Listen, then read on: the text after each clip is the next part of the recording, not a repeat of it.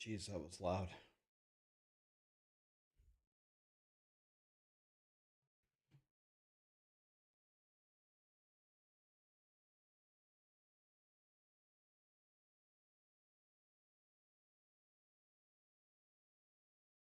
Oh yeah, I don't have. Oh yeah, it's a new computer. I forgot. I don't have POE2 installed. Yeah, I forgot.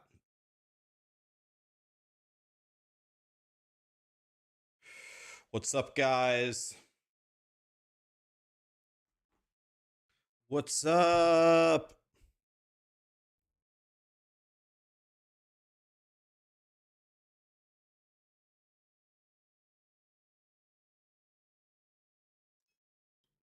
You just got out of 4 hours of nonstop meetings? Jesus.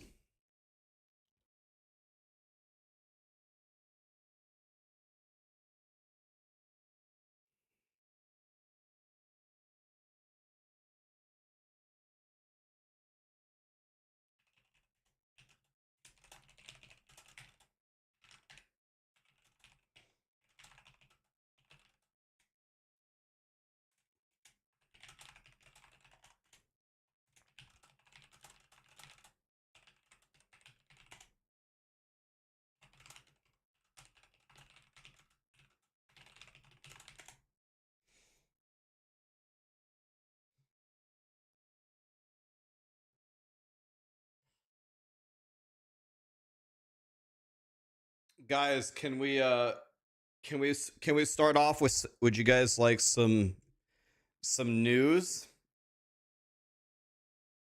I got my liver results. You guys want to hear the news? Oh yeah, I should have put drops on. Oh yeah, I forgot. Yeah, the drops will be here.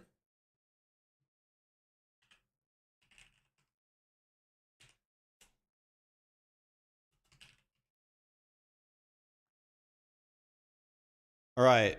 So guys, here's the news. The news is, so if you didn't know, last year my liver is failing. I failed three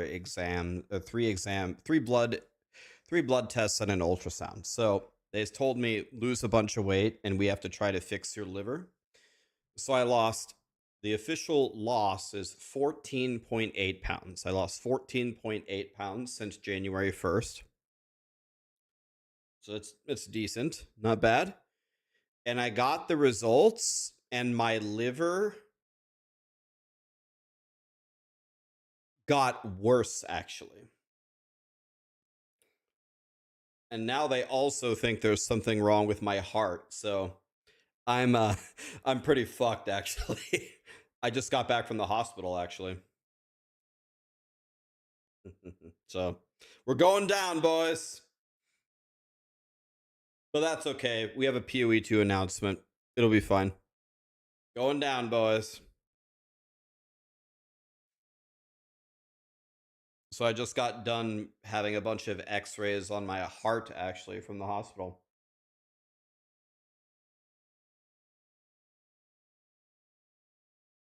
It's okay though. I'm very hard to kill. I'll be fine. Yeah, my liver levels actually got worse somehow. I ate way better. I took my vitamins every day. I didn't do great in the exercise department because it's winter. I didn't do jack shit when it's 0 degrees outside. Um, Lost 15 pounds in 3 months. Lost 5 pounds a month.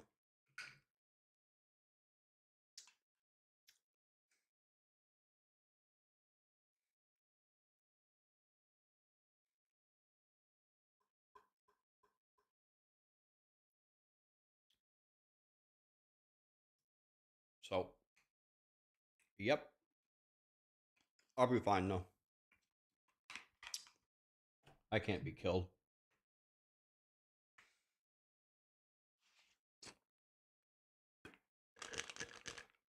Yeah, thanks guys. I'll be fine. Don't worry about me. But that's the update. My liver actually got worse, which is very weird.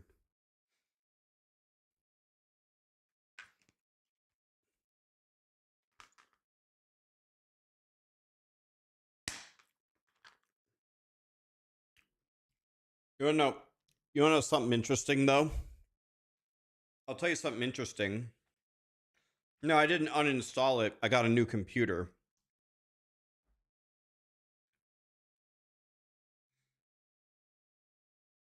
Oh, Daniel, don't worry, buddy. I'll be fine. Don't worry. Don't worry. I'll be fine. You can't.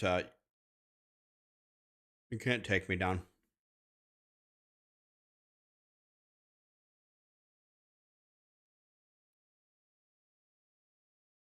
Don't worry. Don't worry. I'll be fine. Dude, the hospital that I was at, it had the most amazing view. Crazy, crazy view when you go in. Like oversees this beautiful scenery in the back with these giant glass windows. It was incredible, actually. I couldn't believe it. It was like Jesus.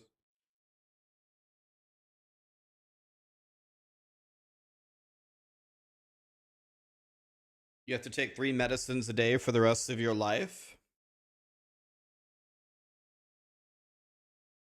A the one uh what's it called? ALCAHC. Uh the one where you want it to generally be below 50 and over 100 is a bad score, is a really bad score, and over 1,000 is like dead. That one. What's it called? ALCAHC. What's it called? That one. Pseudo Ranger, thank you so much for the 5 gifted. Lady T Cruz, Razors, Teleporting, Some of Boban. Thank you so much for the subs, guys.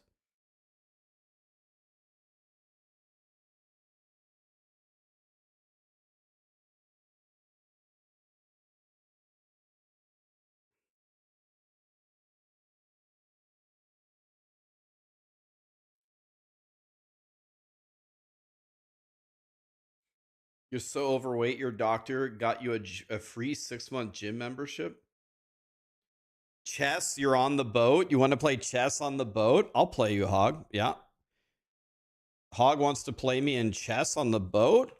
Fuck yeah. Yeah, I want to play Hog in chess.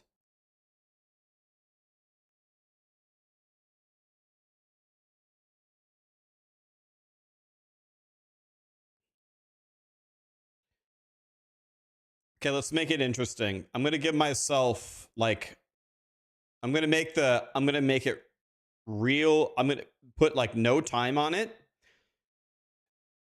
I'm going to put no time on the clock, and then I'm going to give Hog a bunch of time.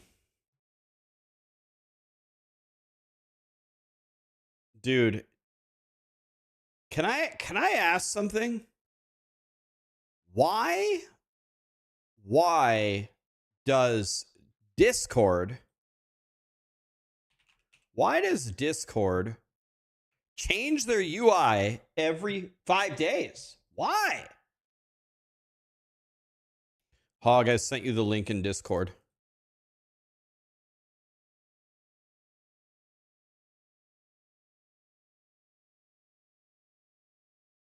I sent you a link, Hog. Can you click it?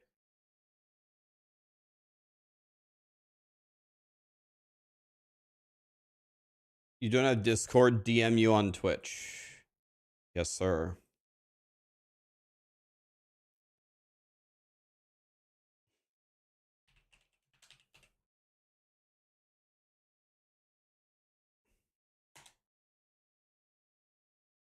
Okay, Twitch can't search for Hog TV. Why am I not surprised? Try this again.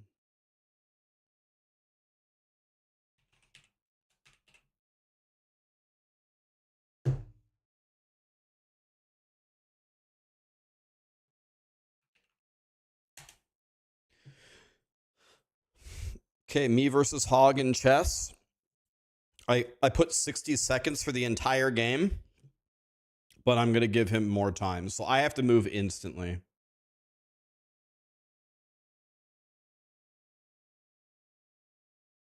I'll give him quintuple my time.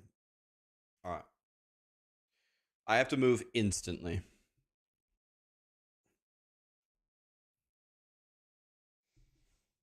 Let's see what Hog can do here.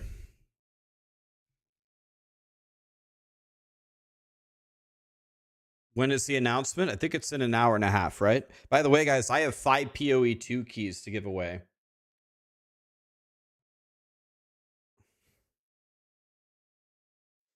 This is Hog, guys.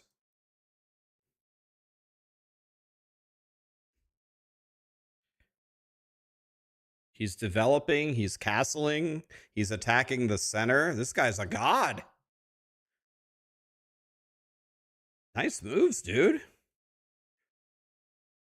I guess this pawn was hanging.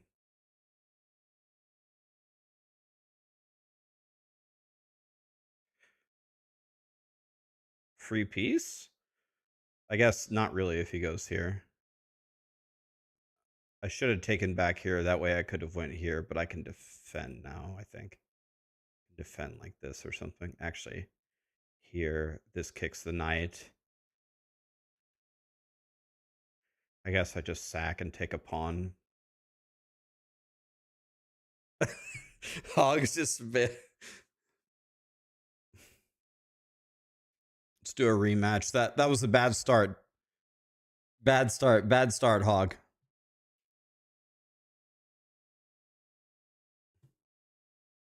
I will give you infinite time. I will not let you run out of time. Take all the time that you need to think about it. See, I hate taking here because then he pushes the pawn.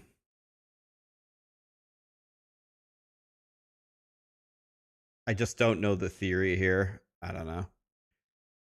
Okay. Now this hopefully blocks it.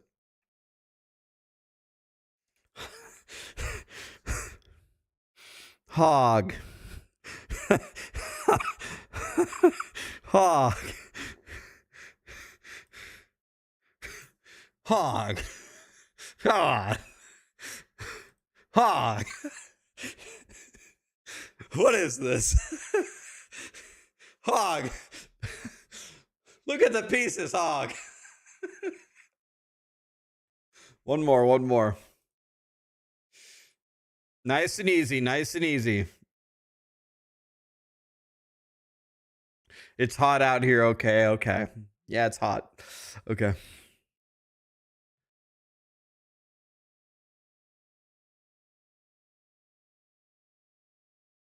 Come on, Hog.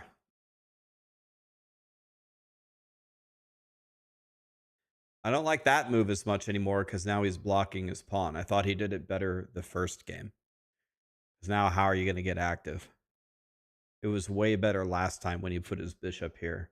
Because then he could attack. But now this pawn ain't going nowhere. Good boy. Good boy. Good boy. This is hanging again, though. Let him keep his pawn this time. Unfortunately, I had to move his bishop twice. That's not good.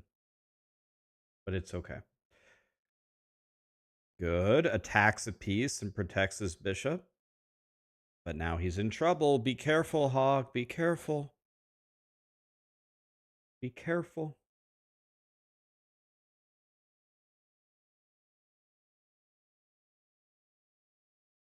Okay.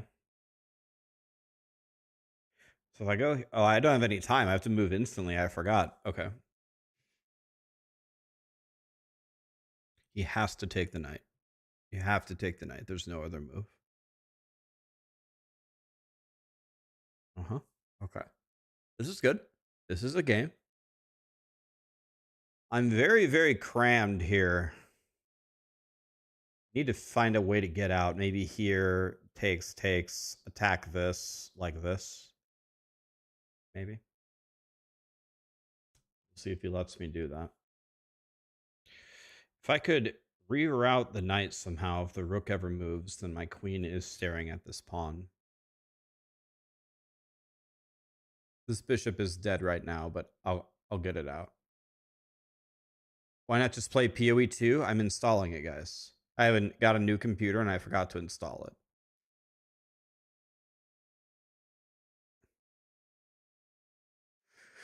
Oh, I have no time. Shit.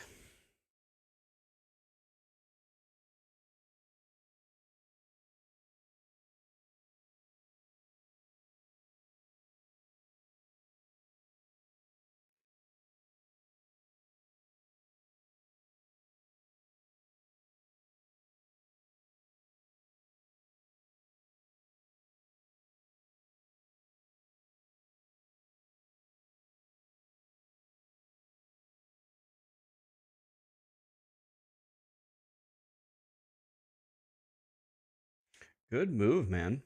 Very good.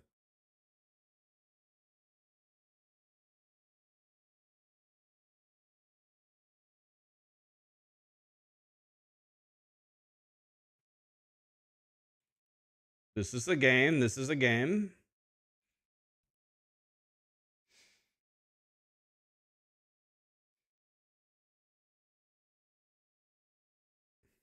I have to move instantly. I don't have any time. Oh, shit. Can I go here? That might be a bad move, but I'm doing it anyway.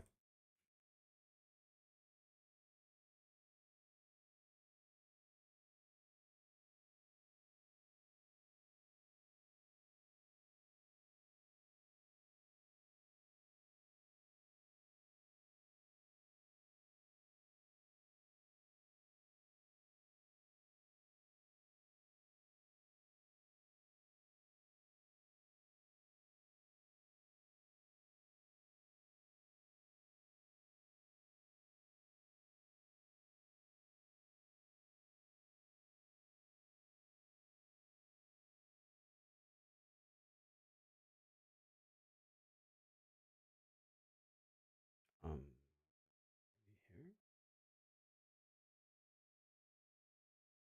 And maybe I should have left my rook where he was.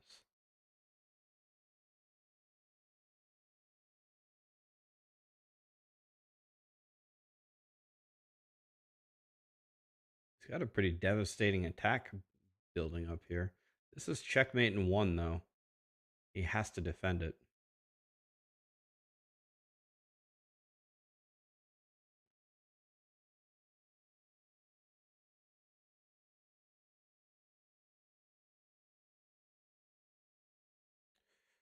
Good job. You saw the mate in 1. Get my king off the back rank so I don't get checkmated myself. I could have went hey, like this. Is that a thing?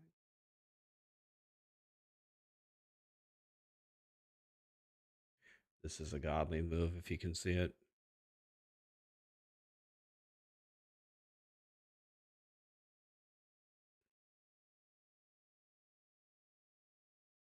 Actually, I can just take this pawn and survive. No, that's bad, right? Takes, push, takes here. Then maybe I somehow defend again. Yeah, I don't know.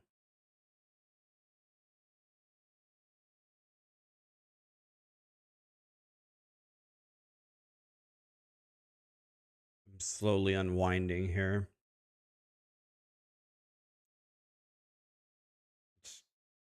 Let's check and then here, and if he checks, I'll just block with the queen, I think.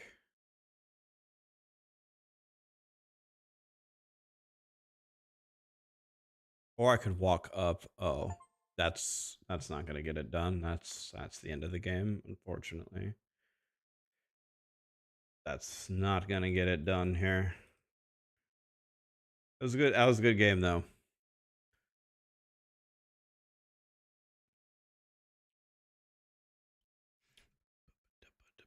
Hi, Dread Scythe. How you doing, buddy? What's up? GG's, Hog. GG's. Here come the pawns. He left the game. GG's. Just lurking. Hopefully we get some good news here, Mr. Dread.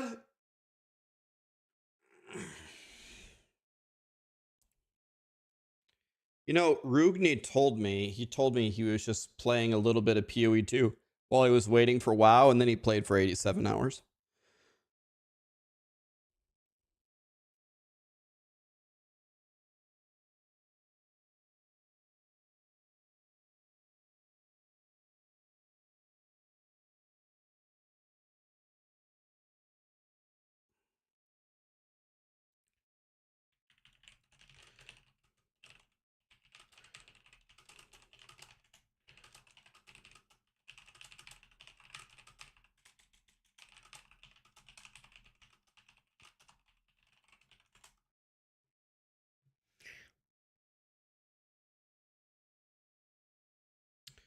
Am I going to do the race? There's a race? What race? No, sir. I'm at 220. Oh, 870 is recently. 61 for Rugni. That's a lot, man. Thank you, my dude. When does it start? It starts in is it an hour and 20? An hour 20?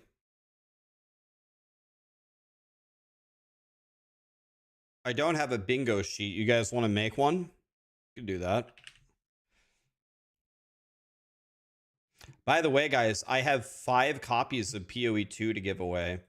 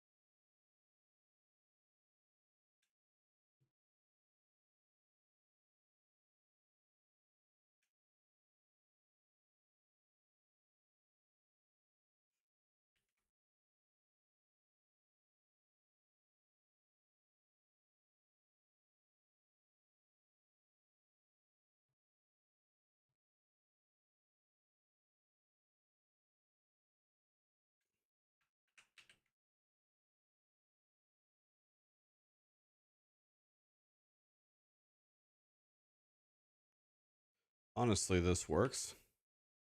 Not exactly what I wanted, but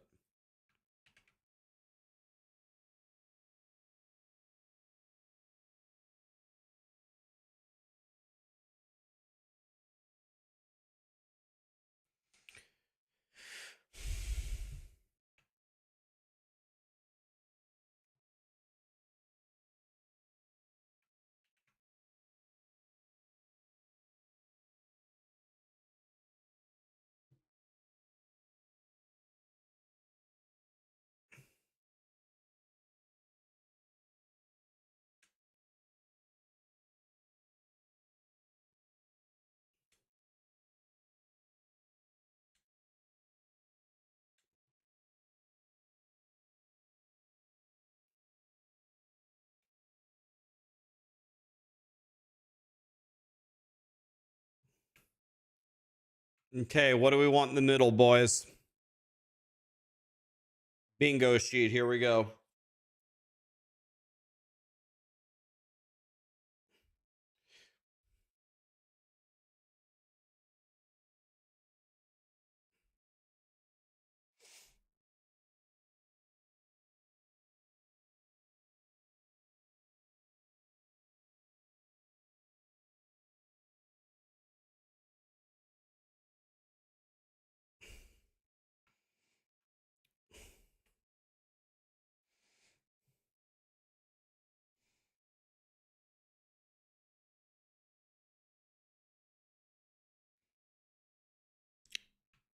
I mean, we have time, I guess. We can make it real nice.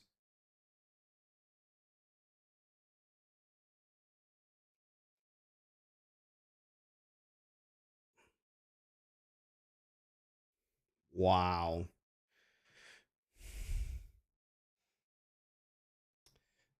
Div cards.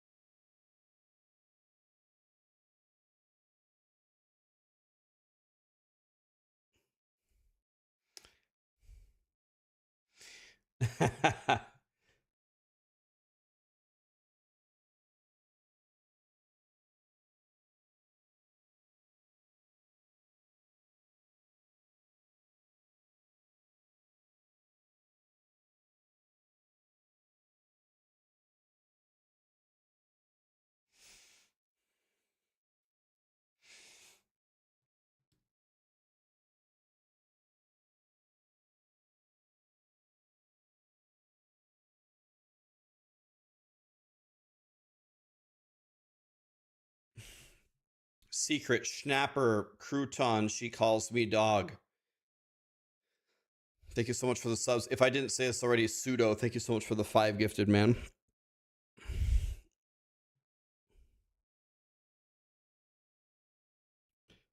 A D4 insult? Okay.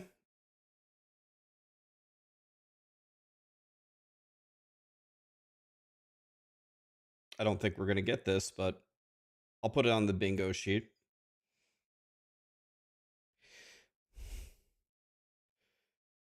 Oh, that's a good one. I doubt it, but maybe. That's a good one. Last Epoch apology. I doubt it, but that's a good one. Dude, you guys are cooking right now. You guys are getting some real good ones.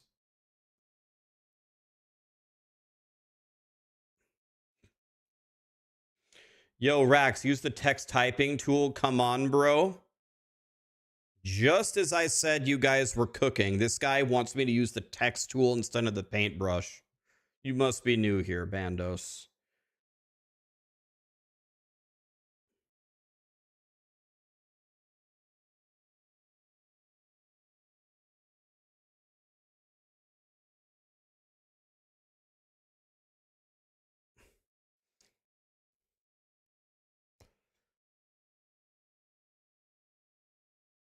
Sukiko just gifted 5. Thank you, my dude. Appreciate you.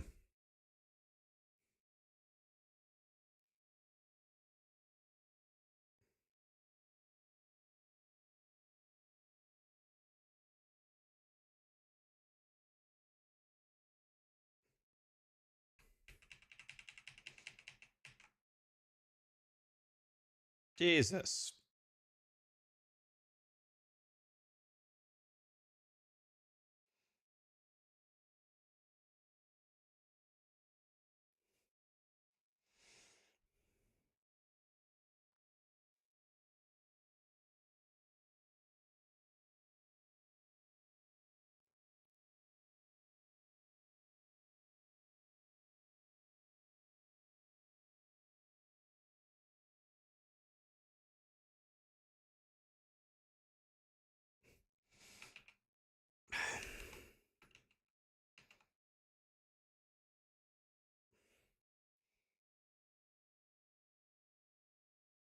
You played Starfield, right? Was it horse shit?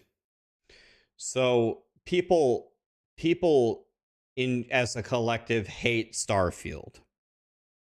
I think for the reason why people would buy Starfield, it definitely sucks. If you're like all about space travel and building a spaceship, all of that, it's quite horrible. I thought the story and the gameplay was pretty good, but the whole idea of being in space and building the ship and traveling, which is like a huge reason why you would play the game, is very bad. I don't care about that stuff, so I like Starfield better than most people.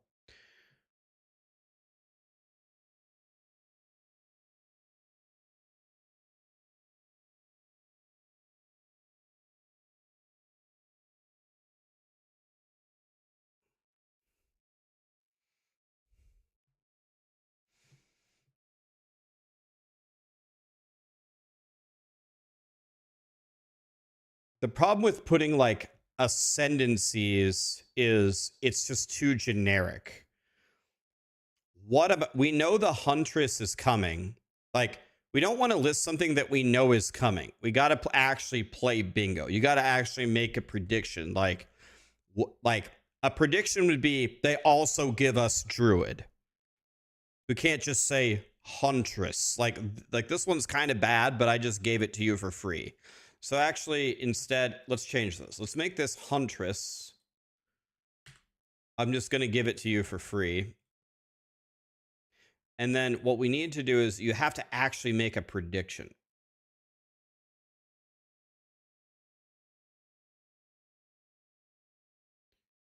An auction house? That's bold.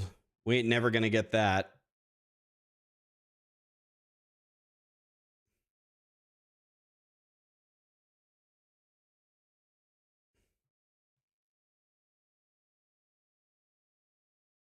Release date announced.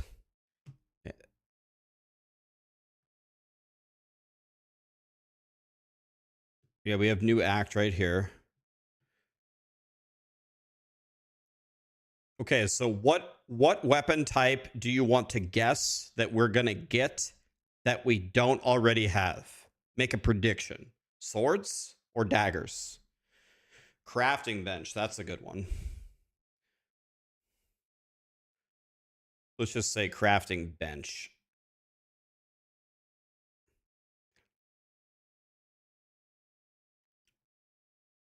Okay, let's say a sword or daggers. If we get either, I'll give it to you.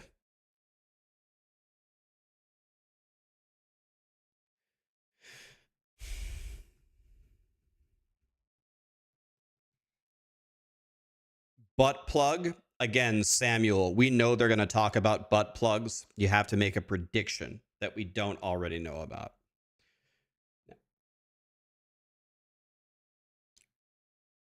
Druid is a good one. Like, maybe we also get the Druid.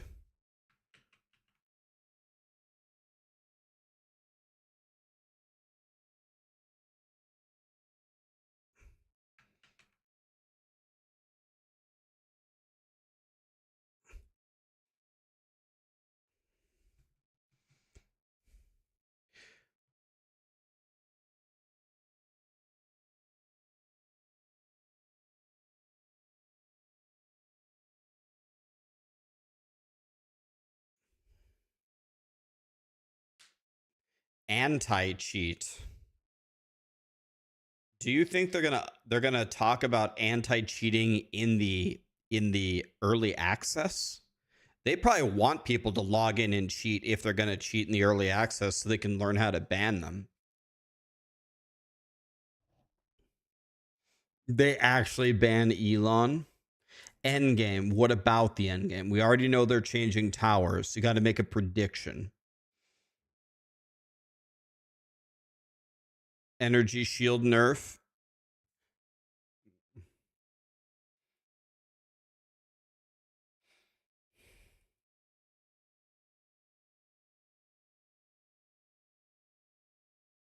Universal move speed on unique boots.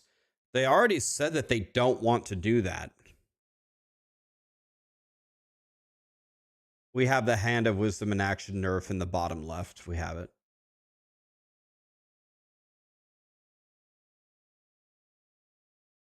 New currencies. That's a good one.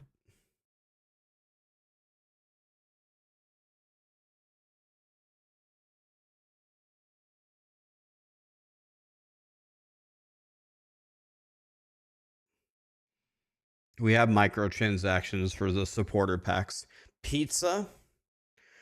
What about pizza?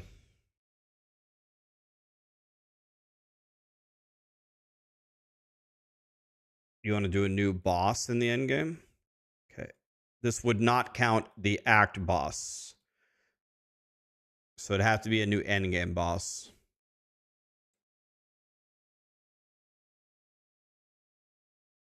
MAGA make armor great again. But wait, armor was never great in PoE, was it? It's garbage in PoE 1 too.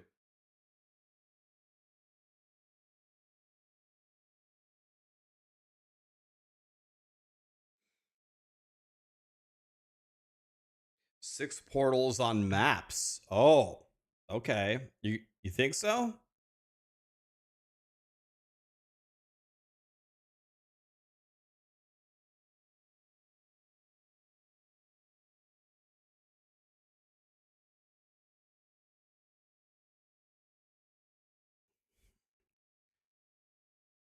We have a new boss.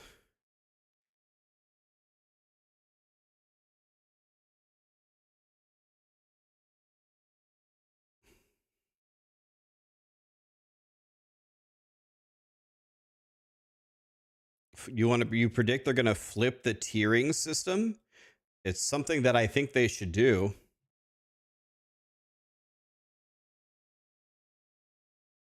I don't think we're going to get this, but I pray that they do. Okay. Jesus.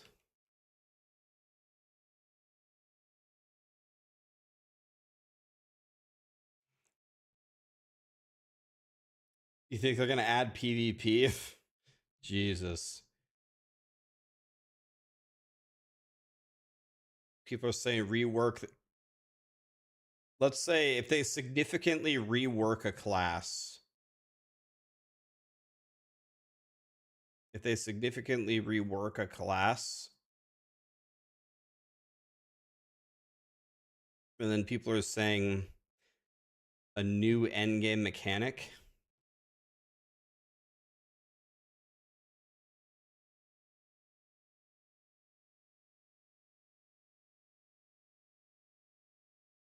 Jesus.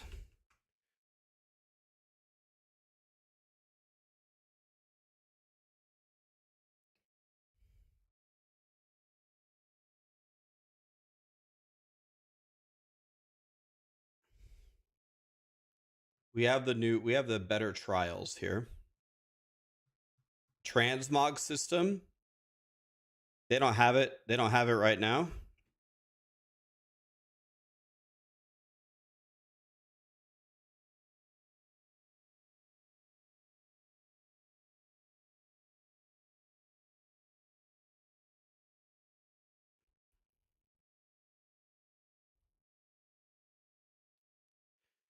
A new skill tree? You think they're going to make an entirely new one? Training dummies.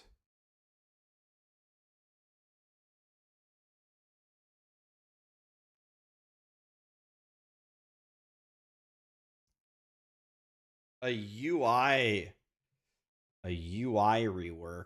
Let's just make it even more basic than that. Let's go UI improvements. Anything significant will count here.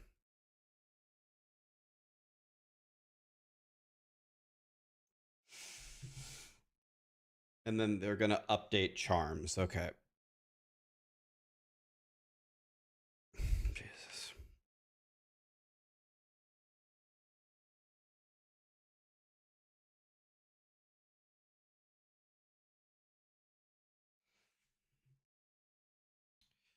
We have Druid in the top right.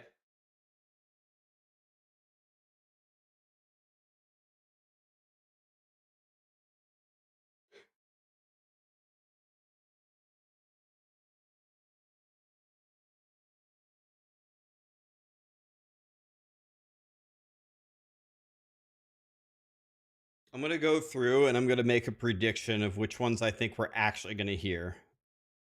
This, this,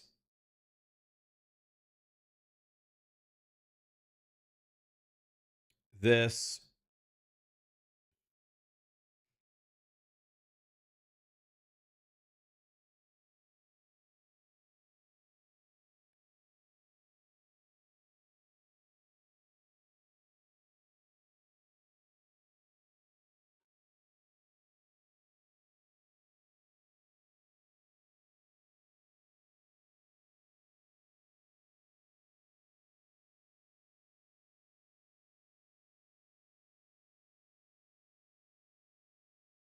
so I'm going to say no bingo.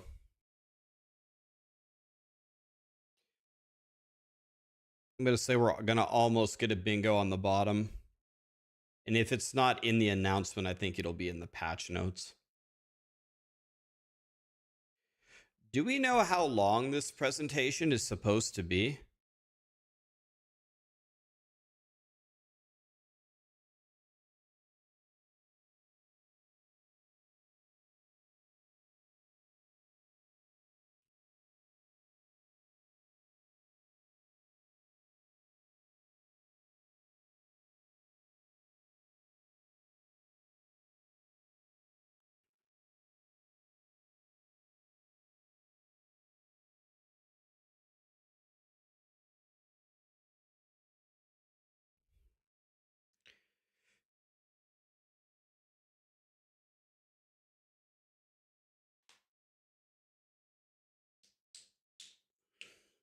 So, guys, you want to hear more good or bad news? I guess it's good news, I guess. You want to hear some more news?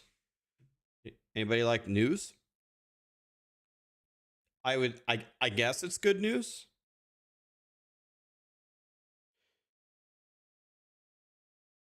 No, you don't want to hear any? Okay, never mind then. They flew Ziggy out for it. I thought doesn't Ziggy live right by them or no?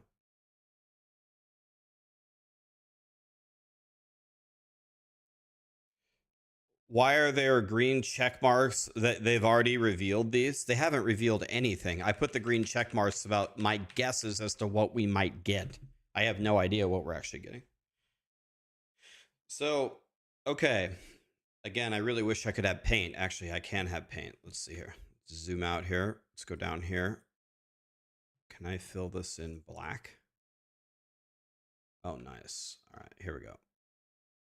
New canvas. Here we go. All right, so let's analyze computers, guys. Computers. Watch this.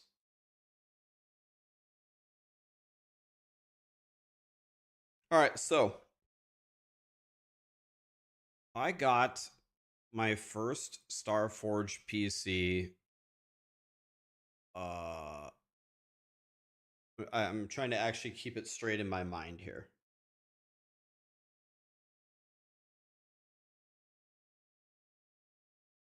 Got my first Starforge PC, I think, last November. Let's call it, I guess it would be 2 Novembers ago at this point. 11 of 23, I think. Okay. Now, this computer was fine until Diablo 4's expansion. When the expansion came out, my PC completely died.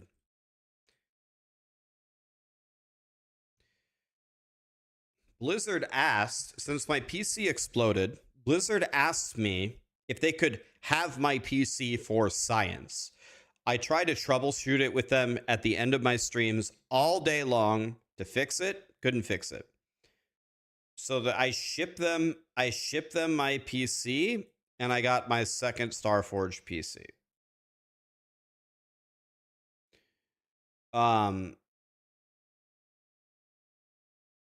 So this would be about 10 of 24.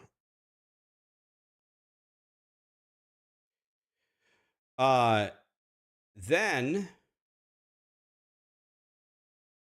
about 2 weeks ago, let's call it 3/1, I installed 24H2 Windows, and my PC, or no, it was the 24H2 plus the Intel processor. And this actually turned out to be the Intel thing as well. Both of these were the Intel. This was a 13 gen. This was a 14 gen. This one also died. So when Intel failed me twice, these computers are gone. So Starforge said, I got you, bro. And they sent me a new PC. Love Starforge on like 320. Now it's 327. And this kind of works, but it's broken enough that Starforge decided that they're going to send me a fourth one. I'm sending this one back too. And here's what's wrong with the current PC. So first of all, I don't think it's Starforge's fault. They tested my PC. They have the report of the testing that they did, and they sent it to me. They said all parts work. They turned it on for 10 hours and ran their tests. It works. When I received it, it has having massive problems. We tested all parts. They work. The RAM works. The SSD works. The 4090 works. I know that they work because I have the RAM and the 4090 and da-da-da-da-da. From the other PC, we swapped it and we still have the same problems. We know for the most part that the components work. The problem is, and this is something that we just cannot figure out no matter what we do, is okay, when you start the PC, Rax music please.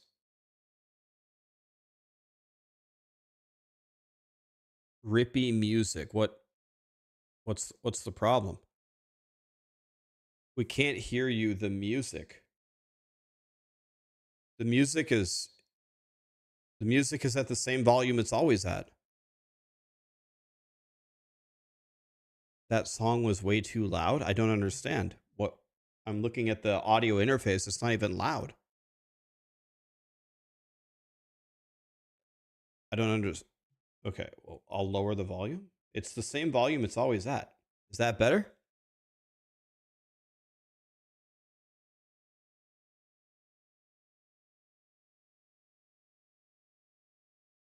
Okay. Maybe it was just that song. I have no idea. Okay. Anyway, so here's the problem. Okay, so when you boot up your PC, you have 5 choices, right? You either take what is it called, memory profile, or you take XMP, or what's it called, AXMP 1 or 2, or you take Expo 1 or 2, right? Now, what Starforge tested it at is what my AMD machine should run, which is Expo 1, right? Expo 1 is ideally what you would like to run for like a top-end AMD machine. But it actually doesn't matter which one I pick. It doesn't matter. 1 or 2 off, it doesn't matter. Here's what happens. If I pick anything, pick any of them, it doesn't matter. I pick Expo 1 and I start my PC, it's fine. But then when I restart it, it's not fine. It performs horribly. But if I boot back into the BIOS and change it, it doesn't matter to anything. I turn it off. I move from 1 to 2. I go to either of the XMPs. If I change it, then it's fine. Until I restart it, and then it's not fine. Then I have to change it, and then it's fine. And then I restart it, and then it's not fine.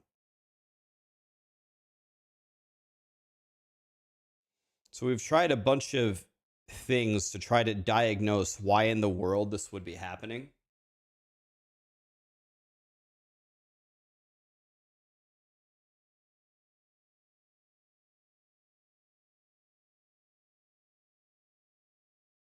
We've tried the most recent version. We've tried the most recent version of the BIOS, and we've also reverted back to the previous version. We've tried both. Same thing.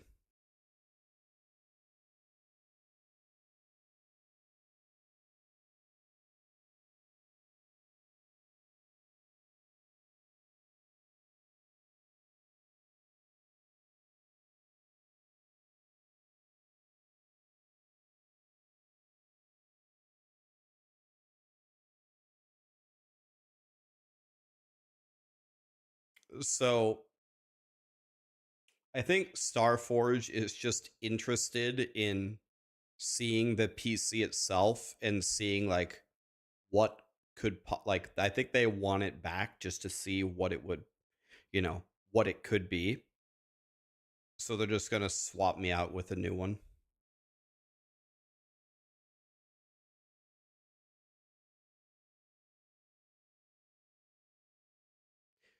So we ran some memory tests and they came back perfectly with no errors. I even Here's the funny thing. I even started on Expo 1 and I restarted it to make my computer be garbage. And I ran the memory test while my computer was absolute garbage, and it passed the test while it was garbage. It doesn't even make any sense.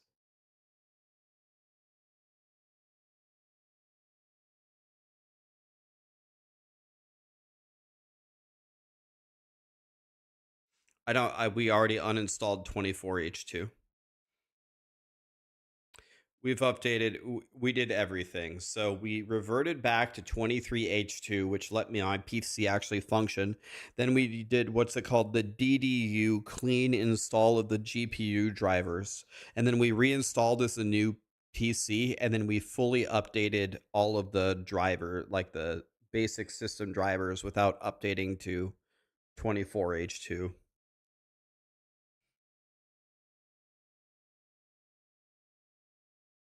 We guys, we've spent many hours on Discord calls with very smart computer people trying like 80 different things to fix it. All of the basic things, the SFC scans, the DISM scans, repairing Windows, going back to the old Windows, setting up as a new PC, doing a clean install, tweaking every BIOS setting you possibly can, swapping out the hardware.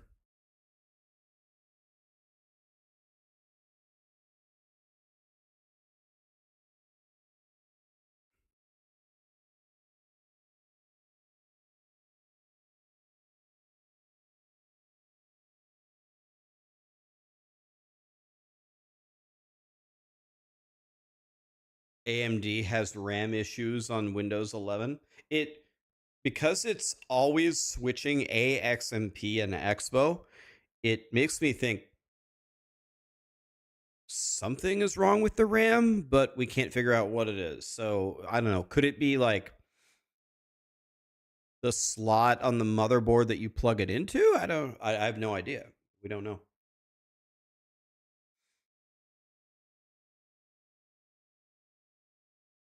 I don't have a 5090. I have a 4090.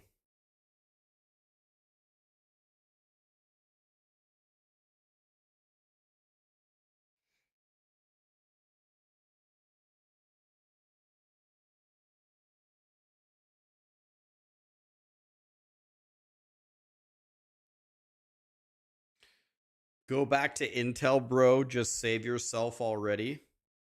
This is AMD, but I in every test that we run, this we can't find a piece of hardware that fails in any test that we run. Starforge didn't get any fails when they tested it and assembled it. I don't get any fails testing it now.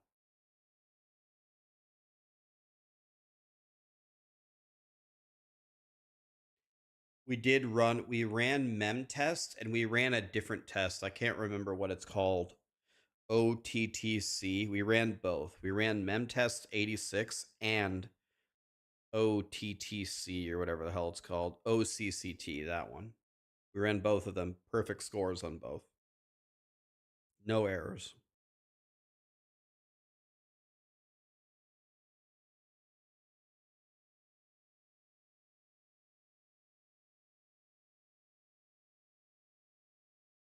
So Starforge said, "We'll send you a new PC.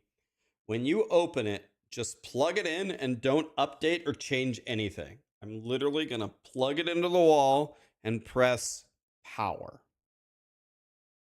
I'm actually, this might sound funny, I'm actually going to film it.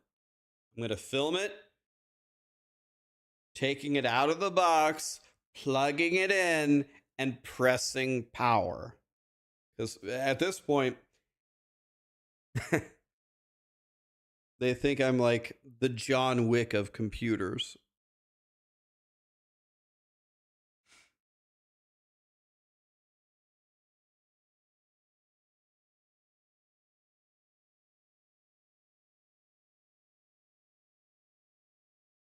You want to know what? Honestly, though, I have learned more about troubleshooting a PC in the last 12 months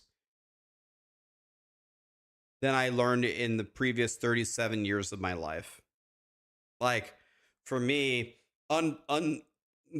taking out the graphics cards, taking out the RAM, plugging this in, plugging that in, booting up to BIOS, doing all this SFC scans, using this to monitor that, check this voltage, do that. I mean, I actually learned a lot this year.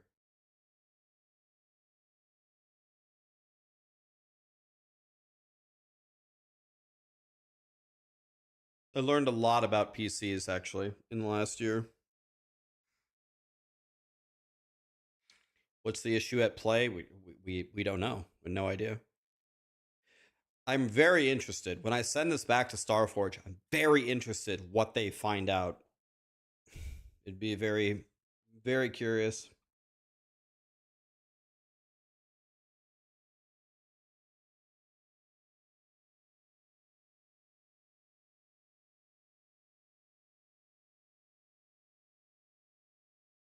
Yeah, well, the first thing you have to point to when you lose 3 computers in 1 year is the user, right? But I mean, I move it from the box to where it sits. I plug it in. I update everything that says update except for 24H2 because that's literally the death of any computer.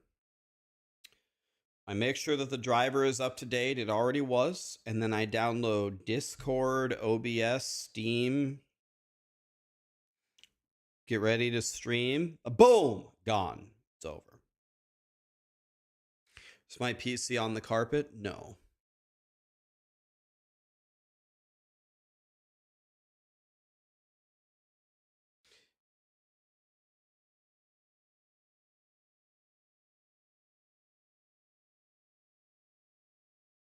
This computer does not function in any capacity. 0 would not be streaming right now with 24H2 installed. Don't ask me how I know that because I don't want to talk about it. I still have PTSD from it.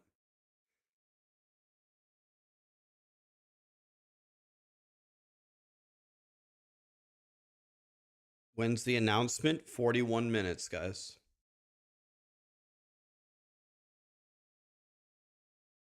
Have you tried not using that power outlet? I mean, I do think it. I mean, I have 2 pretty close. Maybe I've tried both, but why would it be the power outlet? I So first of all, the other PC wasn't even in this. The death of the other PCs wasn't even in this house, so that's not it. But if it was the power outlet, the PC would just shut off, right? If it was like a power surge, that's not what happens. The PC doesn't just shut off. That's not what happens.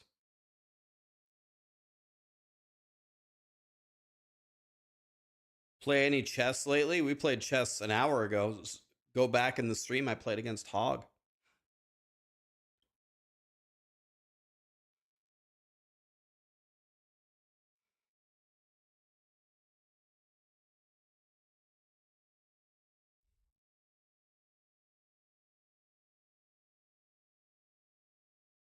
Yeah, maybe I was talking to Starforge about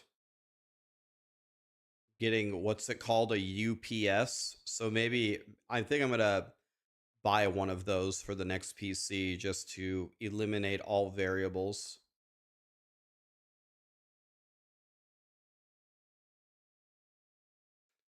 How is Hog at chess? I mean, honestly, I think he's pretty good. He makes logical moves. He can formulate an attack. He attacks the center. He castles. He's not a garbage noob. He's pretty good.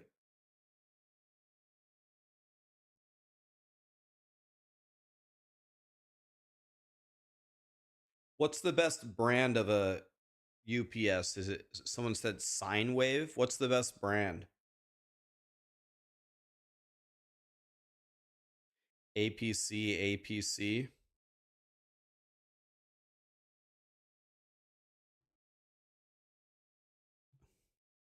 APC is the best brand.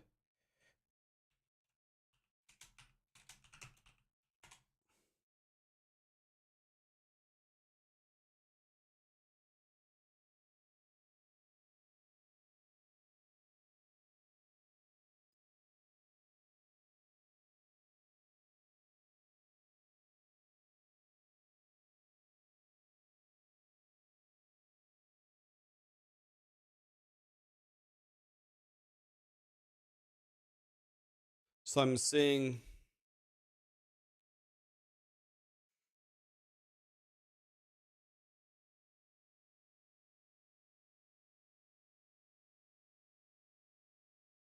So it looks like this costs about 185 bucks on Amazon.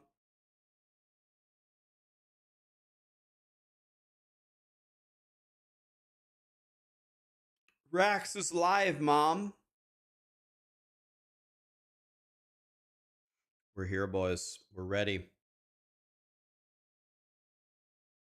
You want me to be the blue Power Ranger? I mean, look at me. I pretty much am.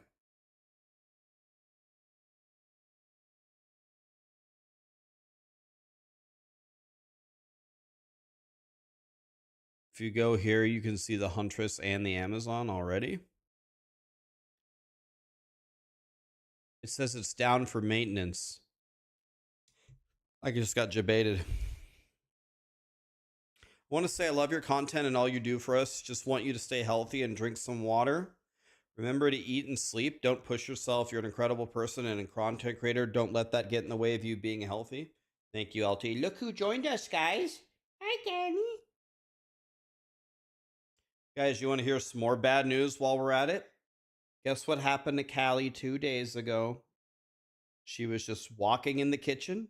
Absolutely nothing happened. She was chilling and she had a seizure. Callie, do you know what a seizure is? That's the thing that happened to you. Do you remember? Her birthday is January 5th. She just turned 12, so she's 12.25 years old. So she's very, very old. Try to take absolute pristine care of her, but she was walking along and she had her first seizure of her life. How long did it last? It was over pretty much immediately, but it hit her so hard though that she actually peed herself. She never does that. That's the first time ever she's peed in the house, I think. And she just peed all over herself.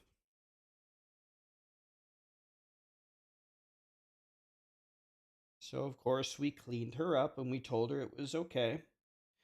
And it left. I don't know if she was actually paralyzed or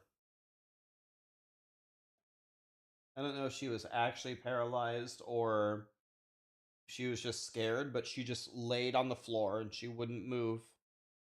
She was awake, she was conscious, she's looking around, she's moving her head like she didn't know what happened. Can't tell if she was actually paralyzed or if she was just scared. But then after about 2 minutes, she like wouldn't move. So I was like, all right, I know what really gets Callie moving. Yeah, this. When I rub her butt. Yeah, that's this, Callie. I was like, all right, let me try to get some life in her, see if she'll react to this. And she did. I started rubbing her butt and she like because she loves that. Yeah. And then she kind of jolted up. She got up and then she was fine. We think we're going to take her to the vet anyway. Like, we were obviously monitoring her. She's totally normal. Walking normal, sleeping normal, eating normal, playing with her toys, running around, being a dog. She's wagging her tail right now. I don't know, just hit her out of nowhere. Boom. Don't know. Might take her to the vet anyway.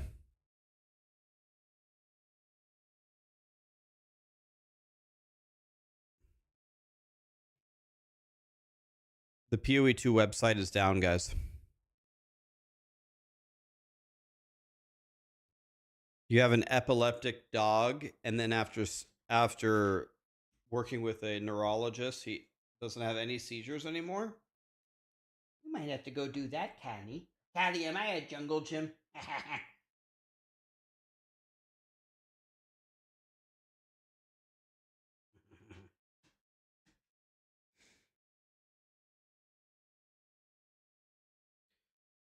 When is the live stream? 33 minutes.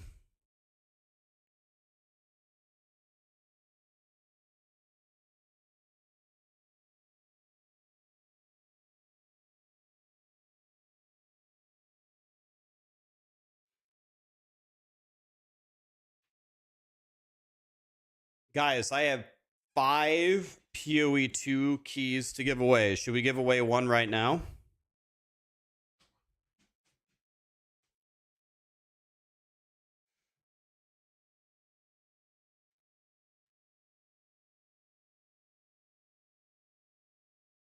Okay, this one is for Twitch only, so YouTube, if you want to win this, you got to open my Twitch real quick. Oh, wait, I don't have marbles installed. Damn it.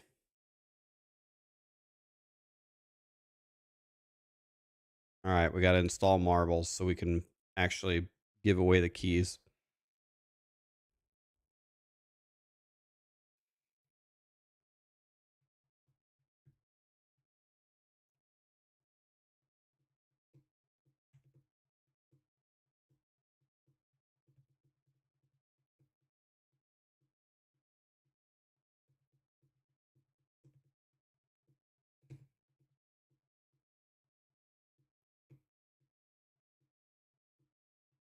Do I miss the D3 days?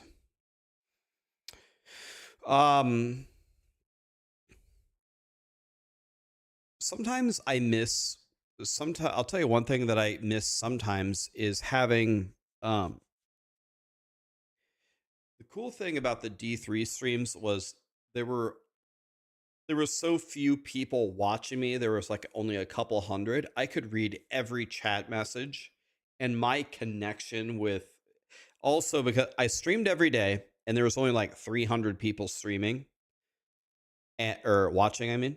And when there's only 300 people watching you, you can almost read every message and respond to everything. Like 300 people is super easy, right? But now if we have like thousands of people, it's actually just impossible. Like it's impossible. So my one-on-one connection with chat is it's just not as good as it used to be, but there's no way to fix it.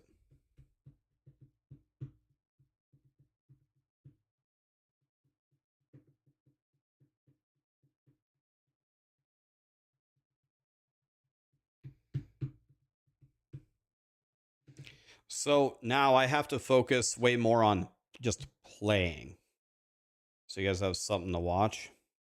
Also, D3, you can push rank 1 in D3 without paying too much attention. At a certain point, it just becomes autopilot.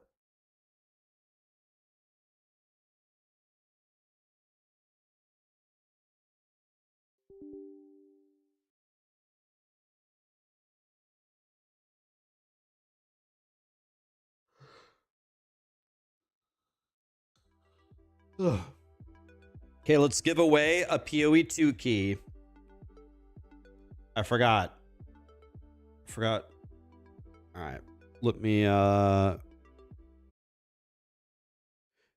hide my monitor for a second in case it has me type in a password here. Hiding the monitor.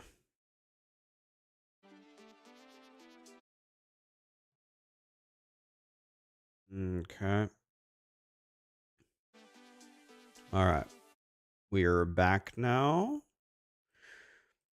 All right. Want to do a race? We're obviously going to do the bomb thing.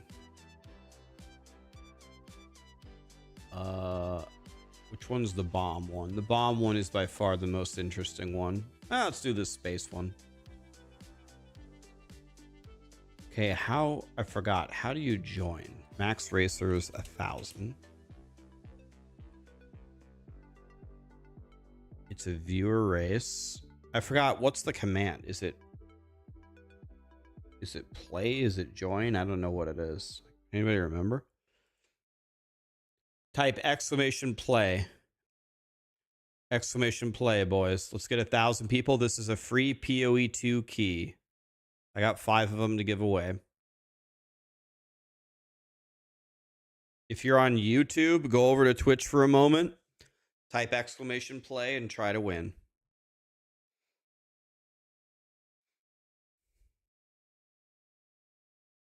Do not type !play in YouTube chat because it does not work on YouTube. Type !play on Twitch only. It does not work on YouTube.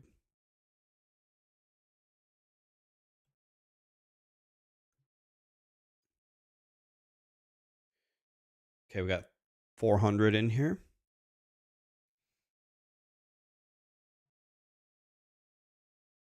Everybody get in there if you want to win a POE2 key.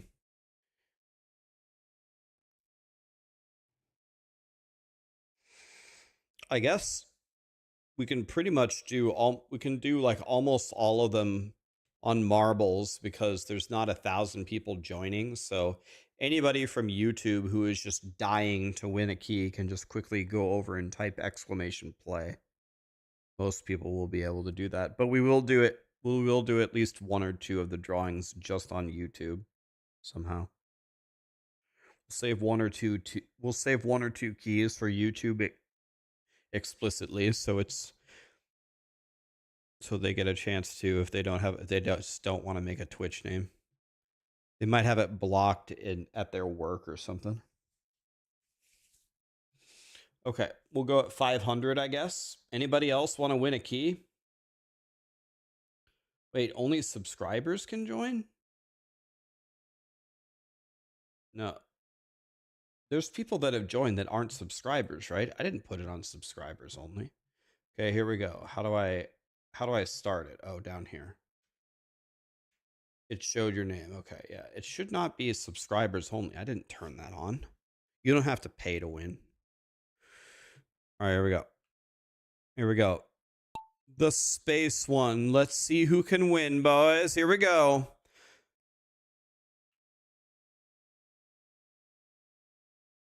Okay, we're going to follow Gasailder. Oh. People are already dying. Who's in first? Oh. People are dying.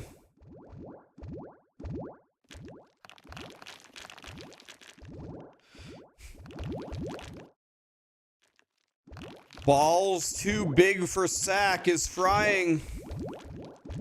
But now he's standing still. Oh. Sick gaming guy, hatred or Reckld. Do any of you guys want and need a POE2 key? Sick gaming guy, you won. Do you need it? Hated, do you need it? Reckld, do you need it? Who wants the POE2 key?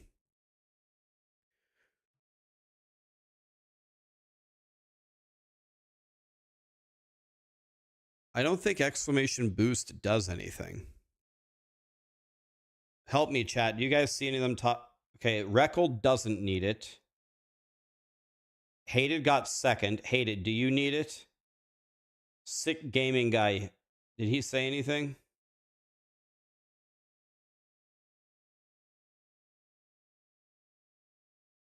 Sick gaming guy doesn't want it either. Hated, do you want it? Okay. Okay, Hated doesn't want it either. Cubics, Ritter, CCP. Do either of you guys want it? Top 3 either have it or don't want it. Cubics, Ritter, or CCP. Any of you want it?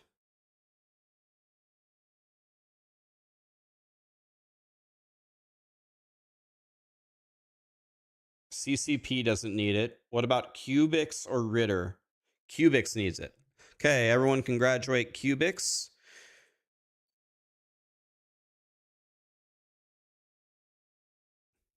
Cubics, you win.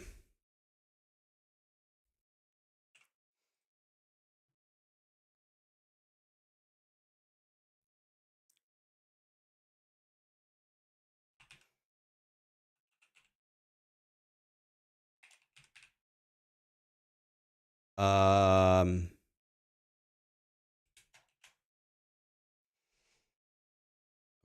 hold on.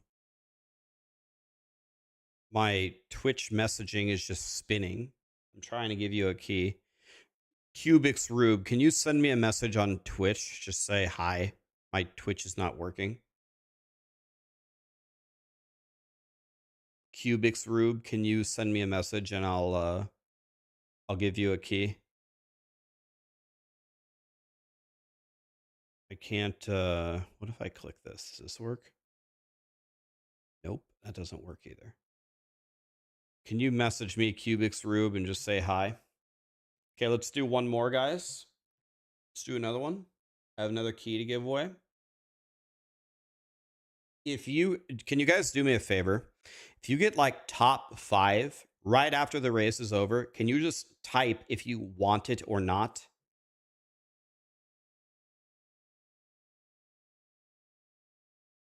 Damn it, I didn't want to do the space one again.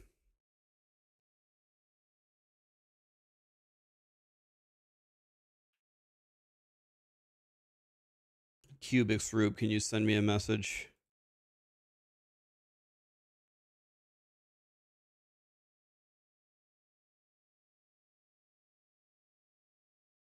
Wait, I might have fixed it. Cubix Rube. Jesus, man.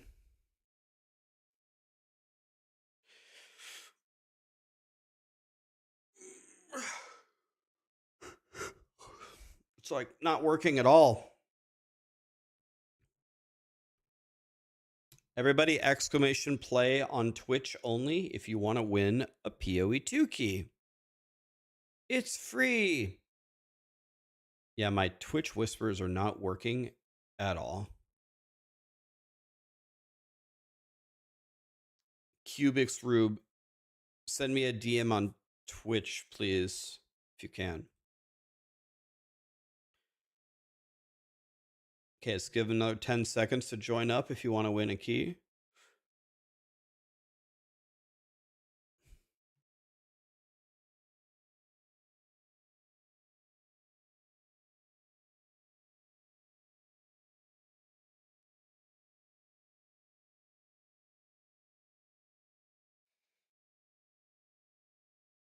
Okay, we're going to start it up now.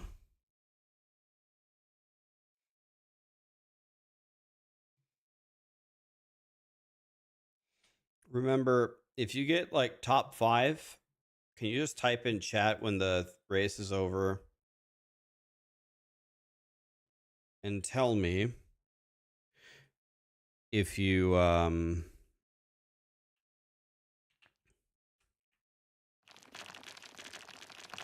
holy. All right. Chad GPT.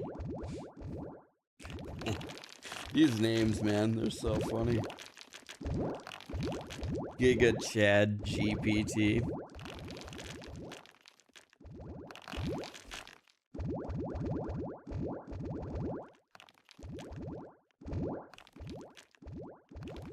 Oh my god. Ilnafe just jumped right into the victory. This guy's an actual god. Okay. Ilnafe or Titus or High Jumper. Do you guys want the key?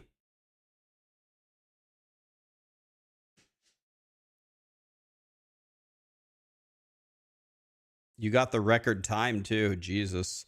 Ilnafe wants it. Can you send me a DM on Twitch, Ilnafe? Just say hi.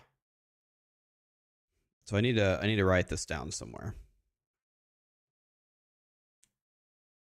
Just send me any message, just say hi. Cubix said he can't message you. Cubix, are you in my... Okay, I can't message him either. Here, I have an idea. Dude, this is how smart I am. I can't believe how smart I am. Watch this one. I'm going to open the Twitch app on my phone. This is actually genius level. If I can figure out...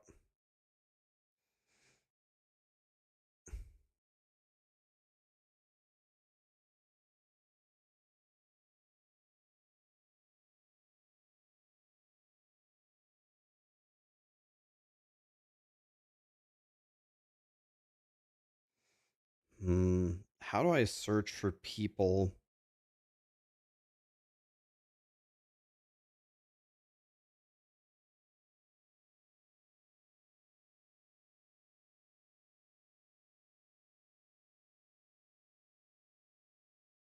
I gotta figure out a way to make this work.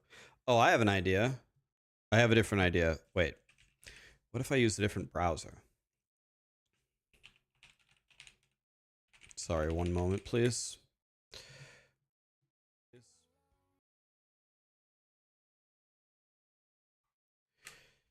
Gotta use my authenticator here. Log in.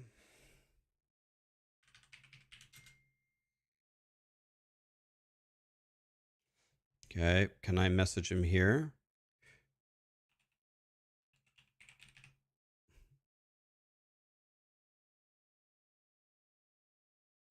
Huh, it doesn't work on Edge and it doesn't work on Chrome. If I search for your name, I can't find you. Can I find Ilnafe? Titus messaged me. Ilnafe, can you message me? Titus, you want to know what, Titus? I'm going to give you one of the keys.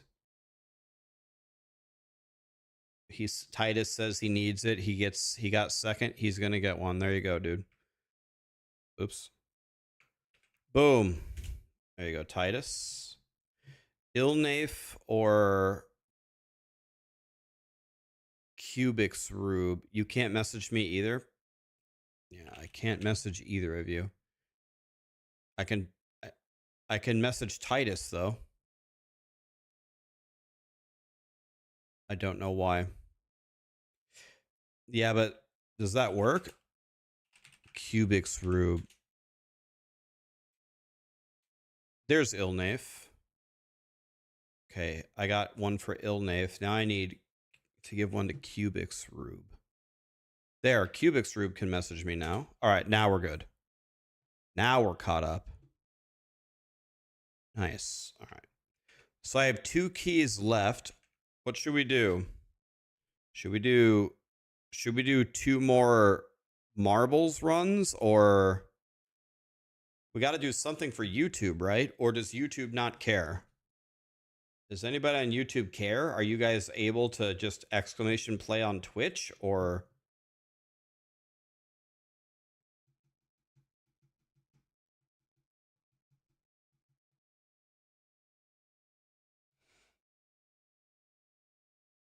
Okay, let's do at least one for YouTube.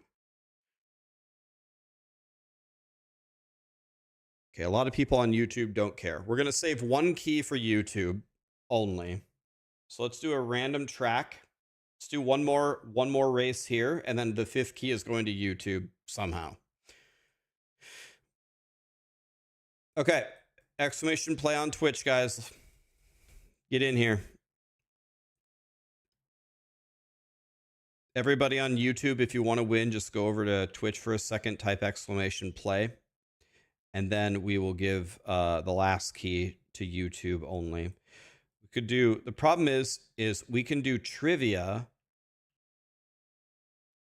Okay, but how do we do the trivia? The trivia, I type the question in YouTube chat, right? So it's fair. I can't say the question, because if I say it, then everybody listening on Twitch gets to win automatically.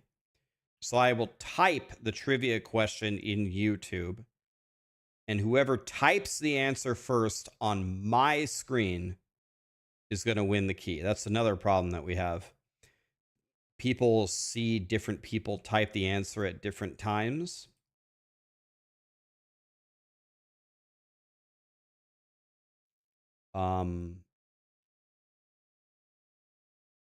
So it's whatever is going to be on my screen. Whoever gets first on my screen wins. Does not matter what anybody else's screen says. It only matters what my screen says.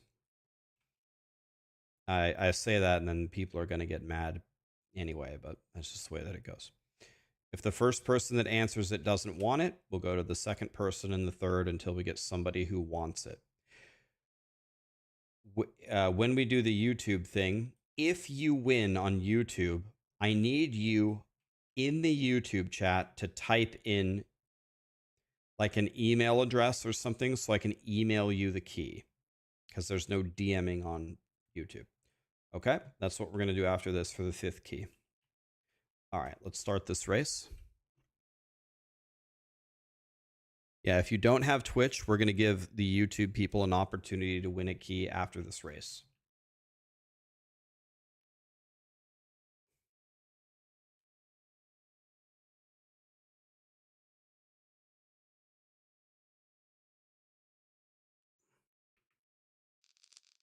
All right.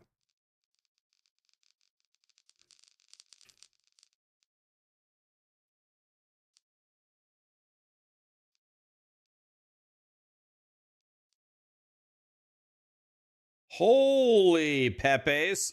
Oh my God, he just skipped half of the map.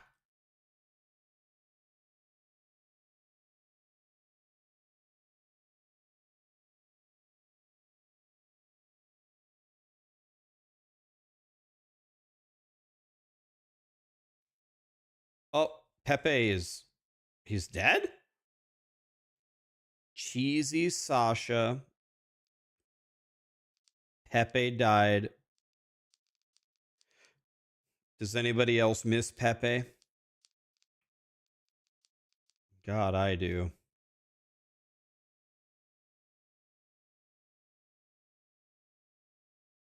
Okay, we're following Knight here.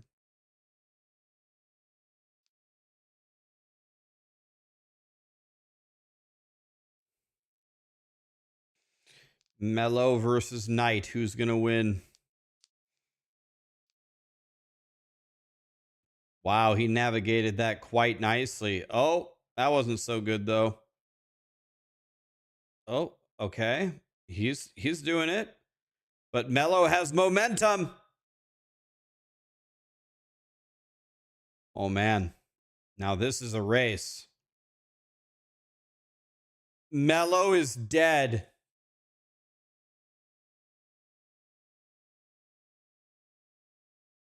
Mellow is dead. Oh my God, did you see that left turn? Oh my, oh wait. Oh my God. Jabba the Hutt? Jesus, where did Jabba come from? All right, Jabba, Tomas, or Super, do any of you guys want a POE2 key?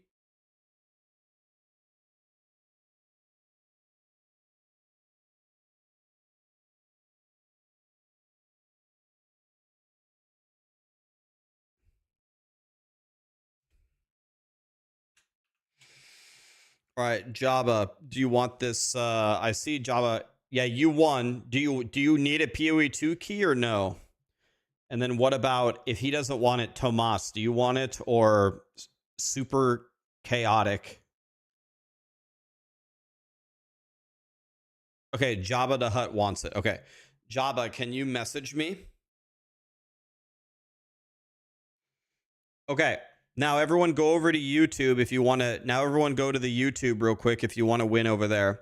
Now, okay, I'm going to explain this one more time. Okay. Please listen. Please. Because we do this wrong every single time. Follow me here for a second, guys. This is what's going to happen. I'm going to type a trivia question into YouTube. You need to read it and then type the answer and hit enter. Okay. If you win, I need you to tell me if you want the POE2 key. And if you want it, I need you to type in the YouTube chat, give me either your, don't give me your Twitch name because I can't message people. Give me an email address. and I'll email you the key right now. Okay? If you don't want it, then just say pass. Okay? 6 minutes left. I'm going to type the trivia question right now. Get ready. It's going to be a real easy one. Here we go. I'm typing it right now.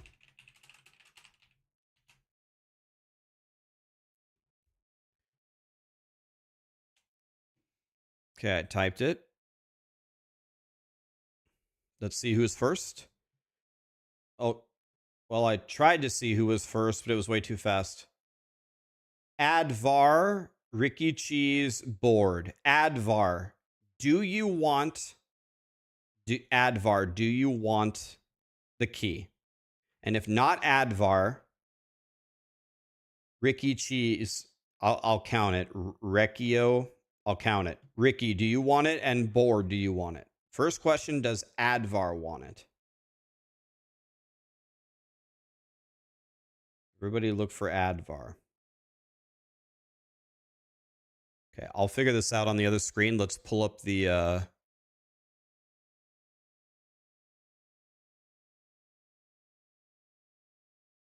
The sun is white though, lol. Yeah, but we're not giving the Neil deGrasse Tyson answer. We're giving the horse shit answer.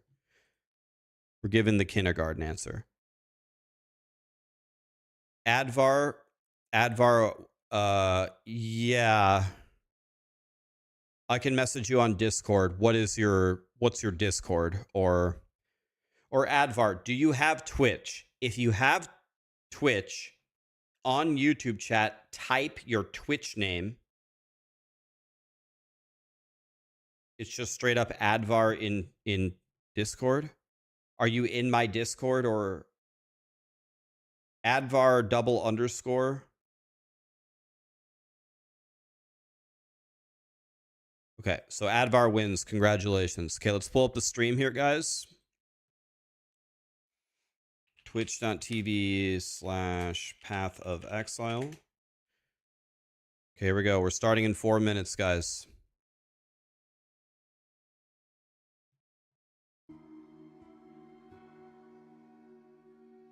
Oh, 74,000. Jesus.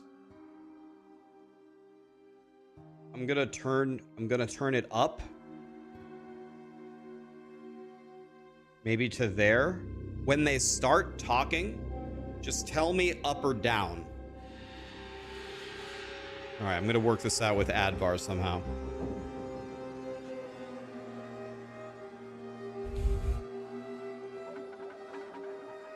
Advar, are you able to send me a DM on Twitch?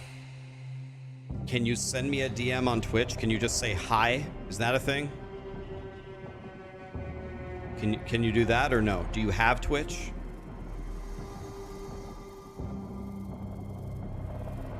If you have Twitch, send me a DM. I'm assuming your name is Advar something, and I'll give you the key right now.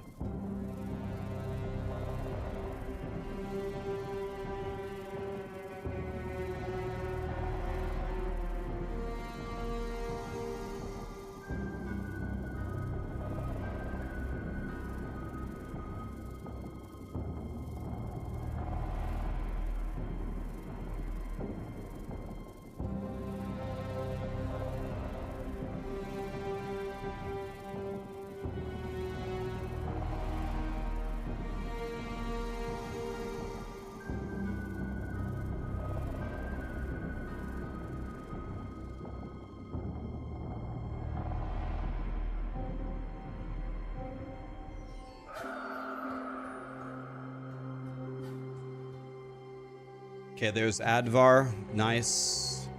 And here is your key. Okay, that's all 5 keys given away, guys. Boom. There you go.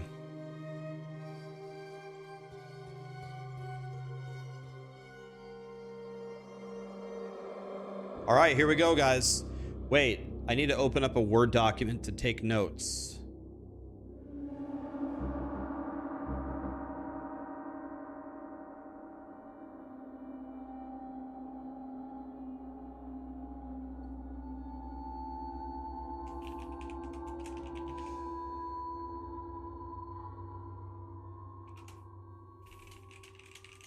Okay. I'm gonna close this, so...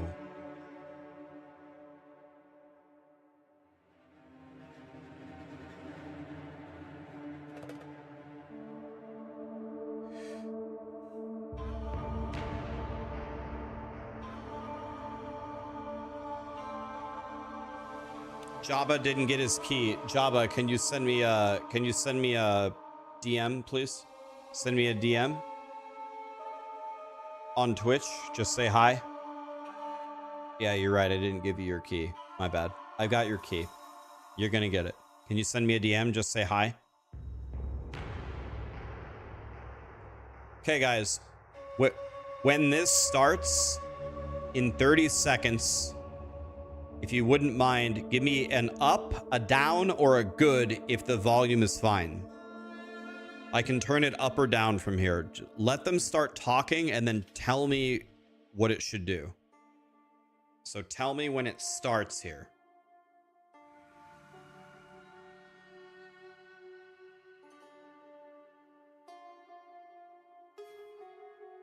Okay, does that actually work though? Does that command actually work? Hi, I'm Jonathan Rogers, Up or Game down? Director on Path of Exile 2. Welcome to GGG Live.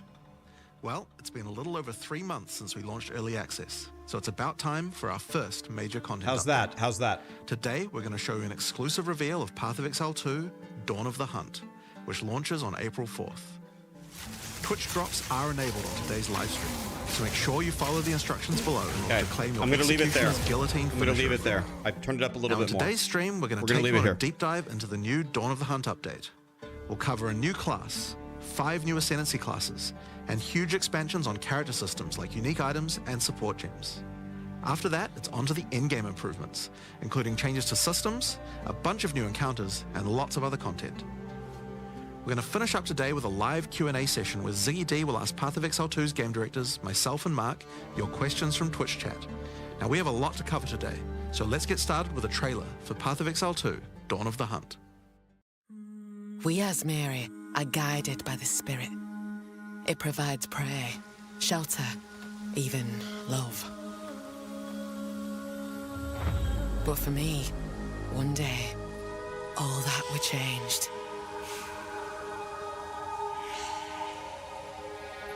The Spirit, it showed me something. Something forbidden. And to defend all I loved, I used it. I lost everything that day. But fate weren't finished with me yet.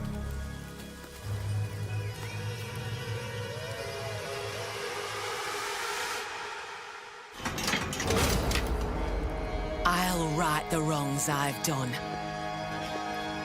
I'll do what I must, no matter the cost. I will hear the Spirit once more. I saw that coming.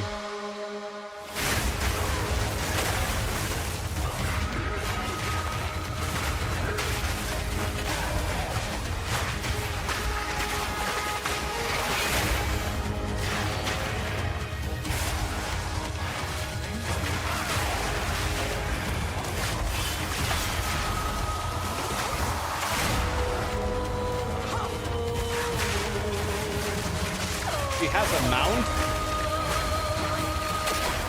They have a mount.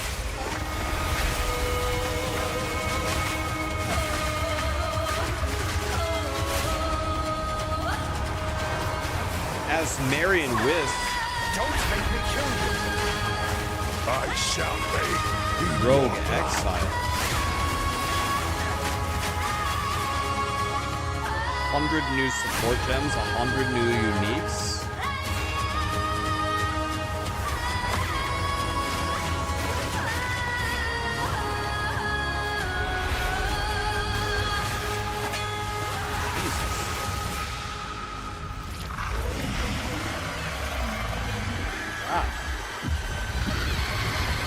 Update was way bigger than I thought it was going to be. God, April's going to be pretty good.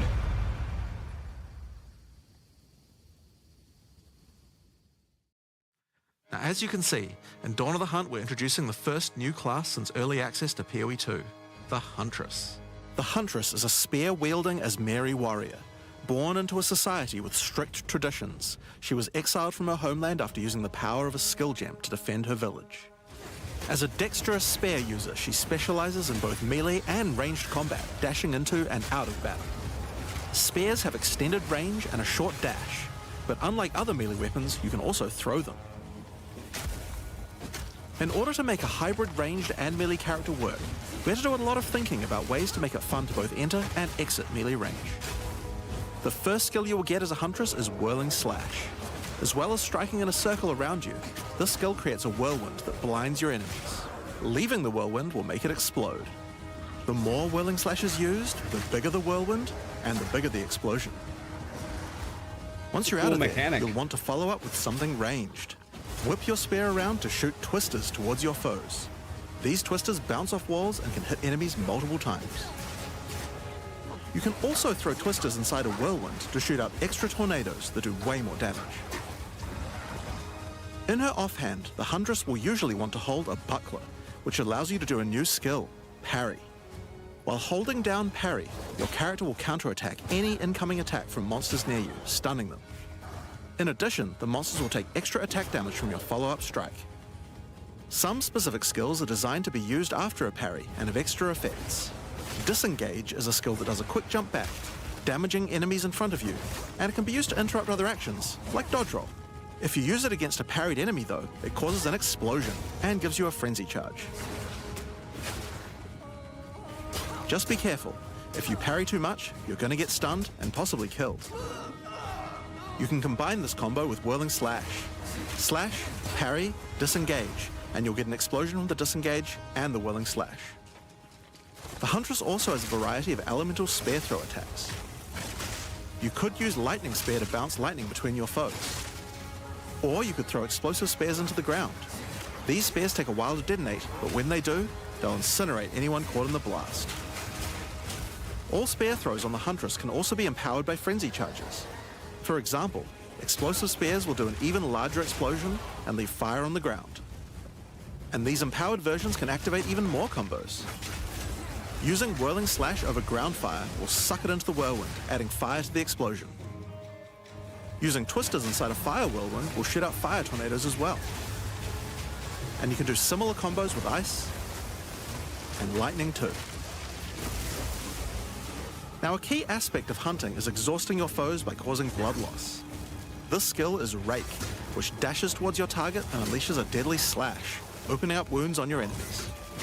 Follow up with Disengage and watch them bleed out as they run towards you. On the health bar of monsters, you can see how much blood loss the enemy has experienced, and the Huntress has skills to take advantage of this. For example, using Blood Hunt will thrust forward and cause a bloody explosion. The more blood loss, the bigger the explosion. If you want to cause bigger bleeds, try out Rapid Assault. The final hit of this multi-hit combo will stick a spear into your enemy for a big bleed. Now, Explosive Spear and Rapid Assault both result in leaving spears behind, either in the ground or in enemies. But there are other skills that leave spears around too, like Storm Lance, that leaves an electrical spear that arcs towards enemies. But what can you do with all these spears? Detonate them, of course.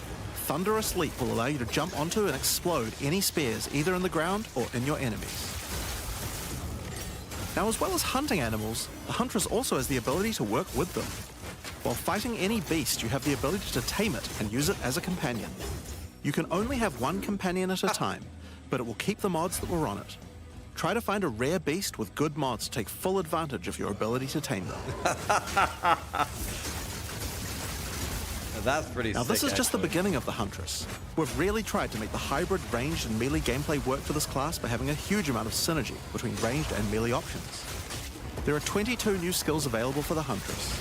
By endgame, you'll be slinging hundreds of insanely powerful spears, sending forth spirit animals and summoning the might of Solaris from the sky. But we still haven't talked about ascendancy classes yet. What can the Huntress ascend into? Well, the first ascension class you could choose is the Ritualist. The ritualist has embraced the darker side of his merry traditions by harnessing the power of animal sacrifice and plague. The corrupted life force skill causes all enemies around you to grow volatile blood boils on their skin. When those enemies are slain, the boils will burst, spreading corrupted blood to all enemies around them. The ritualist also excels in taking advantage of magical trinkets. The unfurled finger skill allows you to equip an additional ring on a finger around your neck. What about the belt? Taking Mystic Attunement increases the bonuses of all the rings and amulets you have equipped. That makes it now this is one of my favorites. More effective As the Whisper's Ask grants you a new skill, Ritual Sacrifice. Use the skill on the corpses of slain rare monsters to absorb the power in their blood to give you one of their modifiers for a short time. It's like a Specialize further into Ritualistic Sacrifice with As the Whisper's Demand, which allows you to perform that skill on yourself instead of a corpse. Cut your own hand, sacrificing some of your own blood to empower yourself. The Amazon Ascension is for those looking to hunt more than just beasts. Trained as an elite guard to the most important Asmeri elders, the Amazon will use more traditional fighting techniques mastered to perfection. The Predatory Instinct skill will cause you to reveal weaknesses in the defenses of rare and unique enemies, causing you to deal more damage. You can see those weak spots represented on their life bars. While using Elemental Infusion, any charges you consume will infuse your weapon with elemental power, causing any projectile attacks to explode on impact. The Critical Strike skill is as simple as it sounds. It takes your excess accuracy and gives it to you as critical strike chance. Additionally, you have skills like Mystic Harvest, which allows your elemental damage to leech life, and Asmeri Brew to be able to use either flask to restore both life and mana. So those are the 2 new ascendancies for the Huntress, but those are not the only ascendancies in Dawn of the Hunt. We've added a new ascension class for 3 of the other existing classes too. First up, for our warriors out there, we have the Smith of Kitava. The warrior is a blacksmith in origin, taught by his father Renly. Is this a With this crafting ascension, bench? you can take your smithing skills to new heights by embracing power from the insatiable one himself, Kitava. Smiths of Kitava are master blacksmiths and have the ability to forge their weapon, quite literally. Using the Against the Anvil notable skill, you can enhance your weapon with fiery destruction before any battle. After doing so, your attacks will release explosions on hit for maximum devastation. You can also use the power of Kitava to summon an animated copy of your weapon to fight alongside you. A great blacksmith can do more than just forging their weapon though. Their armor can be enhanced too. Now you might think this Ascendancy class tree looks a little abnormal, and you're right. There's a lot of notable skills all disconnected at the bottom there.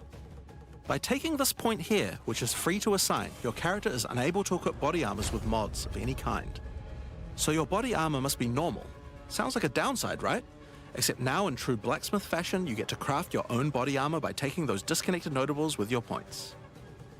If you want your body armor to grant life, take this notable.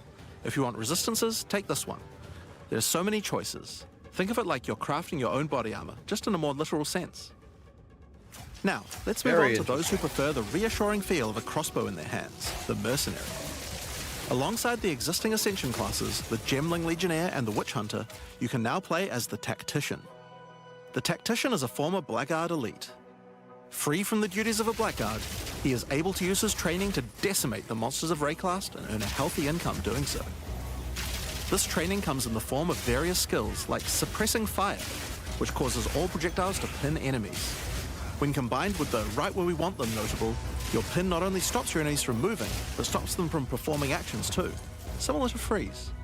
With a soldier's training, the Tactician also works well cooperatively.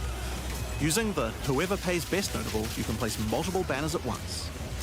The Watch How We Do It skill gives a portion of your weapon's damage to your allies as well. But if that isn't enough, you can also command your army of off-screen archers to unleash hell and carpet an entire area with arrows. Finally, Witch players will be able to join their legions by becoming undead themselves. In Dawn of the Hunt, we're introducing the Lich Ascension class. The Lich is a master of chaos and curses and could sacrifice her life to enhance her energy shield. The Crystalline Phylactery skill allows you to nominate a jewel in which to contain part of your soul, massively increasing its power. There's just one downside to splitting your soul this way though. If you have no energy shield, your mana costs will shoot up. The Necromantic Conduit skill causes you and allies in your presence to have some unholy Harry Potter stuff right granting there. extra damage as chaos damage. Rupture the Soul makes enemies you curse explode with chaos damage when slain. Dominion over Flesh allows you to apply an additional curse. It's safe to say you'll be the true master of the occult by choosing the Lich class. So Dawn of the Hunt has the Huntress and 5 new Ascension classes, but it doesn't end there. Let's take a look at some of the new skills we've added. Now you may remember we've previously talked about the Raised Spectre skill. It's finally complete, and it will be made available in the upcoming expansion. It can be found in the occult skills on the skill gem crafting panel. Raised Spectre is a skill that allows you to trap the soul of almost any monster in the game, which you can then summon in the skill panel. Spectres cost spirit and will revive automatically if they die, but the spirit cost varies based on the power of the monster. You could summon an army of weaker monsters, or a few of the more powerful monsters. You can combine them with your existing skeleton minions, or summon exclusively spectres. It's all up to you and how you want to customize your army of the undead. Given that there are hundreds upon hundreds of monster variants in Path of Exile 2, it's safe to say you'll be experimenting with this one for a while. We look forward to seeing which monsters serve you best. Now let's move on to our next skill. Since we've been talking about summoning undead so much, let's have a change of pace and summon something a little more alive. In Dawn of the Hunt, we're adding the Summon Rower skill. Summon your friendly rower to aid you in combat as a minion. You can also mount your rower in combat at any time, allowing you to move at full speed even while shooting arrows or throwing spears.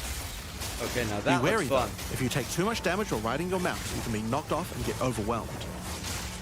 It's worth keeping an eye on your stagger bar, as falling off the mount can mean almost certain death. On the topic of new ways to enhance your character, let's talk about support gems. Support gems are used to modify your skill gems in meaningful and interesting ways. Currently, we feel that a lot of builds have insufficient options here. To alleviate this, we're adding over 100 new support gems. Hema crystals will enable a new kind of bleed build, turning the damage over time you would have done into explosive Vile crystals. Alignment is a support gem for bow attacks, which can reward skilled players with good positional skills. Caltrops will allow you to litter the battlefield with hazards, slowing your foes as you fling spears through their ranks. But there's plenty more for every playstyle, such as Enormity, Unsteady Tempo,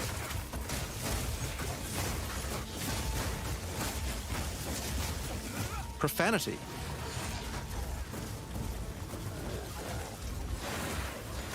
Retaliate,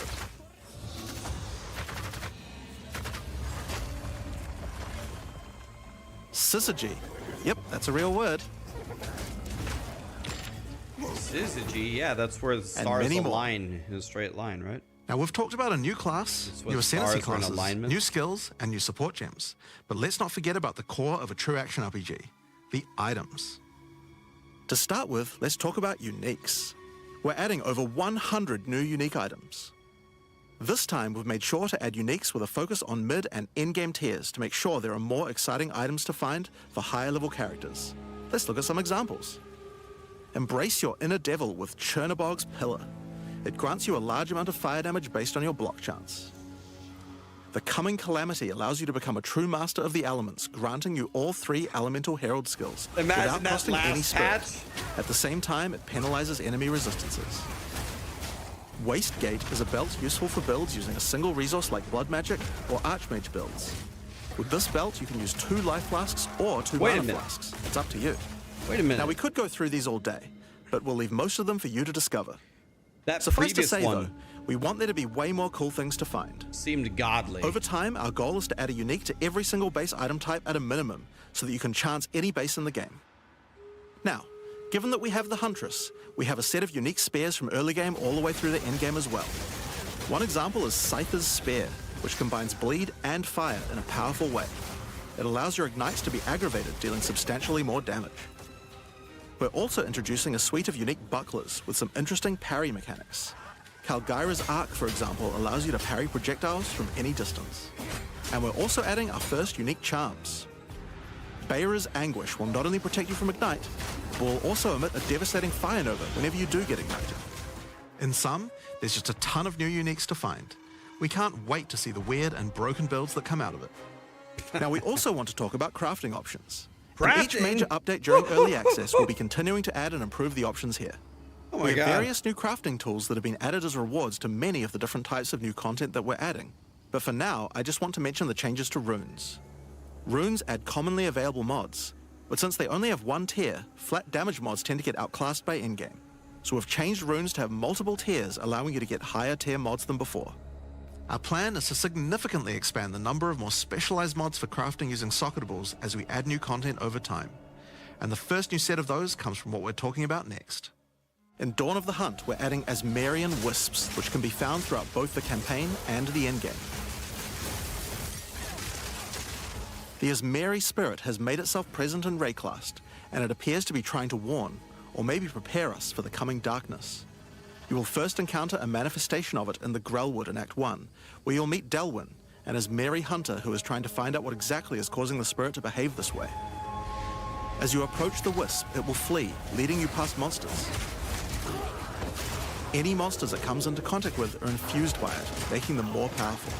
Each spirit is associated with a specific revered animal within Asmeri culture. This one is a wisp of the Great Bear, and grants enemies extra life and stun. The wisp moves faster the closer you are, and as you move away, they slow down to wait for you. But if you get too far away for too long, they'll dissipate and return to the woods. As you continue to chase the wisp, it will find and possess a rare or unique monster, granting it a new powerful ability. Because this was a wisp of the Great Bear, this monster now also has increased life and stun. But on top of that, it will periodically summon a large spectral bear that slams with wild fury. If you're able to defeat this foe, you will be rewarded. For each monster that was infused and killed along the way, the rewards will be increased. Each wisp has its own mechanics. The Wisp of the Winter Owl is a primal wisp that causes enemies to deal extra cold damage, gain energy shield, and release wind vortices on death. When infusing a monster, they will call down large tornadoes to protect their host. The Wisp of the Wild Cat is a vivid wisp that causes affected monsters to deal more critical strikes and become more evasive. When it infuses a monster, it will summon a barrage of feline spirits that will attempt to tear you limb from limb. If you're lucky, you may even find sacred wisps that can do some pretty crazy things to the monsters they influence. Like the Wisp of the Cunning Fox, which turns normal monsters into magics, magic monsters into rares, and rare monsters into actual bosses. Asmerian Wisps can drop a new set of socketable items that allow you to craft a wide range of interesting new mods onto your items. Each one may only be used on a specific item slot. As mentioned, the Asmerian Wisps can be encountered throughout the game, but there's also a new endgame map called the Asmeri Ranges, a mountain village where the Asmeri once lived, now overrun with corrupt monsters. This map always has multiple Asmerian Wisps in it, and familiar, yet not quite the same boss fight. Asmerian Wisps can also be further modified by the endgame Atlas tree as well, and by tablets. But I'm not going to be the one talking about those things. In order to cover all the new content in endgame, I'm going to hand things over to Mark. Hi, I'm Mark Roberts, Game Director on Path of Exile 2. There's a ton to talk about with the endgame today, so let's dig right in. Path of Exile 2's early access began with a brand new endgame, and it was clear that it needed a lot of work. After absorbing your feedback, we're ready to make some epic changes. The first thing is, we just need a lot more content. In Dawn of the Hunt, we have made sure to focus on increasing the sheer number of interesting and different encounters you will randomly stumble into as you explore the endgame. And the second goal is to smoothen the progression through maps and reduce the amount of annoying busy work. To start with, let's talk about the new interesting stuff to find. Well, the most obvious thing to add are new maps. As well as the Asmeri Ranges that Jonathan mentioned earlier, Dawn of the Hunt also contains 7 other new maps, all with their own custom encounters. Let's start with this one. The Feral Megaliths map starts off in the wild Ezomite forests. As you progress through the forest, you will find mysterious rune-carved stones that, when touched, surge with energy. After activating all the stones, you can find a grand henge, where all the energy is coalescing. You can then start an encounter. The area darkens, a storm moves in, and a concentration of energy summons a dangerous boss. You must fight and defeat the boss to get its rewards. Once you have defeated it, summon another. and another, and another, and another. You have 10 total waves of boss fights which get incrementally more difficult. If you manage to defeat them, you get full boss rewards, but also opportunities to get new runes. These can only be obtained from this map. The Fractured Lake contains a surreal waterscape with fractured mirror-like objects. As you move around the map, the terrain itself elevates from below, creating the ground you walk on. In this unique map, all the rare monsters are mirrored, so you're always fighting two of the same rare at the same time, which can prove quite difficult. If you manage to overcome that challenge and make it to the end of the map, you'll be presented with a broken mirror, a powerful altar-like object that contains an item within it. The item contained within is a new base type, either an amulet or a ring, that can be crafted to have additional prefixes or suffixes at the cost of the other. The last unique map we'll show today is one based around the essence mechanic. You enter a crystalline cavern, and you will find a powerful map boss imprisoned in the center. It is surrounded by many rare monsters, also imprisoned in essences. By freeing and defeating the rare monsters, the essence they held will be upgraded to a greater essence, and be added to the imprisoned map boss. How brave are you? How many essences will you add to the boss? Overdo it, and you might lose everything. Underdo it, and you might regret it. It's your choice. Speaking of essences, alongside visual improvements, you're now able to apply Vaal Orbs to corrupt the essences, with a range of unpredictable outcomes. It could increase the number of essences, reroll all the essences to the same type, or even upgrade the essences to greater essences. What if they're already greater essences? Well, it can upgrade those too. We have 4 new corrupted essences: Essence of Hysteria, Delirium, Horror, and Insanity. Each corrupted essence has its own interesting combat mechanics.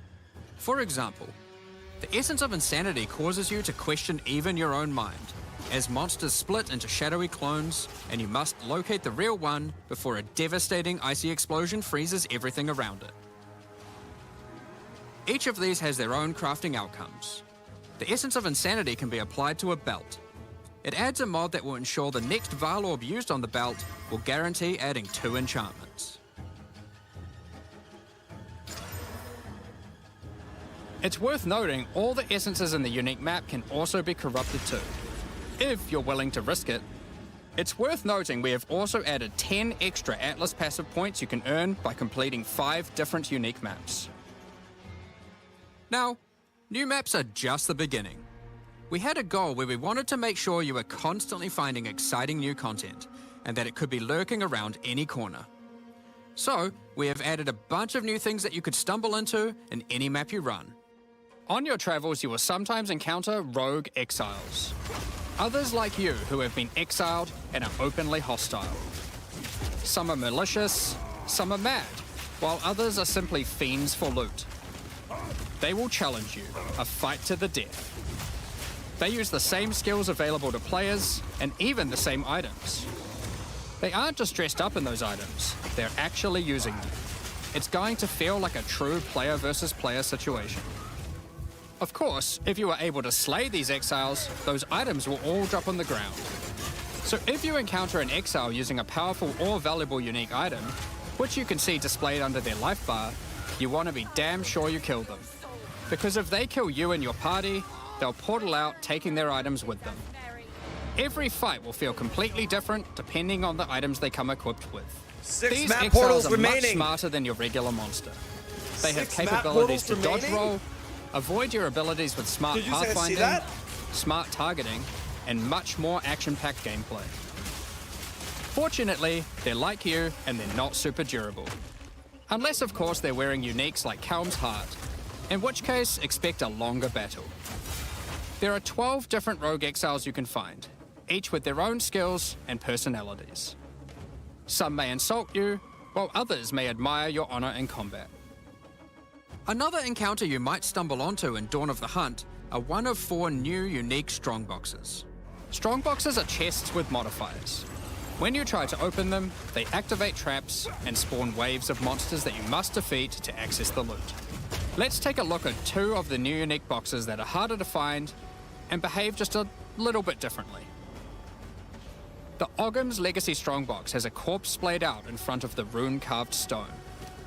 Upon interacting with the stone, you activate Forbidden Ezomite magic, which revives the monster as a powerful rare. The Strongbox comes with a modifier which determines how many times it will revive that rare. Each time you defeat the monstrosity, the Strongbox revives it again, adding an extra modifier to the monster. With each resurrection, it becomes more difficult, but also more rewarding.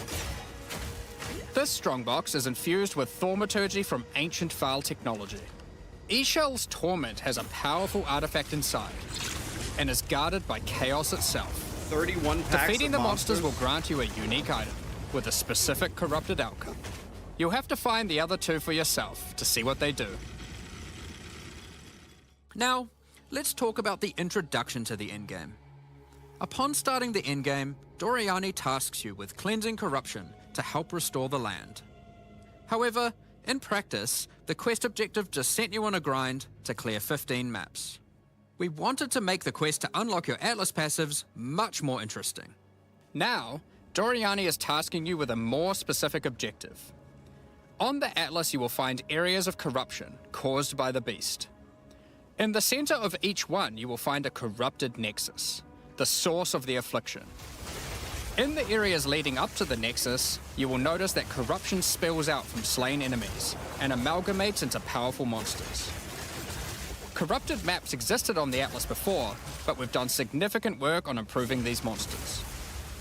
We've also done a full pass on the modifiers on these maps to make them more interesting and more rewarding. Once you reach the nexus, you will have a new task: cleanse the source of corruption. When you defeat the last rare in those maps, they will spawn one of 3 terrifying bosses, amalgamations of corruption itself. After defeating that boss, Doriani will come and cleanse the corruption for good. As the remains of the boss are purged of corruption, it coalesces into raw crystallized power, which you can use to gain points for your Atlas passive skill tree, the upgrade system that allows you to add and enhance content in your maps. We didn't stop there though. When you complete a corrupted nexus, all of the remaining surrounding corrupted maps will become cleansed maps. Cleansed maps also have new monsters, a new boss, and their own set of modifiers and rewards, including finding fracturing orbs by slaying cleansed enemies. These orbs can be used in crafting on a rare item to cause one of its modifiers to become fractured. A fractured modifier is one that cannot be modified by any means. Finally, crafting. You are able to freely modify the item, ensuring the fractured modifier will never change. Oh my god, if you get the right yes. item with the right mod, it can prove to be a very powerful crafting base indeed. You must now choose. Do you complete all the corrupted maps and then the Nexus? Or maybe you beeline to the Nexus, complete it, and do all the remaining maps cleansed. Both have rewards to entice you and challenges to assess. Now, let's have a talk about towers. One thing we've had a lot of feedback on is the busy work around running towers and managing your tablets. The first change we've made here is that we have reduced the number of towers drastically, so there are now 1/3 as many as before, but we've made them much more powerful. To start with, tablets now inherently add twice as many mechanics, but that's not all. Running higher tier maps and towers now increases the number of mechanics applied by tablets. By tier 15, the bonus is double, allowing a single tablet to now add 4 times as many mechanics as before. So, we're running far fewer towers, dealing with fewer tablets, and affecting even more maps than before. 28 but maps have because there are breaches. fewer towers overlapping with each other, you won't get as many opportunities to stack different tablets. In order to solve this, we've made it so that each tower can consume up to 3 tablets at once.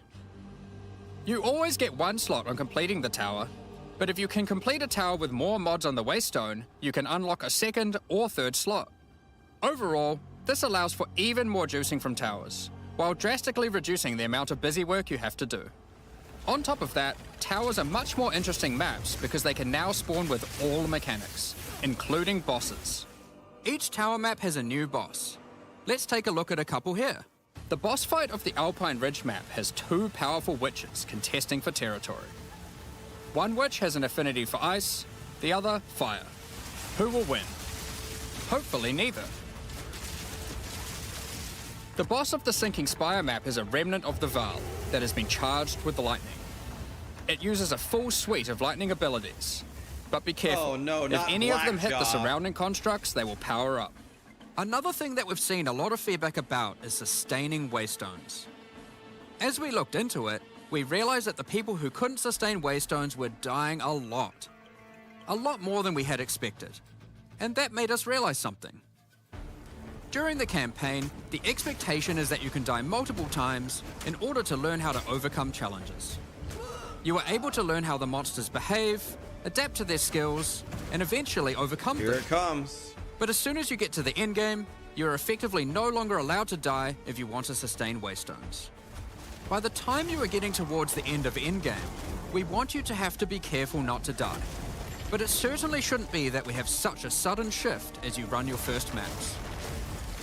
The first change we're making is you can now respawn and return to a map if you die. Continuing from where you left off.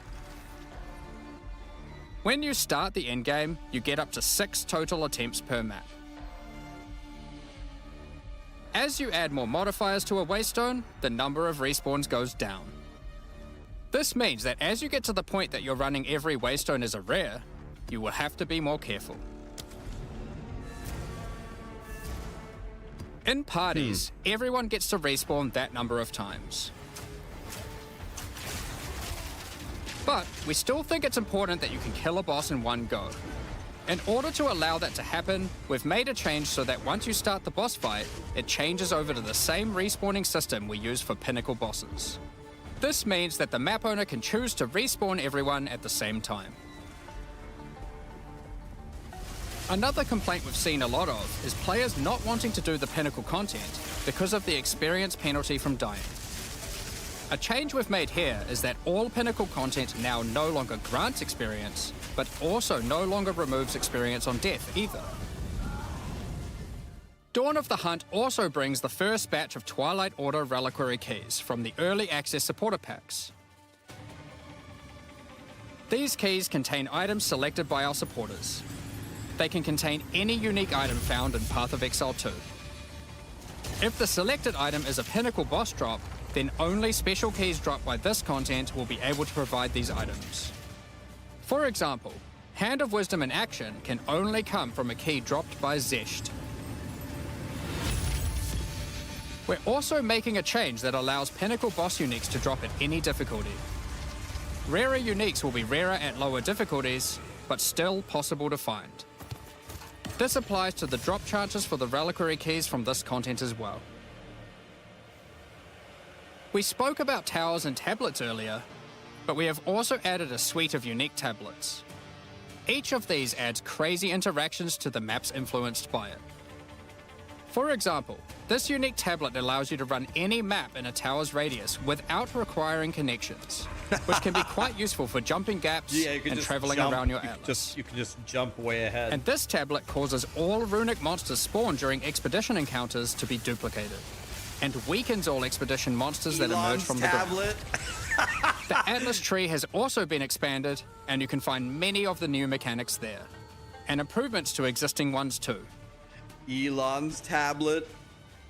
Yeah, Elon skipped Now from through level this 1 live to stream we have 97. mentioned quite a few new without crafting playing. options that we've added.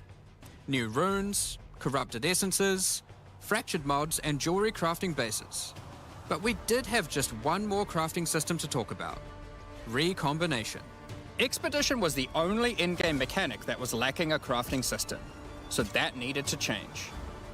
Recombination is a mechanic that might be familiar to some players. It allows you to merge 2 items together, hoping to get the best elements of each on a single new item. This new crafting bench will be unlocked as you complete your first expedition, and requires artifacts found during expeditions to fuel it. The rarer the mods on the item you are combining, the more expensive the cost. That wraps up all the major in-game changes we're talking about today. With all the system changes and new content, we can't wait to get in there, start blasting maps, and obliterating monsters. There is one more thing we wanted to clarify before we move on. which is that all the content we've talked about today will be made available in the existing early access leagues, so you can play your existing characters. However, there will be new leagues made for those who wish to start in a fresh economy.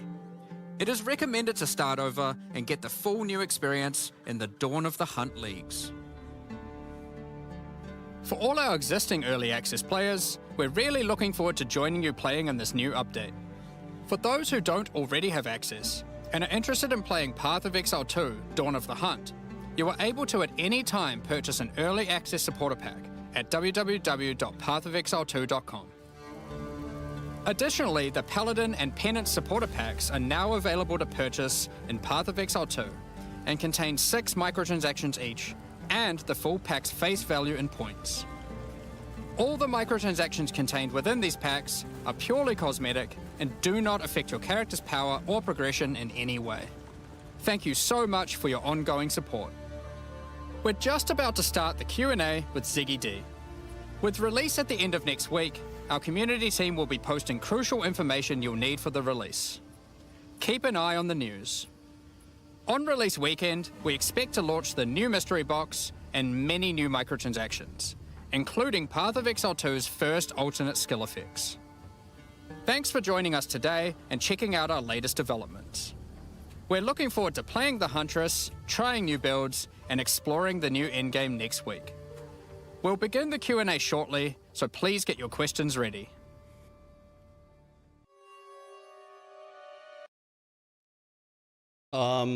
Okay.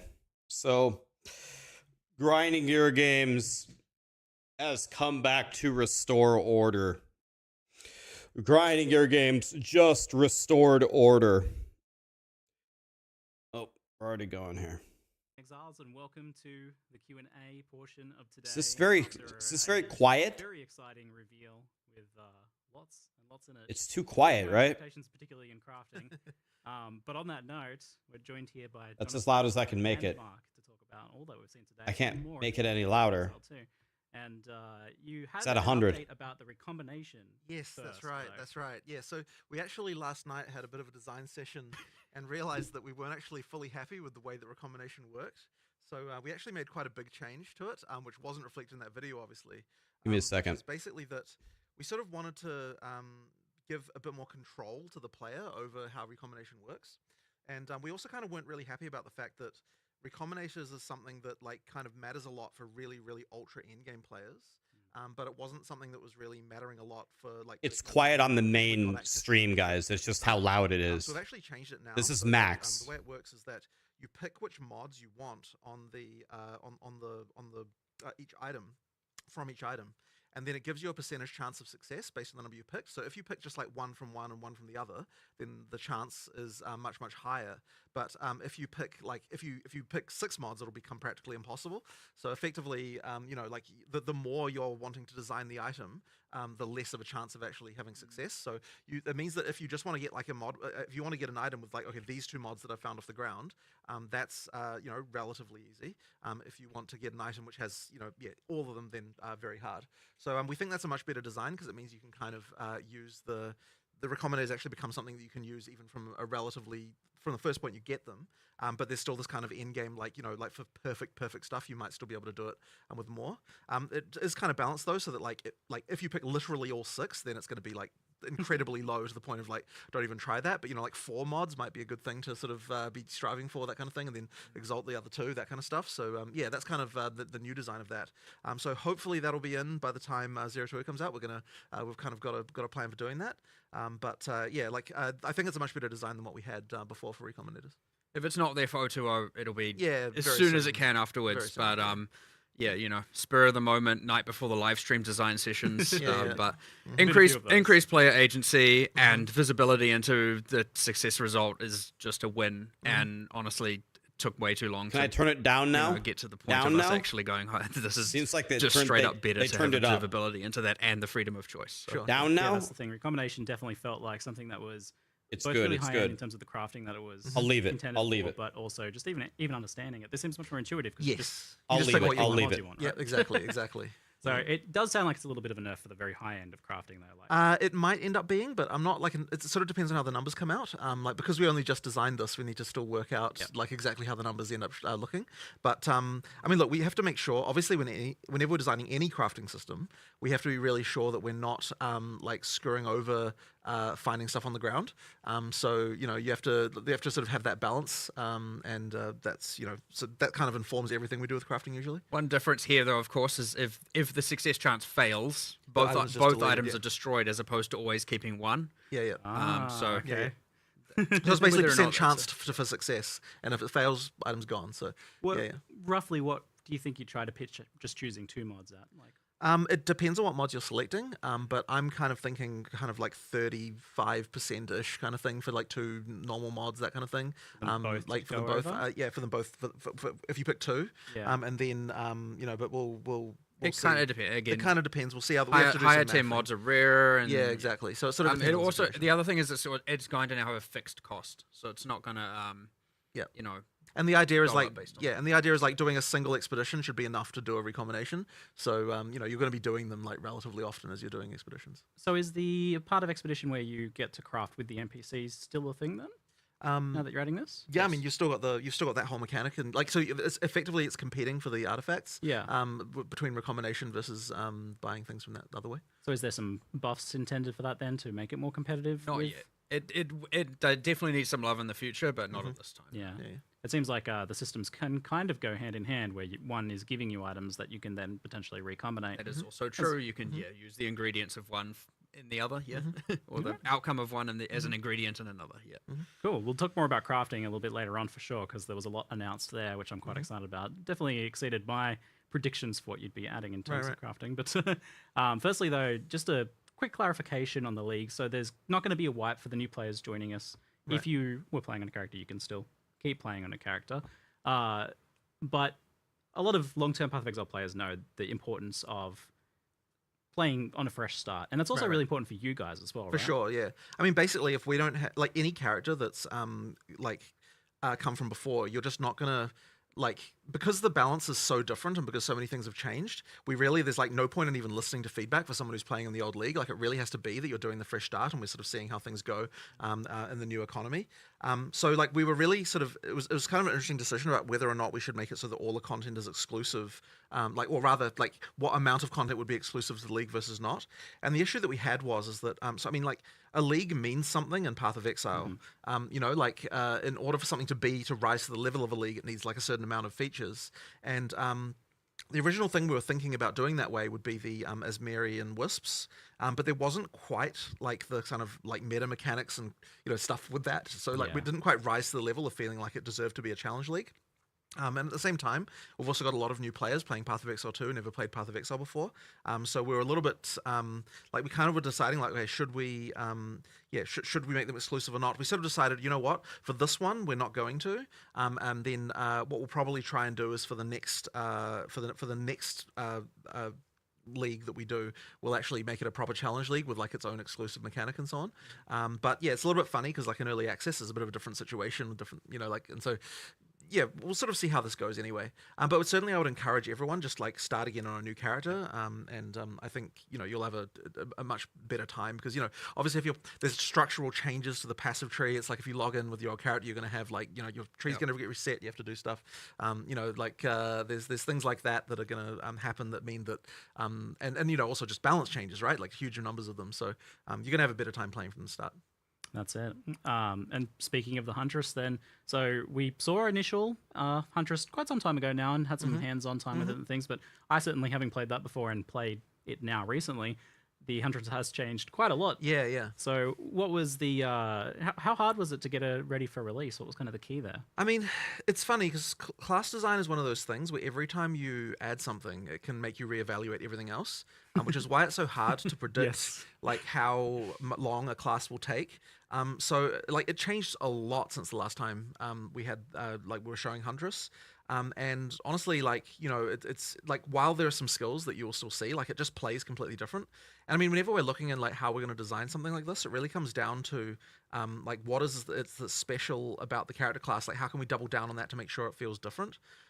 So with the Huntress, you've obviously got spears as a base type. the key difference between a spear and any other weapon type is that you can both use them at melee and you can also use them at range. You can throw them. And so because of that, we really were just really trying to incentivize everything possible so that you use both of those things. And action RPG players, they generally speaking, the balance can often be such that you only really want to do one thing and do that one thing well. So trying to incentivize the kind of ranged and melee is, quite a thing. And I mean, the way we do it effectively is try to make sure that like there are combo chains where, a ranged thing can combo with something that's melee and a melee thing can combo with something that's ranged, and then also give you good abilities to move between the two states. And so that kind of means that you end up with a very agile character, like you're constantly moving like backwards and forwards and kind of moving around. And I would say that given that it's the Dex character, that it's good that it feels that way, that it feels the most agile of all of the melee character classes. That's been a really good one. But I mean, look, there are, in terms of changes, I mean, look, there are just changes all the time. Like the frenzy charge thing was like relatively late in development. Like there's like quite a lot of things going on that just meant that the field kept on evolving. And another big one, of course, was parry, which I honestly was very skeptical of working. And Mark, Mark was the one who saved it. Honestly, like I was like, you know what? There was like 3 times I think where I was like, you know what? I don't think it's going to work. And then you were like, okay, I think we're gonna save this. I was like, give me a week. Yeah, exactly. And it works completely differently for most games, because in most games, obviously, with parrying, the way that works is that you have to time to push the block button at exactly the right time. But that's just something that just wouldn't work in our combat system, because you're often packs of monsters. It's just like you don't really have the ability to read combat in that way in our game. And at the same time, we need to make something where there's going to be if a single monster in a pack hits you, you need to be able to respond to that with something that's going to you need to be able to respond in a way where you don't just then immediately get hit by a bunch of other stuff. Yes. So having it so that the parry, it always parries, but it's then taking advantage of what the parry does to the monster by following up with something that's going to give you an explosion or something like that to kind of deal with the pack. That's something that sort of allows that counter gameplay to work in our game.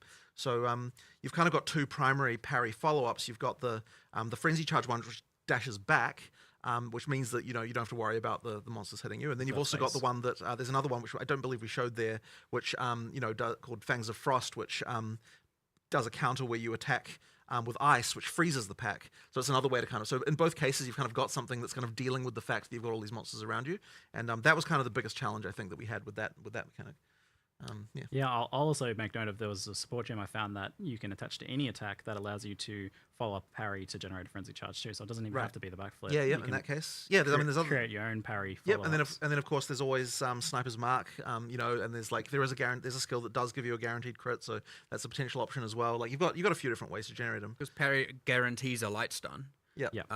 You always get that small window to actually engage or do a thing before before you're under danger again. And I'll tell you this, like, I am one of those players who never parry, right? In any game ever, because I can never do it. It's always just so frustrating. So I was very skeptical of that, but it feels really good. You've both managed to make it something that's easy to do, because you can just hold the button down and parry at any time. There's no skill involved. I am also a never parry person. Making it so that you do want to still try and time it as best you can personally. MB Extreme, love you, buddy. Thank how you. have you done that? How have you made it so that you actually still want to kind of play it skillfully? Well, I mean, ultimately, anytime you're holding down the parry button is when you're not attacking, right? Exactly. So you still want to kind of minimize the window, but at the same time, the timing is just not not as bad. But the nice thing as well is that once you do successfully parry, it's very obvious. You get the sound, you get the token on the monster. It's very chunky. Yeah. So it means it's very obvious when you're supposed to counterattack. So yeah, I'm very happy with that. I think that it came out really well. And honestly, one of the funny things about it is that it immediately made me realize how bad shields are in comparison, which is why we're also trying to ninja in a change to how shields work at the last minute. Shields are awesome. See if it makes it into 0-2-0. What? I was playing around with it last night. Block is awesome. Yep, this was 8 p.m. last night. Yeah, 8 p.m. last night, exactly. I was messing with this. Yeah, messing around with it. And I won't talk too much about how that's going to work, but effectively we want to make shields, the shields better as well, and kind of build something into those to make them more Shields are getting better. Oh my god! We'll see if it makes it for my Infernalist is never gonna die. Design space idea of being able to do a bit more with it. Yeah, and then 100%. that feed into other skills and things like that as well. 100%. There's a lot of room there to play with. Yeah. So we talked about Huntress being very, very combo heavy, and she has the deepest combo chains out of anyone so far, even exceeding like things you can do with Monk. You've got 3-4 different skills deep of things you can start to synergize together. So how do you balance? How do you make that fun? Firstly, like rather than like onerous, for example. Well, I mean, I guess there's a few things. Like one of them is it just has to be very readable and understandable when, like what you can do and when you can do it. And I think the other thing that's really to our advantage here is reusing skills in multiple ways, so you can make a deeper combo chain without requiring you to be using as many skills in order to do it. So the way that Whirling Slash and Tornadoes interact with ground effects and kind of like all that stuff sort of means that you're using Whirling Slash multiple times as part of the same combo chain. And that's an idea I think that I'd like to try and explore more, because I think that it is a cool way to kind of extend the combo chain. Yeah, as I said, without sort of getting too many things involved, and that makes it a lot cooler. So yeah, I'll think a bit more about how we can apply that to other classes and other skills. But yeah, it's worked out really well here. Yeah, it's a bit of like a loose create your own combo system in a way. Like obviously there's intended combos, but because it's interacting with something that's fundamental like ground effects, you're able to combo with anything that creates a ground effect. And there's a lot of different ways you can do that. Like I added shocked ground to the backflip skill, or I got a companion pet that had a shocked ground aura. Nice. As like that was just there and that was available all the time. I mean, it's funny as well because it also works on just enemy ground effects, and so sometimes you can just get a damage boost because the rare just happened to be dropping ground fire or something. So that's kind of fun. Yeah. But it's been it's just a lot of fun to play. The first time I ran into that was actually in the graveyard, where there's these like chests that like pop open with fire, and like I was using tornadoes, and then one of them just randomly turned into a fire tornado, and I'm like, oh, what happened there? Oh, yeah, sweet. It was just like a really cool moment where it just sort of interacted with the environment, which was really fun. It always feels like you're getting a little bit of something extra for free when you're taking advantage of the enemy effects, or a boss fight that just has burning ground everywhere. It's like sweet. So how do you go about balancing though when you have a class that has deeper combos and kind of somewhat requires you to do a bit more versus a class or a skill or a build that is just bonk?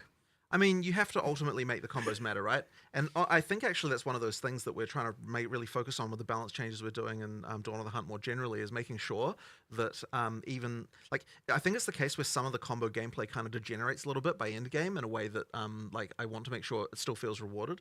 And so we were sort of doing various checks, recently about, like as a random example, right? Like, so on the Mercenary, we found that doing, but when you get to endgame, doing armor break, what's it called? The armor piercing that causes armor break, followed with high velocity rounds, is just worse than just using high velocity rounds.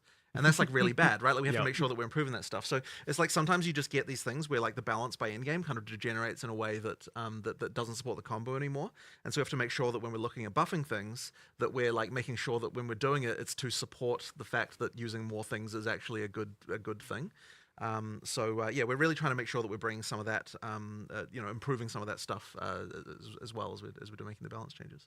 So do you have like a baseline there of where like the really simplest build should be, the build that just bonks? Like, I mean, you mean in terms of damage or in terms of like what it does? I mean, we always want you to be able to build that way. But players have to do a combo. I mean, like, for people who don't want ultimately, to. you never have to, right? But it sort of what it means is that you are sacrificing something. And look, the ideal situation is that like you don't feel like you have to do combos. You feel like you want to do combos, right? Like, because you feel rewarded for them. It's like should feel like a fun, like, oh, I can add this. Like it's the feeling you should be getting. Yeah.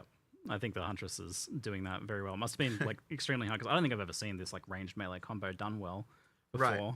Well, I mean, it does require a lot of discipline, and it means that a lot of skills like end up on the cutting room floor because you try them out and then you realize, well, if this is in the game, then that's the only thing I'm ever going to do.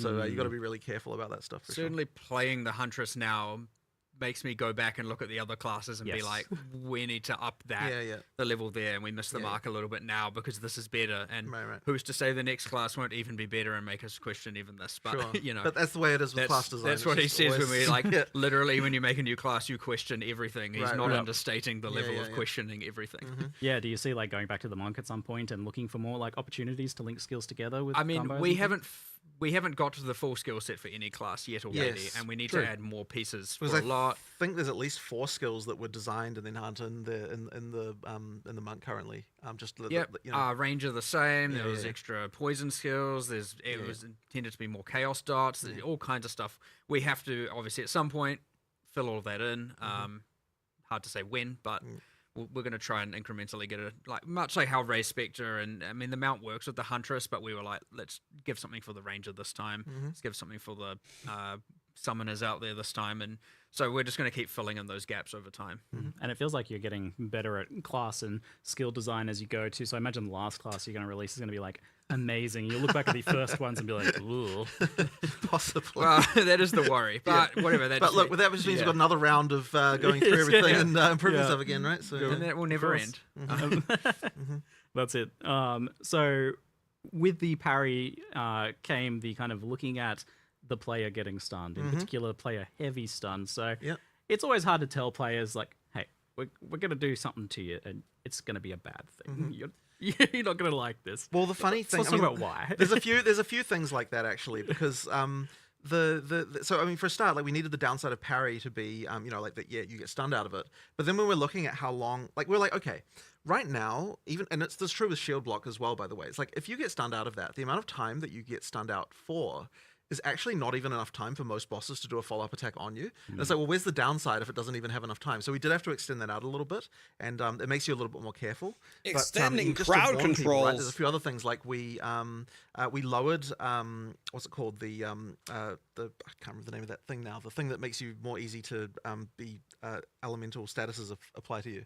Ailment threshold. That's right, ailment threshold. Yeah. So we lowered ailment threshold to actually make it so the player has those mechanics happen more to them, right? Because like right now through campaign, like you barely get frozen or burning or shocked, really, to be honest. So there's stuff like that we've had to do to kind of make sure that you know, that because if you don't have that stuff actually happen to you, then there's no point in mitigating it. And it's like, you know, things like charms were like not very useful because, you know, those mechanics weren't happening to you. There's stuff like that, right? The downsides do actually matter in order to make it so that then you know there's other things you can do to sort of bypass those downsides.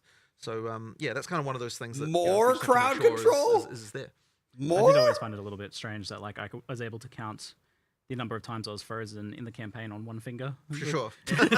For sure. But it's always by those vile ghosts. yes. So expect a little bit more, a little bit more danger from the stun. I definitely died a couple times to getting heavy stun. Yeah, it can happen. So that's mostly occurring if you're like doing bad blocking or parrying. But can it also occur just from like taking a really big hit or something? Nope. At least we've discussed that. We've gone through a whole bunch of different like. Should certain boss abilities heavy stun you, and if you speak into enough stun threshold, it like demotes it to a light stun, and if that, you know, there's all kinds of multi-hour discussions we've had, and we haven't really come to anything conclusive there. But it's only from mount, raise shield, and parry, and of which, you know, at least for all of them, you can see your stagger bar filling up. It's worth noting things like evasion apply to. So when you're parrying, we turn off your evasion from taking damage because the block does, right? And otherwise you'd be like, I'm going to parry it. Oh, I evaded it. It didn't parry. Yeah. But you can evade the stagger build-up. So you don't take the damage anyway, just before the evasion anyone still misunderstands that. The evasion still works. Yeah. So high evasion will mean you can parry for longer. There's a bunch of parry stuff on the tree, including damage affecting the debuff, the duration of the debuff, so you get to benefit for it longer. Reducing stagger is all over the place for both mount and so in the dex section of the tree. So yeah, you can mitigate. I mean, my expectation is probably you'll get some endgame builds that are just like I can parry forever and there's no real consequence. So you know, not every skill can be parried, of course. It otherwise follows the slam rules. If it's a slam from above or below, you can't parry it. Much to your frustration for some things. I mean, there are a few things where I've got disagreements about what looks like it's parryable, but... my hopeful there was when it's contentious, people would bring it up and would change it, right? Sure. So, like, if it's on the line, it's meant to be blockable. Like, if it isn't clear. And there was no way with hundreds of monsters and many dozens of bosses that we weren't going to miss some things, so... So you mentioned this a little bit earlier, but action RPGs kind of naturally pull you towards one damage type, one skill, one specific thing, and optimizing as much as possible, because otherwise you're just making a bad build a lot of the time. But I noticed Huntress has a bit of everything. She's got bleed, she's got all the elements, she's got physical. The only thing she doesn't have is like chaos, but there's kind of poison on the tree right there. So how do you like promote this like all of this different stuff together? Are you supposed to only kind of be relegated to using 2 or 3 skills, or are these supposed to come together? And how do you manage that? Well, there's a few things. So one of them is that we provide a lot of combos with the expectation that you'll probably be focusing around like a few specific things rather than necessarily using the whole tree.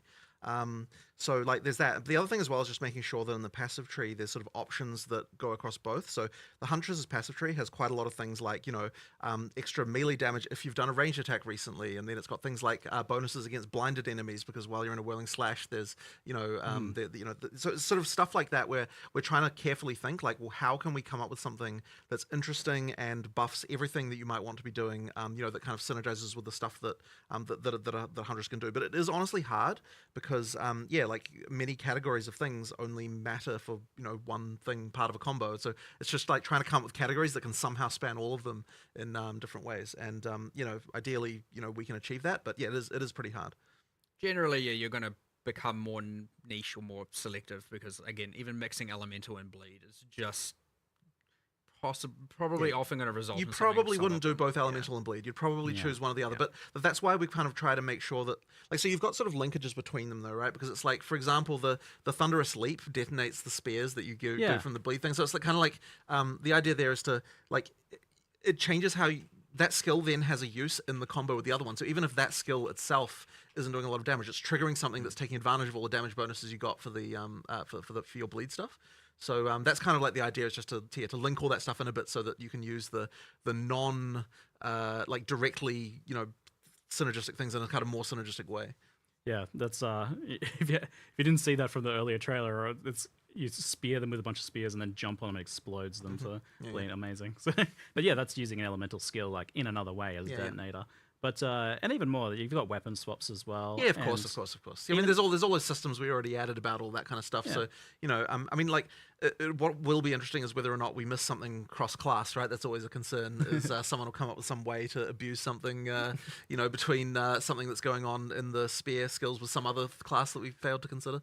Yeah, I mean, so that's it. When we look at a new class, we typically like call it like, Huntress is spears, but kind of not really. It's a signature weapon, but absolutely nothing in the ascendancies prescribes spears. Exactly. So effectively, we take great pains to make sure that the ascendancies never mention weapon types. That they're always generalized. So, for example, the like infusion mechanic in the Amazon, it just says projectiles, it doesn't say spears, and the reason it does that is so that you could make an Amazon who is a bow user, and that's all fine. So like it's effectively like open-ended. It's open-ended. And honestly, turn this down for 1 second. I'll give you guys all my feedback at the end. And yeah, I wish they would talk more about substance rather than how it feels to design it. It's kind of cool, but I mean, it was similar. I'm to looking the, for some real content here. POE1 Saboteur called out traps and mines, and so if you're a trap and mine character, what are you doing? Well, you could do something else, but no one else is playing that thing. Right. It isn't. It is easier to design. It is certainly less flexible and open as to what people can play in the different combinations and all that. So yeah. How much do you have to consider the different weapons and the skills and how they interact together when you're originally designing them? Or is there just literally so many possible combinations you're just like, the players will take care of that for us? I mean, I think it is relatively impossible to come up with everything, but certainly we have to consider, like, is this going to be broken with anything else in particular? These questions aren't like necessarily bad. This is not exactly the stuff that I care a lot about. How easy it is to consume this debuff. And even then, it's like, we often make mistakes and have issues. I mean, when he says relatively impossible, it is actually impossible. Actually, but I mean, That's relative. but even just looking at the balance pass we're doing at the moment, right? I mean, there's hundreds of things like that, that we still. I mean, there's things that we could never honestly understand all of the different broken things that could possibly exist, and so it's like it really does depend a lot on like on seeing reports on what people are doing on some level, right? But then I think that what will happen over time is that obviously, like, the game's still relatively new. We're still making relatively big changes. Over time, the balance, I think, will get to the point where we no longer have these like crazy outliers to the same extent. And it should mean that we get to some sort of relative class parity. By parity, what I mean is like, people playing all the different classes rather than focusing only on a few as we get towards full release. Because, right now it's obviously very skewed. Because there's certain broken things, so the balance over time we'll get there. It's one of the main goals and benefits of the early access. Is just like, let's get the balance of characters right. And yeah, this patch release was always going to have 1,000 problems, or probably 10,000 problems, you know. The next one will have half that, the next one half that, and probably eventually it's going to be down to like, here's only a few things going, you know, out of whack. There's always going to be something because we add too much content for it to even be controlled. Again, there are too many uniques, too many supports, too many skills, and too many other changes for any amount of people. Like you're talking about a matter of you'd have to put in like thousands and thousands of hours internally to find it, and then you give it to the players. There's so many people, it's going to take literally 5 minutes. So it's very beneficial. And we're lucky in that regard that we get that level of testing and feedback, and on such a mass level, and especially, you know, with things like, you know, Ninja and all of that, and other people being able to see it and discuss it more openly, we're just going to be able to iterate on it even faster. But yeah, every single patch you're going to see a pretty substantial change in what's going to happen here. Yeah. Thanks for making the broken builds. And well, 100%. I mean, you mentioned support gems. It's like over 100 support gems added just this patch. It's already like so many, and with you doing a different weapon for each of the 16 classes. Yeah, I mean, there's going to be a lot by the time we're done. But there kind of has to be, right? Because that's what you made it. You made this system that you need so many supports to support. Because otherwise, it's not going to work. Like especially with this one support system, it's like, what have you guys done? Well, I mean, look, this is why we have recommendations, and hopefully we can improve those as well, and continue to get that better. You know, like there's certainly room for the complexity to get a little bit out of control here. So the recommendeds are going to become more and more important. Right. So we need to make sure those are very much right. For sure. You must be looking to players even to find some of those recommendations down the line as well. In some cases, in some cases. What stuff is popularly getting But used? the thing with the recommendations, though, is that they can't really take into account what you've already got on the gem. So the recommendations have to be just sort of generally good, but not really take into account combos. You know, that kind of means they're a bit more simple. Like the recommendations are going to be more simple than what you'd otherwise be doing if you're not following them. Feels like at some point you're going to need some sort of nested recommendation system. It's like, well, I'm kind of doing bleed stuff, so you go to the sub-menu for bleed recommendations. I'm less certain about that, because I kind of don't want to get into the thing of actually telling you what your build should be. Yeah, that's a little bit different there. Maybe like more sorting methods for the show me all the gems. Oh, because there's a lot that are only in there that are never recommended, right? At this point, there are, yes, there are. It's going to be an interesting challenge you guys have set yourselves to make enough supports there. So another thing that you managed to challenge that you set yourselves, and I always wonder, like, why did you do this to yourselves, was Spectres. So originally those were planned to be in for launch, but obviously Spectres are a whole can of worms. It's, hey, let's just give players access to every monster. Also, we've made so many new monsters. Yeah. We're talking about all the broken. There's going to be some broken in there, I promise you. And there's going to be some stuff we have to change. I mean, they've done, but I mean, effectively, what the time between early access and this was like, okay, let's actually attempt at least to do a balance pass of this and like see if there's anything that's going to be a problem, and then adjust numbers. Yeah, but now you've got to account all those support gems on all those monsters. Yes, well, this is an interesting thing, isn't it? The support gems work. The support gems work on them, and you know, like, what the hell is that going to do? Yeah, like, it's impossible to completely know, but yeah, like, look, I mean, there's probably definitely some some dark secrets lying in what kind of Spectre mixed with support gems are going to do. And monsters have skills now. It's not like POE1 where it's like just a bunch of zombies just doing default attack. It's like everything pretty much has a skill now at this point. So, but you know, the great thing about it is we got to leverage all that work again for the beast taming as well. So and of course the difference there is that you also get the mods from the thing that you tamed. So you know, that's going to be auras, ground effects. Yeah, exactly. Death explosions. No, you've got a whole nother ruckus of potential interactions. So you know, we'll see what happens there. We've done nice specific player versions of those things for which specifically when you tame the beast, so that they're not sitting there spamming skills on your hideout and all of that. Good.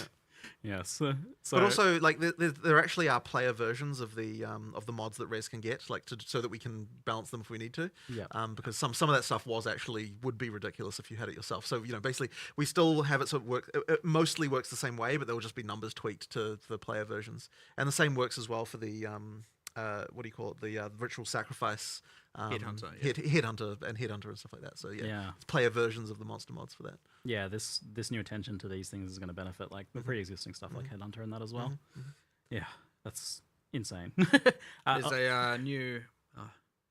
Probably should let people discover it. There's a new unique charm that possesses you with a random Asmeri spirit as well, and so you get the demons and the stats, and those technically also have player versions too. But actually, not to necessarily make things worse, to make things better, because monsters are balanced to fight player life and monster life, not in the same universe. So actually what we've done is all the things you steal that are monsters and the monster skills, like the explosions and the summoning bears and all that, we've actually specifically balanced them way up to be more effective against monster. So when you steal them, they're much more powerful, actually. Just so they're not just tickling monsters and doing 1% of their life kind of thing. It was mentioned in chat, actually, the whole like Asmeri modifiers and things on stuff that wouldn't transfer over with the companion system, surely. No. No. That would be a little bit too far, perhaps a bit unhinged. We actually had to, because I'm not falling asleep. I'm just waiting patiently. Tamed the beast. It is not tradable. And people might immediately be like, oh, so that's sad. Well, the issue is, and as much as you might want some of that, I'm sure you don't want to be carrying around a whole bunch of tame beasts in your inventory all the time. So that every single time you find a good rare, all of a sudden you have to go and... Because it would mean that finding a rare would become a thing. Yes, exactly. It's actually like this annoying, in order to make the most money, I have to be constantly thinking about and carrying around tame beasts. But then we also made it so that as soon as you activate a beast, then no one who comes into the instance after that is allowed to tame it. Can't do any, so you can't TFT it's like a whole, like there's a lot of thinking about that stuff in order to make it so that it's a sad thing to have lost, but it is like no, I'm not I'm not signing up I didn't even think about that. The like needing for cheat sheets and guides exactly, and stuff, right? Like, and so you have to be really careful. You have to be so careful. This week. And the thing is like it's like we design this thing and then think, oh, trading beasts is going to be fun, but then you realize that the horrific reality actually of what it will turn into. It's like but at least we're thinking about that kind of thing. Like with more experience that we have now early, so that we don't sort of run into those problems. Exactly. Yes, we have. Yeah. I'm glad we've learned from past issues with that sort of trading. Yeah. Fantastic. So, talking about some of the other new skills, we had the addition of the rower, which was teased quite some time ago, I think. Yes. But you've got it in and working now, and it looks like it's moving around pretty good. Yes. It's obviously... you've got like a big downside. If you get knocked off at heavy stun and stuff, you can't use melee from it, so it's for ranged attacks. Yeah. But it does seem like one of those things that it's going to be like everyone's going to use or no one's going to use because it's a clear speed machine. It is a concern. I mean, look, my ideal situation is that you're using it sometimes and not using it other times. Like, if you're using it like during clear, I think it will, like you will definitely want to. But I'm gonna let Callie go potty. Let me know if anything happens. We want to just make sure that we've got like sort of fun things like that, and like it's just a cool fantasy. Like there's stuff like that I just want to get in, and it's like look, if it doesn't work later, if we have to nerf it, I mean, sure, I suppose, but like I want something like that to exist. We believe that it is balanced as much as we can. You sound very convinced. Yes, it's balanced. As I said earlier, you can probably get builds that get to the point of parrying indefinitely. So you can. That means theory you can probably get to the point of riding a rower indefinitely. Sure. Again, enough evasion and enough stagger speaking into and all of that. Yeah. Fundamental question, actually. Like, what's its move speed based on? Its own move speed? The move speed is just your move speed. Like but it's without the penalty. But what you don't get is the penalty for when you attack. Course. Yeah. That's the thing. But it's funny though, because like even though it doesn't have a move speed bonus, it feels like you're motoring when you're using it, just because of the fact you don't get that downside anymore. Like you feel like the fastest thing on the planet. It is when you're doing it. There are other like more mechanical benefits like. It's considered a companion, which is a kind of subclass of minion that we've added, where you can only have one of each one companion base is a keystone for another, but you can only have one of each type. So like you can have a tame beast and a rower with the keystone. Oh, right, yeah. But inherently you can only have one companion. Right, so you can't use a tame beast if you're using the rower. And then there are heaps of passives for like if you have a companion, like companions while they're in your presence and all that kind of stuff. Heaps of that stuff around the bottom of the tree. Yeah, I saw you guys remade the minion damage is player damage node on the tree. It's your companion damage nodes become player damage nodes. And I was like, oh, that looks like I'm going to take that. Well, that's the like companion where it's like more the mercenary over to ranger. Huntress is more like you want your one powerful minion, and benefiting that benefits you, and you benefit it, and there's that like, synergy between you and your companions. So since it is a companion, I like the idea of like balance-wise, maybe it ends up being that you're like map clearing on rollback, and then you get to the boss and you dismount like old school mounted knights who charge in battle and then dismount and fight. Yep. So if it ends up like that, that seems like that would be a pretty cool balance for it. that should be the best way to use it, I believe. Yeah, because then you gain access to your dodge roll for the boss fight where you need it. Yeah. And does the rower then kind of do a bit when you're not on it? It can attack, but I mean, it's not exactly a huge damage source or anything. It's certainly better to stay at ranged. It's not the most durable of birds, for sure. But it acts as a distraction. Maybe I mean, it's a minion, right? Like it attacks things and does stuff. Yeah, you can support it with minion supports to make it more durable and all of that. So yeah. Oh, I mean, there's the one that's like the minion takes 10% of the damage before you do. So sacrificial bird. Yeah, sure. Poor little guy. So that sounds. I'm looking forward to playing around with that one then. Speaking of new content, 100 new uniques this time. So how many are you aiming for? Kind of in general, is this about really like filling that roster out? We want to have every base type have a unique for the purposes of outside of boss uniques. Outside of boss uniques. So we want every base type to have a unique that you can chance. And so that was with the eventual goal. One of the things, of course, that we had that was sort of a problem in early access is that because of the way, because when we were designing uniques, we kind of designed them like in order from base type up, just literally because that's the way that like spreadsheets are arranged. It's like we ended up with all the low level uniques first, kind of before the higher ones, and it was kind of like we didn't see that mistake coming. Like it was kind of stupid because we thought we'd get through them all, right? We were like, okay, we'll get all the uniques, and so we designed them all. It's like, okay, we'll start working on the art, just go down the list. So then we're like, oh crap, now we don't have very many in-game uniques. This time we're like, okay, we really need to make sure that in-game uniques. How'd it go, boys? Anything? There's way more of them. So the focus really is on making sure there's lots of cool stuff to find, lots of really chase things that you can get. It's not.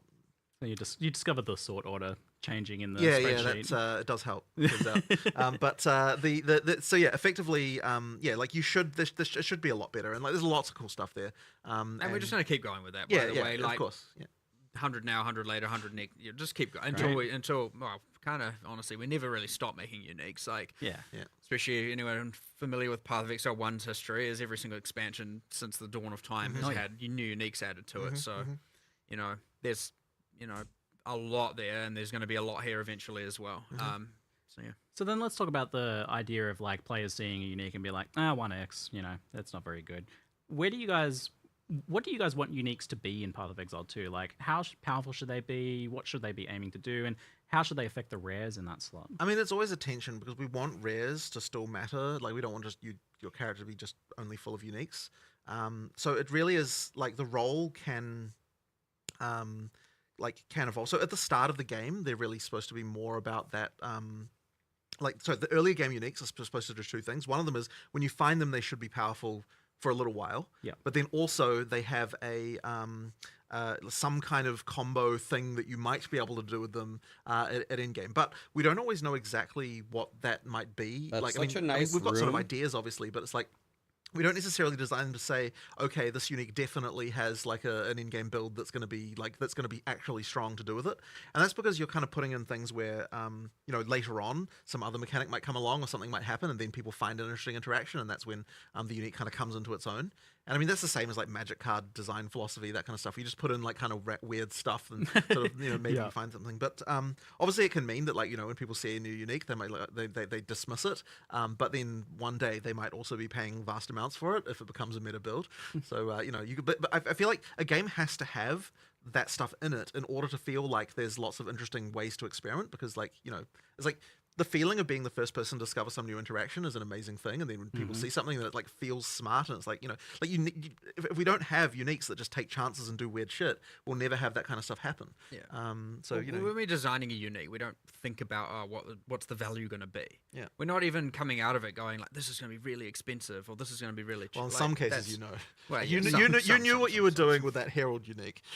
I don't remember. It's more the charm and but that's the thing. Are you aiming for the honestly, there's someone said the other day, they were like, a successful unique is one that should be divisive. And I was like, I agree for the most part. But not every unique should fill that role. Some should just be clearly, this is powerful, I want it for sure. It is going to be on my build. Chase. And others are like, what can I do with this now? And then others are just like, we don't know if anyone's going to do anything with this, throw it in. And sometimes it doesn't get anything happen with it for 3 years.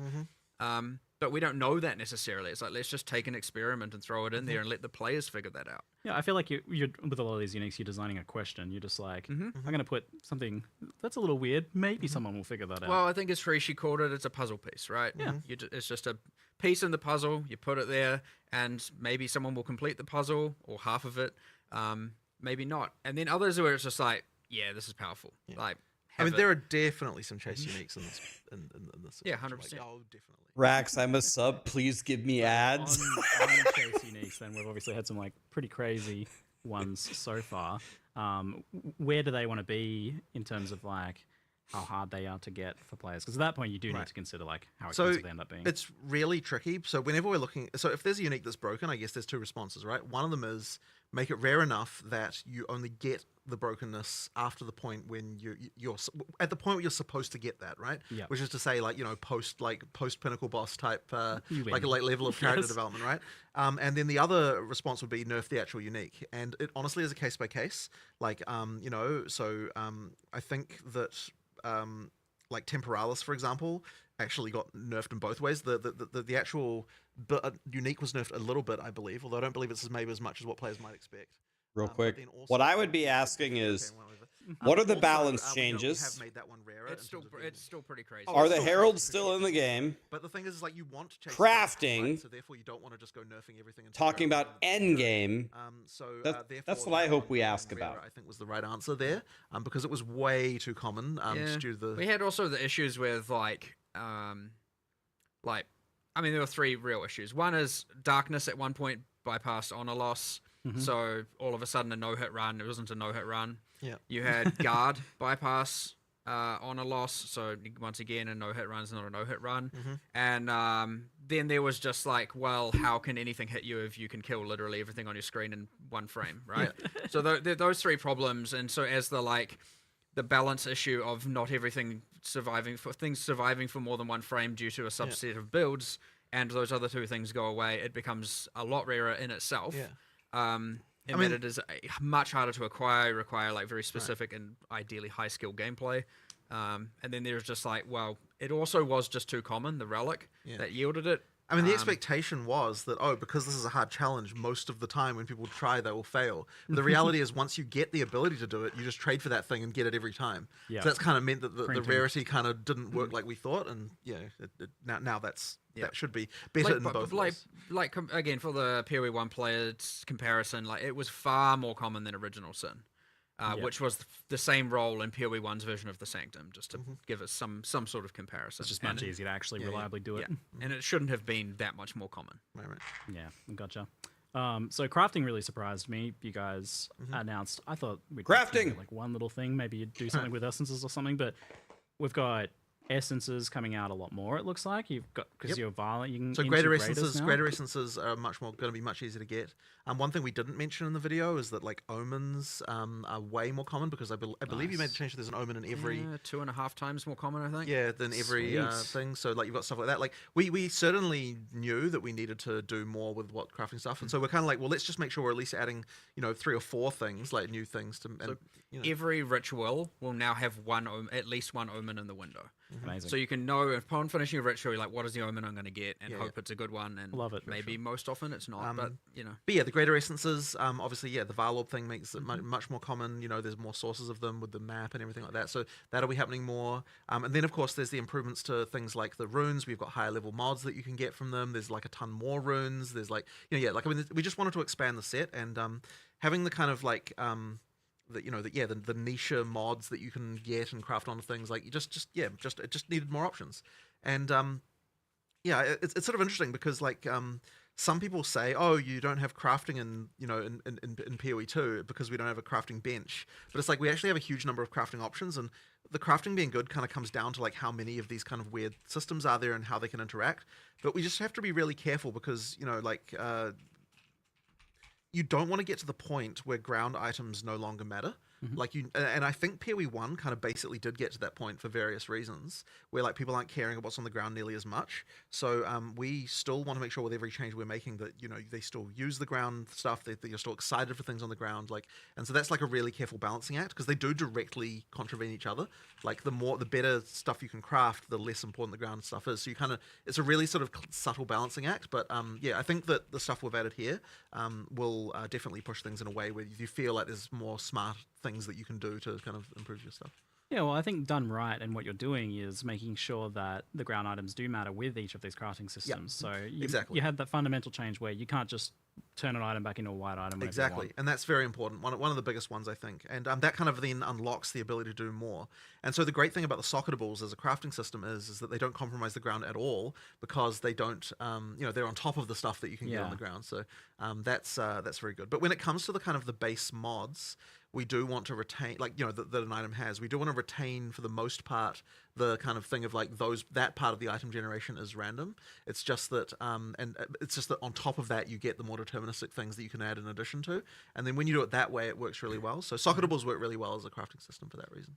Well, so on that topic, we've had this talking to you. It's like you're always saying to me that this rune system is our crafting bench, but players don't keep asking for a bench anyway. Right. So obviously there's like a branding issue or a functionality gap. So it is funny, because I was actually saying the other day that if we had literally had that system be identical, except that the way it was themed was that there's a crafting bench you go to and craft extra mods on the items, which literally be functionally the same, I think, and required materials that are effectively the runes that you get. Then I feel like people would be thinking that we've got a crafting bench. But yeah, ultimately that is that the rune system, the socketables are what replaced the crafting bench in the POE1 style crafting bench.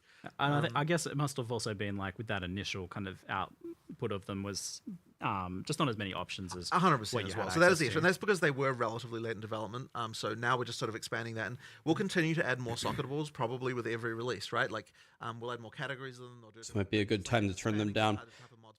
I would definitely push back here and say they're trying to make it sound like the crafting system is as good as the POE1 crafting bench. It's functionally the same. It really isn't, and the crafting needs to get a lot better in POE2. I think it's very far behind right now. I don't know. I'd definitely push back here. You can't socket and rune some things, like non-attack weapons, for example. Well, it was more just a choice for asymmetry, where we just wanted these things to feel different. There was also just a little bit of in the future we'll add some system where we can do something else there, and so just not having everything be completely identical, much like how the quality on those weapons works differently, where it affects the skill as opposed to just base damage. I do think it is something that we should be probably looking into sooner rather than later, though. Yeah, because the asymmetry things, it's good to have not everything be super homogeneous, but because we're talking about the importance of it being that extra layer of control over your items, which you just don't have if you're doing spellcaster. Oh, maybe we'll add an Arcanist's bench and theme it that way for the okay. ones. All right, you forced my hand. I have to bring this up now. Can we get some sort of cohesive, all-in-one bench for disenchanting, salvaging, selling for gold? He even said, you forced my hand. I get in the campaign having these things be separate, but at Endgame, it's to ask a question. You're not happy. Is it the point to ask whatever questions you want? No. No. Well, all right. I'll think about that one. Okay, good. I've planted the seeds at least. Yeah. Okay. Done my part. All right. There's ways. Max, there's ways. I like the sounds of that. Well, at least for Endgame, yeah, that's I don't want the world to not feel like it makes sense. Absolutely. So, but having it that you can just you've got your hideout where they're all it would have to be a hideout related thing. Yeah. That makes sense. I mean, people are putting their NPCs within each other's personal space anyway, so yeah. the law goes out the window at that point. For sure. So we've also got Fractured, crafted via an orb from the cleansed monsters. How rare are those? How do you quantify rarity like that? They drop from the monsters. I can't remember the exact number, but I think I was kind of saying one per biome, which is the kind of total blob of cleansed monsters. But then that obviously does get affected by things like pack size and all that on top of that. Yeah. So is that 5 maps or something? Well, it depends on how many of them you kill as corrupted. Yeah, because so- because the ones you didn't yeah. didn't cleanse while you were getting to the Nexus, those are the ones that then become cleansed. So you kind of have to choose, like when you go into a biome, am I going to beeline straight for the Nexus and then cleanse everything, or am I going to just fight them all as corrupted to get the rewards from that? So you're kind of choosing one reward or the other based on what you decide to run.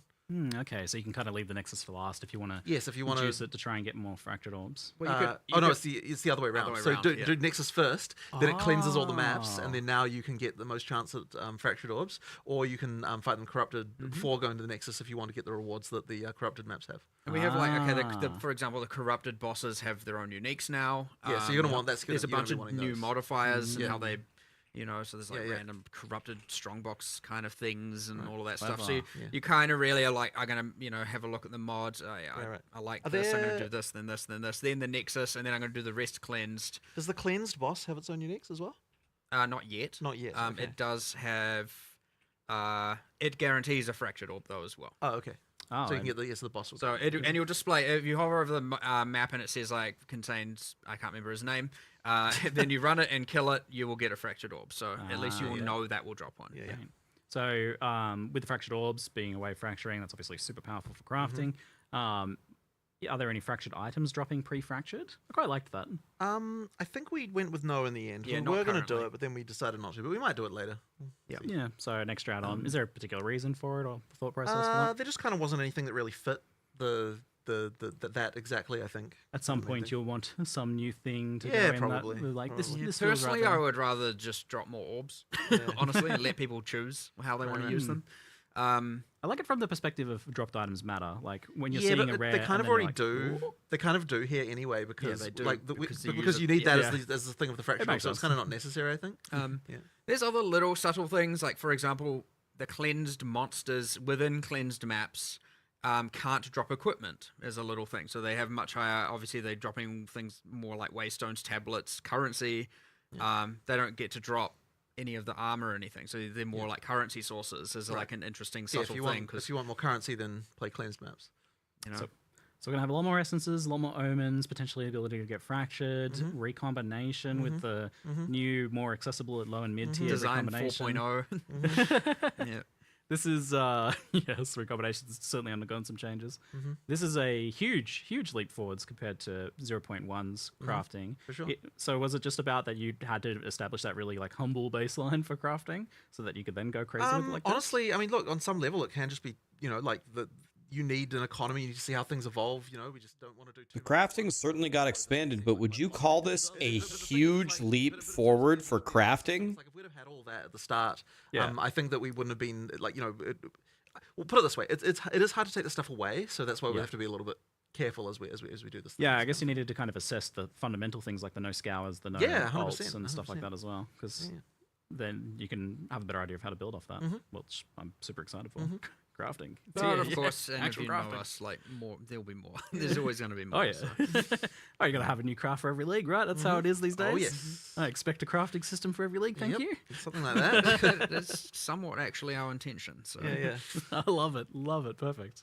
So let's talk about Endgame then, because that had some humble origins as well with the initial implementation of Humble POE2's origins. Endgame. Obviously, That's a trying nice some way new to put things, it. Being a bit experimental, not necessarily just wanting to copy POE1's Endgame. But how far of your vision was 0.1's Endgame? Was it what you want? I would say that the main problem that we had is there wasn't enough overlapping axes of randomness, as we call them, where effectively you need to have it so that when you go into a map, there's just chances for random shit occurring, and then that random shit might happen alongside some other random shit, and then now the thing together is like a new scenario. So I mean, effectively, Random shit squared. yeah, exactly, right. So let's if you look at what we actually added here in terms of like encounters, if you will, whatever that means to you, like we've added kind of more than 40, probably something approaching 50 encounters, and that's if you count things like each rogue exile is a separate one, and each spirit's a different one, and things like that, right? So those are the things. But the big difference between the ones we had before and the ones we have now is that most of these ones can overlap with other things. So you have a situation where you've got the Asmeri wisp that happens to infect the unique boss of the area, and then that leads to a combat situation that you haven't had to deal with before, or then you've got some essence thing that oh crap, this other wisp caused the the thing and turn into a boss that then, like, it's just like, it's all that stuff combining, or like, what happens when this goes with with the strongbox, and it's like all that combining stuff, and that's what leads to the situation where you've got an exponential explosion of like possible combat situations, and then sometimes you just run into stuff that you've never seen before because of that, because of this combined in some interesting way. And that's something that definitely POE1 has got very well, because it's got so many of these things that have been added over time. And it's also something that we took care to make sure that each league specifically did. So what POE2 lacked was, I think, that. And so that will mean, I think, that the end game is overall just much more engaging. Now, obviously, we're going to be adding more content and, more of the other stuff, but fundamentally, it's like it was specifically more of that type of stuff that we needed to do. And honestly, I don't think we've even got enough yet. Like, we want even more. We'll keep on adding that stuff, but it needed to become a focus. And I think part of the reason is that when we're first working on the end game, it's like we need to come up with the big ticket items, right? Like, what are the the league things, and like the maps, and we need to come up with all that stuff. And so it's the little detail-y kind of things that kind of a little bit require a bit more like time and stuff to work on, even though they're actually like relatively efficient to make. Like, we can make a lot of them when we do actually sit down and design them, because they're like making a new strongbox. Like, sure, it's like it's work, but it doesn't take like that long, if you know what I mean. But it is. But it is that stuff that really adds all the flavor and kind of interest. So we'll just be continuing to do that through the game. And I mean, even yesterday we were having a conversation about like making it so more of the maps, even just like regular maps, have more interesting just little things that happen in them and stuff like that. Like more like what the campaign has. Love that. So we haven't like got there yet, but like through early access, we'll definitely be just like introducing more of those little details everywhere, so that you get the interesting things happening. Yeah, so a bit like those exploration mechanics in campaigns. 100%, yeah, exactly. That's just, we just want to make sure that you feel that same way through the end game as well. And with the leagues as well. Yeah. And like, there's really only so much randomness that can occur within a breach in a map, and so they will end up feeling ultra repetitive. Whereas, and again, in POE1, you had the boss that could spawn occasionally. You had 5 different factions, things like that. And it is very much our intention to expand on all the leagues, to have way more random things occurring, mini bosses spawning, whatever else. I have a whole set. I don't want to spoil them all yet, because that's a whole later thing. But definitely want to expand on all that. Even Expedition only has the one boss. It had 4 in the predecessor. Like, we need to get back to having all of that depth and all of combat and all of those mechanics, and it'll help hugely, while also making sure we're adding new ones, of course. But what we definitely have learned is that our minimum standard for new ones is going to it should include all of these things from the get-go. Right. Otherwise, we're just signing ourselves up for, like, here's 1,000 things we need to improve. It'd be nice to actually get some of them finished. So that's going to be a goal going forward for sure. But I think it's like, it is where our type of design shines, because like adding content is no longer a process of like, we work on a thing and then the players get to play, like it gets into a situation where like adding content has more value than just the content itself, because it adds to everything else too. And so that kind of makes it feel like the world gets like larger, in much larger proportion than what you have. And so like, it's an n squared thing where like, the square of all the stuff we add. So that, like, basically it'll feel like it's ramping up in terms of interest as we add more content, rather than just feeling like you're just continuing like rather than every league thing, like you just add the same amount. It'll feel like it gets even bigger each time. Yeah, like when you add Asmeri Wisps, that's not just about adding that. It interacts with all the other things that already exist that it can go ahead and affect. So that's tackling one of the, ultimately, I think the biggest things is just that, like, the core basic mapping of running an empty map was boring, and that's never what you want to be, obviously. Yeah, we need to get it. So, like, some of the issues there, I guess, as well, that were exacerbated by that problem was the fact that the maps were so big and that there were so many of them. Obviously, that's getting a lot better with the maps themselves becoming much more interesting. But it seems like this corruption and cleansing mechanic is breaking up and giving you something to next tower or next boss or next other mechanic. I mean, I guess there's always something on your screen that you're pushing towards.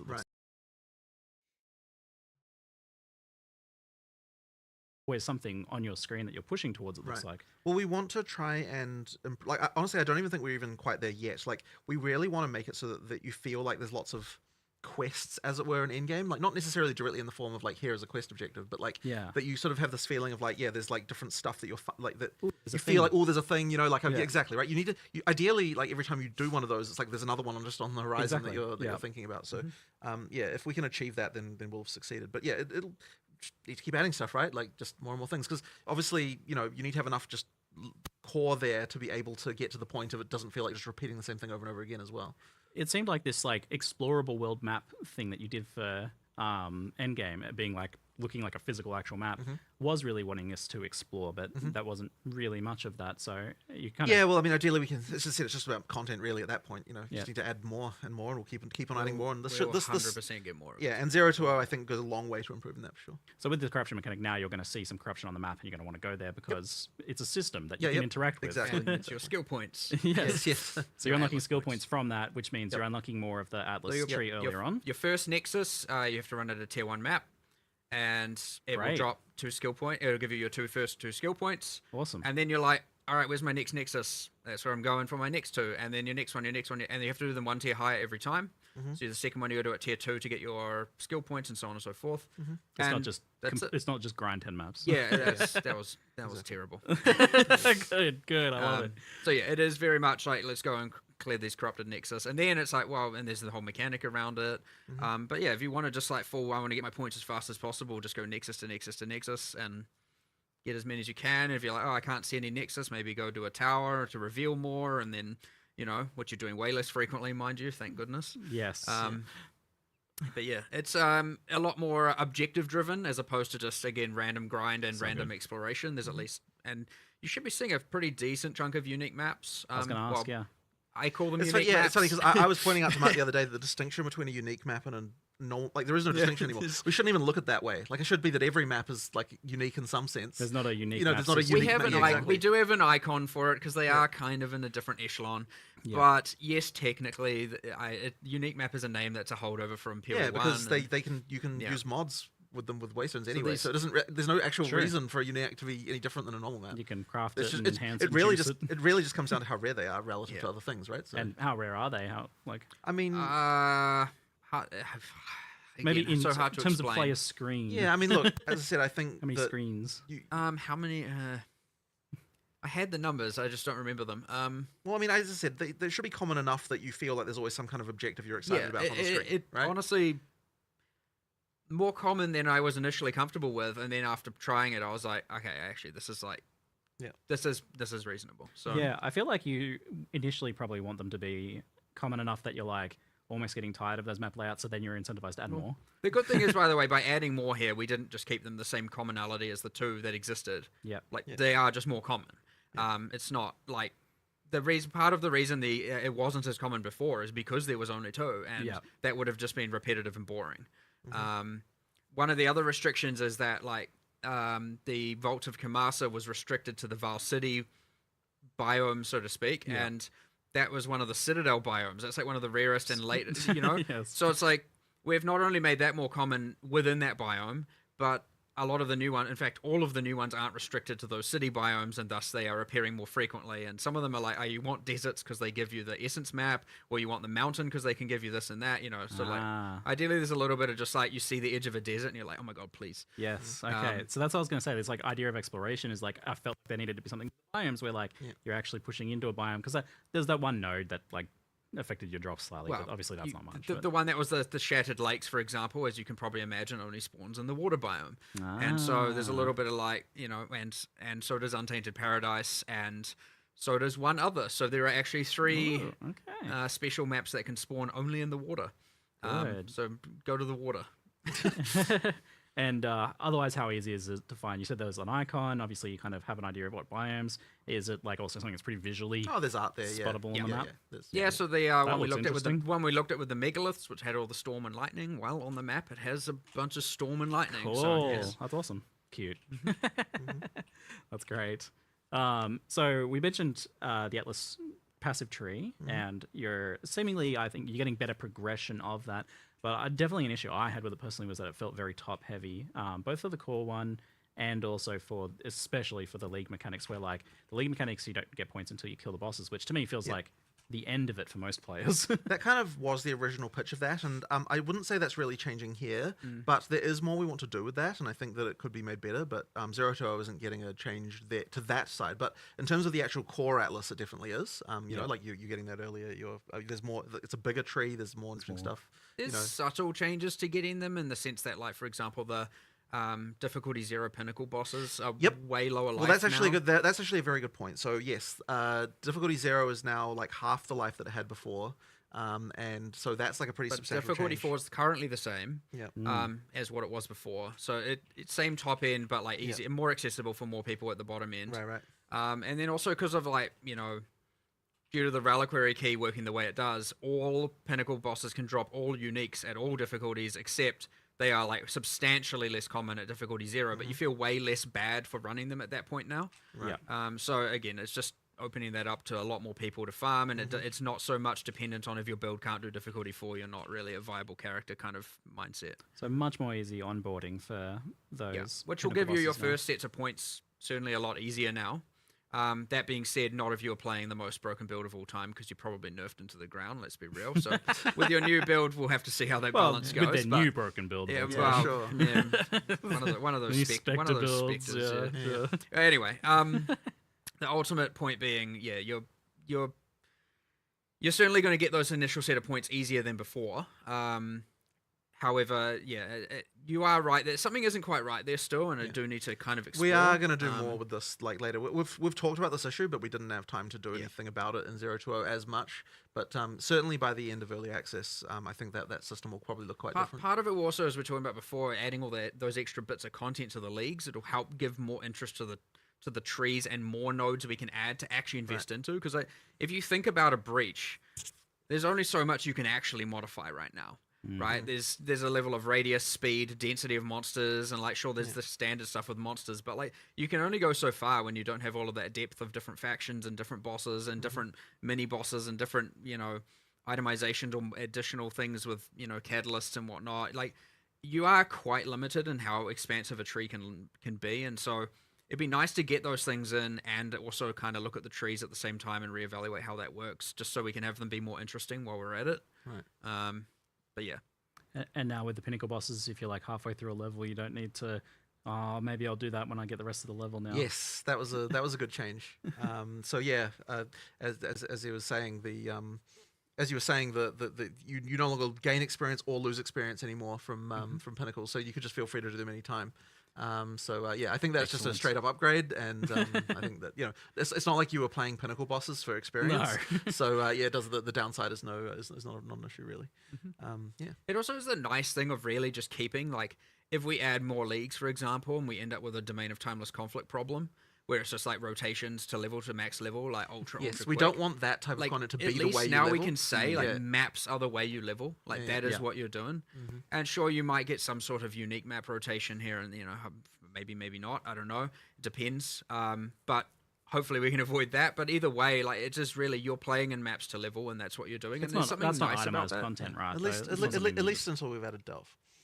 Well, sure. I mean, there will be future parallel in-game systems. Confirmed. Yeah, no. I know you want to do something like Delve. Yes. You're a fan. You're a fan. I mean, you made the Endgame look like Delve, so. Yeah. But yeah, that's been a long-term problem, and one we need to properly apply to the other game as well. That the whole like can't do my content because I got a level, and I'm like, even if you're only like 15% in, you're like, oh. Yeah. It's just not as bad. It's just not as bad in POE1 because the leveling is faster. Yeah, it's so true. it hasn't been on our radar as much. So speaking of like map progression, there's been some fundamental changes there. You're telling me that now you can no longer drop maps below your current level of map. It's correct. So yes, you no longer get if you're playing a T5 map, you're only going to get T5 maps, or if there's a boss there, a T6 map. Wow. But we've also I didn't know smoothed that. the way the whole progression works. That was so something. we've actually the map drops are way less random now entirely. When you kill the last rare in a map, that has it can affect it. At T1, that was a 100% chance to drop another map of the same tier. And then as you go up the tiers, you can still sustain that using Waystone chance. So effectively, it's de-randomized that a lot. And then there are several ways that you can get upgrades. So in terms of like going up the tiers. So one of them is that when you kill a boss, that's a guaranteed +1 upgrade. then of course you can still cube them up, 3 to 1 recipe to go up a level, or you can run it corrupted. And if you're running a corrupted map, then because it drops the same tier, that's like a sort of guaranteed. When I say corrupted, I mean the one that Varlorb corrupting up plus corrupting up +1. That lets you do the run them the same level as well. So you've kind of got those 3 options, but it's much more intentional now. It's like if you're going up maps, it's like you're deciding, okay, this is a thing I am doing. You don't just kind of have that like it doesn't just happen. So it's kind of supposed to make the jump like. If you're just looking to sustain, you can do that, pretty much guaranteed.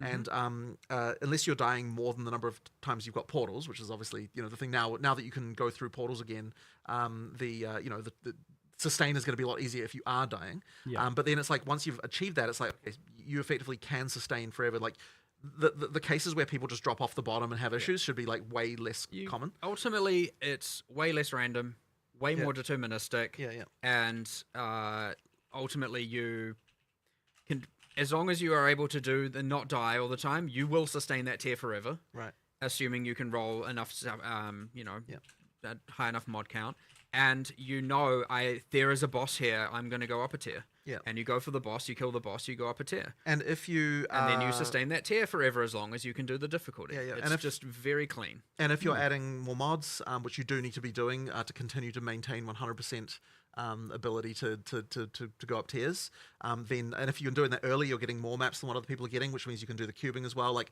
it's just kind of like it just much more effectively gets the thing where good players can advance at the right speed, normal players don't fall off the bottom of the curve. It kind of solves all of those issues but also you're not going to have just like hordes of low level waystones that you don't need as well. So and just no, it does. There are still you can get to the highest tiers relatively quickly. You have to prove you're good enough, your character's good enough, but if you're doing it, you get there, right? It's pretty quick, and you can take it at your own leisure as well, and that's completely fine. So it's not like, oh, we've made it way longer to get to tier 15. Like, none of that is really the case. It's just that before you could luck into getting to tier 15 quickly, with some level of, biasing the luck, of course. Or you could just be like, what the heck, I'm like constantly running out and have a really bad time. Right. And so now it's just way, way more like predictable, and honestly, it probably has way more of an impact on the sustain problem, which we didn't really, which we talked about, which is the respawning. I would argue this thing has like way, way, way more impact on map sustain than the respawning does. I mean, obviously, if they're paired, then they relate. You need both because because the guaranteed drop comes from the final rare. So if you were just dying, you would never get it. So the respawning is necessary in order to make it so that that's going to happen for players who and obviously as it gets more difficult, and you get less portals, you start to get to the point where you're going to run into trouble. But if you're a good player, you should be able to get up into the top and sustain very well. Yep. You mentioned the idea of maps dropping magic by default. Yes. Is that something you're still doing, or? I believe it is. But no, actually, wait. But there wasn't a concern about that, which I wanted to talk to you about later. Maybe not. Yeah, we'll talk about that later because the concern was raised that I think is valid. So we were going to make it so that maps drop magic and above, but there might be issues. So we'll discuss that later on. Well, non-decided. Undecided. Yeah. Undecided, yeah. You thought it was decided. Got a week left. We've got a week left. It's fine. Well, if they drop magic and above, then you can't use alcohol. It sounds like much more deterministic. I was doing that all the progression. time. You're That's able the to main prove thing. the power that you have. That's the main thing. It just should They be. can't am I drop strong enough to magic, do you this? can't alch them, Yes, I can do right? it. Right. Not, am I lucky enough to do this? And am I strong I don't enough want them to do this? that. Great. One Don't of do those that. axes, get out of here. Love it. So we've got rogue exiles populating the maps now. How common are these guys, especially with unique, since you get their unique guaranteed? I love that. The whole... It's 1 in 8%, 1 in 12.5 to start with, but of course Atlas Tree be Atlas Tree. So you can speak into that. And is there like a map modifier for that or something to guarantee it? Or something there like that? are. I think in this case, this one is the exception, whereas you can get normally guaranteed of the other things. We wanted the exiles to be one that you can't just guarantee all the time. They don't always have uniques. But when they do, they're using them. The AI is very cool, like how it works. I mean, they can have 0, 1, 2. I mean, there's nothing stopping them from having uniques in every slot. What? But like, it is. There's a chance that would be. It is incredibly absurdly rare. I assume it's just roll per slot, basically, right? Yeah, it is It's roll per slot. So Yeah. But So you we're might talking, have like, a line of just fraction of a fraction of a percent Yeah, for like exactly. all of them, but still like 5 or something like that. Yeah. They have quite a lot, like because they're a player. Damn, the assumption is that ads their ended. other gear is also relatively good, so they do generally drop more biased towards dropping higher tier rares and stuff like that. Yeah, so. they're doing that like full set of items because you've killed a player. Yep. Cool, I like that. I always love that little thing. And I feel like it's even more important here in POE2, so that's awesome. But just some of those will be unique, maybe. We wanted them to be less common than the other content, but like way more exhilarating when you find them. Yeah. But of course, again, you can speak into them at the cost of other things. That's your choice. Cool. Is there going to be some sort of like warning that they're coming, or are you going to know they're in the map ahead of time, or are you just going to get ambushed by these guys?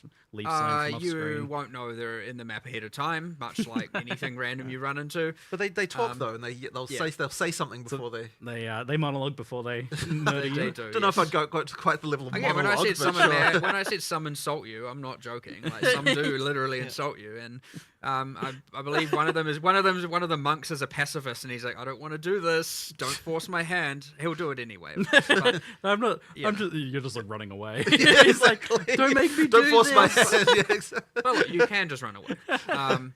You know.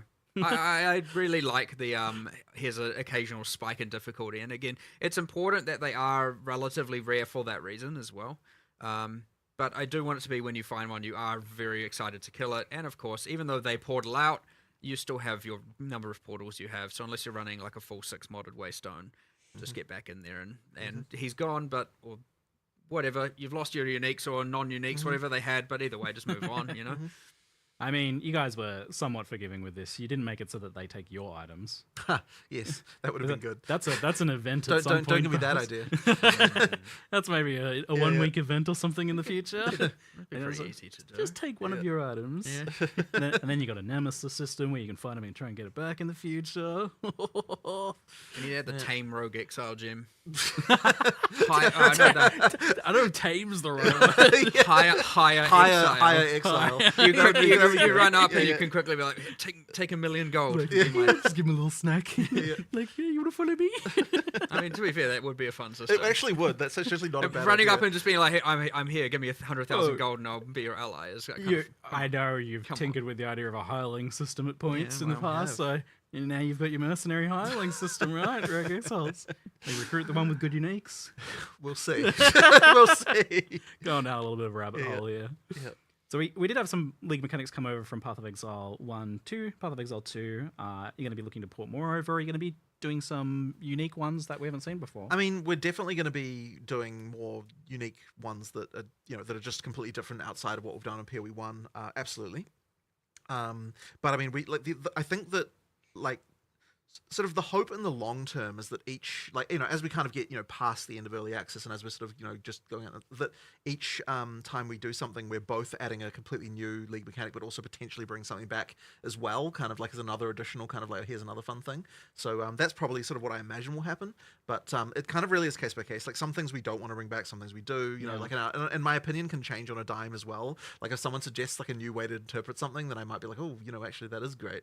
So, it honestly, people assume that we have a full plan of literally everything, but it's like in reality, it's like it's very much responsive to like what's happening and like the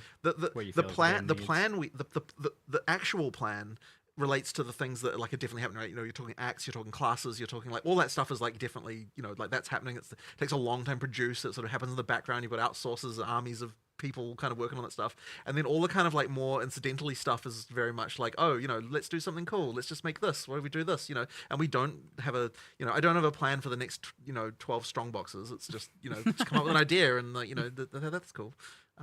Just a fun little project for a designer to work on. How do you feel like some of the ones that were, I felt somewhat definitively part of Exile 1 in terms of clear speed, like Breach, for example, have settled into POE2? Do you feel like they're in a good spot, or were they a good idea to bring over to the game? Look, I think Breach is. I mean, look, Breach is fun, right? I certainly wouldn't want to remove it. I don't know about like. I mean, there's probably been some balance changes. I mean, it was spawning too many. It has. So let's just say that without a doubt. It's much better now. No, that was the only thing that did anything. Like currently God on damn it. POE2, it's just too out of control. That was the only thing that did There's a little bit of an anything. assumption made where it was just Was like, Breach. well, you'll get overwhelmed by monsters, and That it's was more a the matter of fun surviving part. as long as you can. And then, of course, because you get self-propagating herald builds that are just literally can kill anything. Which, by the in way, every heralds direction. don't self-propagate anymore. Oh, he's Just get that out of the way. not just get talking that out about of the way. another nerf. No. It was Power the of the old characters nerf. kind of Yeah. distorted the league balance in a way where it's like we have to make some changes. So yes, Yeah. like it's coming down a bit. I think we saw that sure. one coming. with the Yeah, heralds. well, 100%. I mean, look, there's a lot of things that people will say they saw coming, but it certainly does end up being the case that like the patch notes are, so by the way, we aren't releasing them at the end of this live stream. We're going to be releasing them next week, but they are going to feel like a bit of a nerf fest for sure because like there's a lot of things. That They are nerfing it again. Let's talk balance. Yeah, So, yeah, all right. My Let's settle in here. expectations Yeah, and yeah. anticipations are that this first one is going to be an absolute wrecking ball of chaos and Damn carnage and it! see where things land. Yeah. But then maybe over time it'll become a sledgehammer and then like a fine carpenter hammer. Sure, that definitely should be the case. As I said earlier, it's like 10,000 things will change this time. 5,000 things will change next time. Then hopefully we can halve it every single time. halving. People should really be going in with the expectation that like nothing they knew about how the game was balanced before is the Forget same. Just everything forget everything you know. Like exactly. So basically we'll that kind of just means that like everyone who's finding builds like do it again. Like you are going to find more shit that is like outrageously broken again, but it is not going to be the same shit that was broken before. Yeah. Attribute stacking, get out of here. Yeah, exactly. yeah. So I mean, it's the hope is though that yes, you're right. It'll stabilize to the point, and I it will take time, but we will get to the point where we no longer have things that are easy to become outrageous with. Right, like the idea is like it shouldn't be that you can just slap a combination of supports together and then like you're just like destroying pinnacles in 14 seconds. Like it should be that. 14's a long time. Yeah, okay, sure. But You mean 14? That sounds like terrible. Yeah, Builds. That's not even on POE. yeah, no, but Ninja. that's what I'm saying is with no items, right? But anyway, so the point is that like the first time you fight a pinnacle, it should be a bit of a fight. But then of course you do get back to the ability after like when like kind of like continuing to expand, like continue to develop your character post pinnacle to the point of being able to annihilate them in seconds. Yeah. But it's just like that has to be earned. It can't just be that like just a combination of supports that you can get trivially will do that. Or like a common unique, and then that's it. Yeah, exactly, right? So, yeah. but it can be. But but if you get Temporalis, it's like, well, now, like now you've got you've got some shit going on. But it really has to be that there is an economic factor involved in becoming ridiculous. Yes. And so it's when that's not the case that we have a problem that we need to hit shit with a big giant balance sledgehammer. Yeah, so originally I was going to come in and like ask about all the specific things, but we can just assume that like it's going to be chaos. So Yeah. I like the idea instead of focusing on. I wish you kind of, would have like, your asked. Core. What are you? That's what what are you aiming should have for? What are your asked. Goals. What are your metrics? So Ask them, Ziggy. What happened to the audio? a number of Ask like them. damage. That's what I / how wanted to fast kill know. a pinnacle boss. Yeah. That you're aiming for, and then how much players can exceed that, and you're like, Yeah. So it really should be that you're not killing, as I said, not killing pinnacle bosses that fast at the moment. Like a good sort of benchmark for like just a guy walks in and like has kind of got something that's like not stupid, but also like not like doing something, like not crazy. And we kind of imagine that they should have about 50k DPS doing something like that. But at the same time, anything up to 500k DPS is 10 times. is also okay. And well, that'll take you from taking a 3-minute fight down to like a 20-second fight. Like that's your range of like potentially acceptable kind of things going on. But if you're doing above that, then you're in like we're probably going to nerf you territory at some point. So that's kind of like the thing. Now it's worth mentioning that like we've lowered like the life of pinnacle bosses to get that to be right and sort of things like the difference between a T15 boss and a pinnacle boss was just way too much. So that has been that's been sorted out.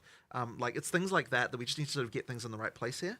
So that's a sort of expectation. Now, obviously, people are going to still find ways to get 10 million DPS somehow, I'm sure, even though we're like nerfing many things. But the thing I think that when we're talking about nerfs and how we want to do, my key thing that I want to try and achieve always is that whenever we're nerfing something, we're only nerfing the thing that was particularly like we're nerfing as little as possible to make it so that the average Joe who works in and just tries to do stuff is not getting affected by it. Yeah. Like it should only be the like ridiculously broken synergy thing that kind of like has some way of dealing with it that's actually affected by this.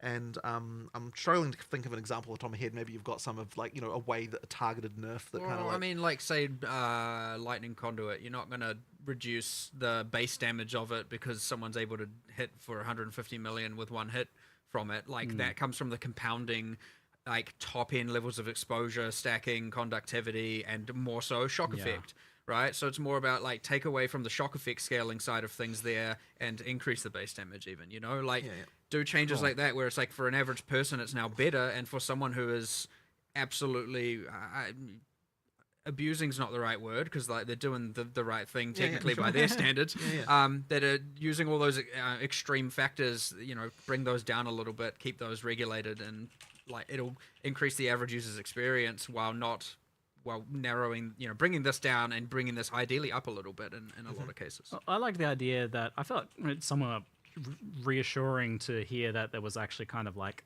a math here. Like ultimately you're saying bosses have X amount of hit points. It has 500k hit points, and so we expect players around 50. Yes. Right. So that's a clear number. Like we know that. Oh yeah, and we're okay with you killing that like 10 times faster than we expect. Right. But it's when you get it down to 1 second. Exactly. Then we're 10, like, 10 times is fine, right? And the problem with the more DPS you have, it is now I have to dodge less. Yeah. I get more crowd control. There's a snowball. You know, it is. It really is. So you're always going to be incentivized to do that, and you get to this weird thing where now it's just like, okay, well, I think you after a while was like, I haven't actually seen a pinnacle boss fight that lasted more than 2 seconds. That was really sad to me. Probably the saddest thing about the early access launch to me was seeing the first pinnacle boss fight, and it just like, and it's like, oh, you know, like it's like nobody had to care about the mechanics. The first time I gave it so many skills. Exactly, right? Like there were so many skills and all these things, and it's like none of it mattered. It's like that's sad. Yeah. So yeah, we ideally was in a situation. Now I hope that doesn't happen again, but honestly, it's probably wishful thinking. As I said, yeah. 10,000 things before, there's still going to be there's still going to be more, and it will happen Yeah, every time, and people will find stuff, look, this again, by the end of early access, I want to say we're going to be in a real fucking good spot with this in a way that is not going to have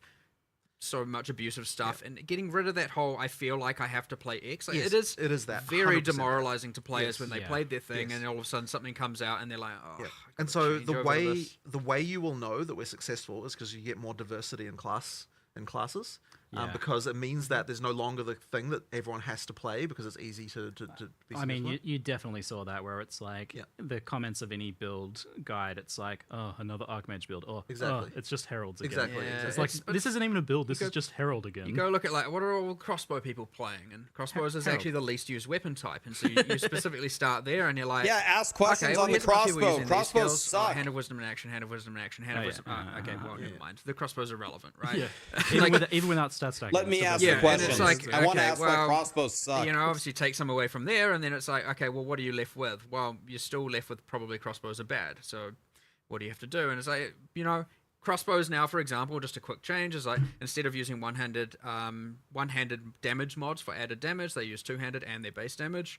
And then all the skills now have a higher growth per level because they scale with other external factors like attack speed less because they have the reload time. So they will be getting more damage per level, whereas before most skills were very consistently growing per level. So almost every spell would get the same amount of damage per level regardless of everything else it had. And this is how you got things like Spark just being the dominant skill, you know, out of control, because it scales not only that, it scales obviously the number of projectiles kind of out of control, and with projectile and duration and other multiplicative scaling factors, you'll end up with just like, well, of course I'm just going to spark everywhere.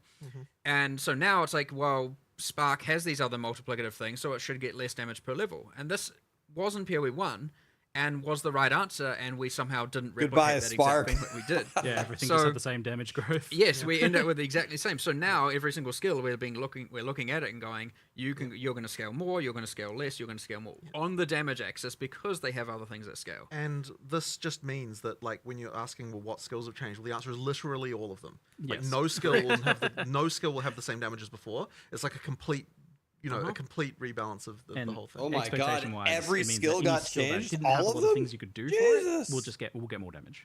'Cause that's what it That should does. be the case. But I mean, even as well, like when we're looking at things like, I sort of mentioned it vaguely before, but like I'm trying to make sure, like we are trying to make sure that like the combos that work early game still work late game, which is kind of another important element of that too. Yeah. So crossbow's been buffed a lot, and I also heard the other thing that was definitely getting a lot of buffs was Warrior as well. I mean, we'll see how that looks. I mean, everything yeah. up and everything down. It's so hard to even like. Yeah. Yeah. It's so hard to have like a cohesive message with a single like this class is better. Yeah. Because it's just, I mean, it's easy for mercenary skills or for crossbow skills because Yeah. I can look at those numbers and just be like, okay, everything's clearly higher.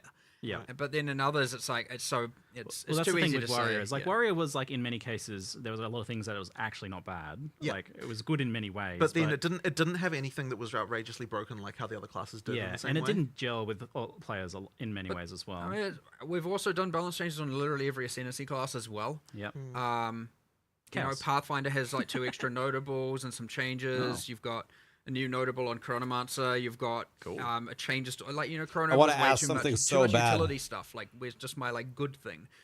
So like you got like. I want to ask if you can quality less niche, more something. And your we've ascendancy just done that on skills. every single class. We've upped a lot of the undertakings. I also want to ask if you could put your ascendancy skills on a weapon swap.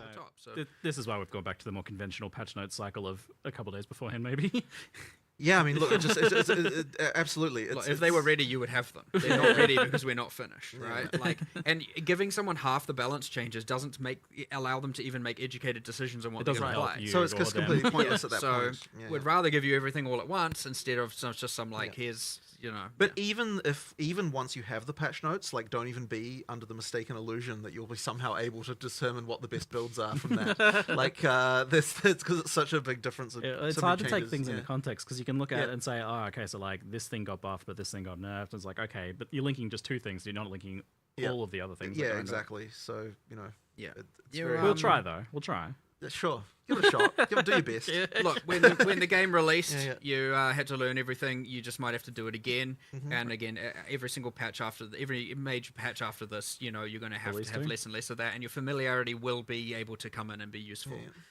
So at least from a balance perspective at this point, like it's not like we've structurally changed the campaign and all that. So you have still a lot of information and knowledge that is going to help you play the game better anyway. On your second. I mean, a lot of people maybe made multiple characters, but for a lot of people, this might just be their second character. Yeah. So they're certainly going to be more equipped. And we've had the races, so you've been able to see how the best people Oh play. yeah. Oh yeah. There's definitely some good tips to learn from there. Oh yeah. That lever skip with the portal. Oof, beautiful. It's my favorite. On the slightly bigger picture as well, like life and armor versus energy shields. Are you happy with Good kind of where either of those are at? Good or question. What do you kind of hope to achieve with them? This is good Energy question. shield certainly, I mean, primarily due to Grim Feast, and like mana stacking being a little bit out of control, that's been too strong on more the inside of defense for sure. Expect some pretty drastic changes there.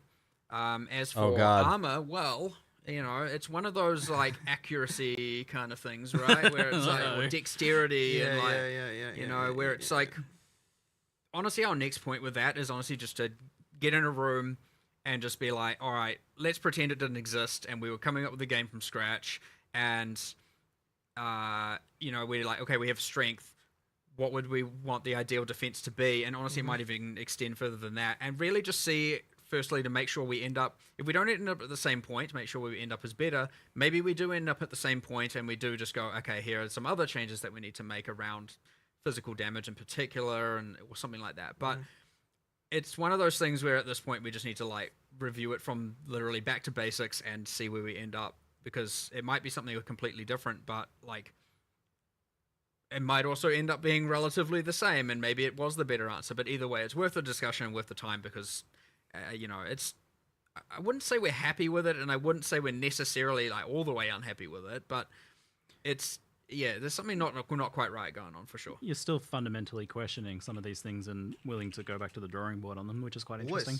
Well, 100%. I mean, this is the time to do it. We drastically changed how evasion works, and I would say it's for the better, and we should be exploring that with everything, and so we just need to do that process still.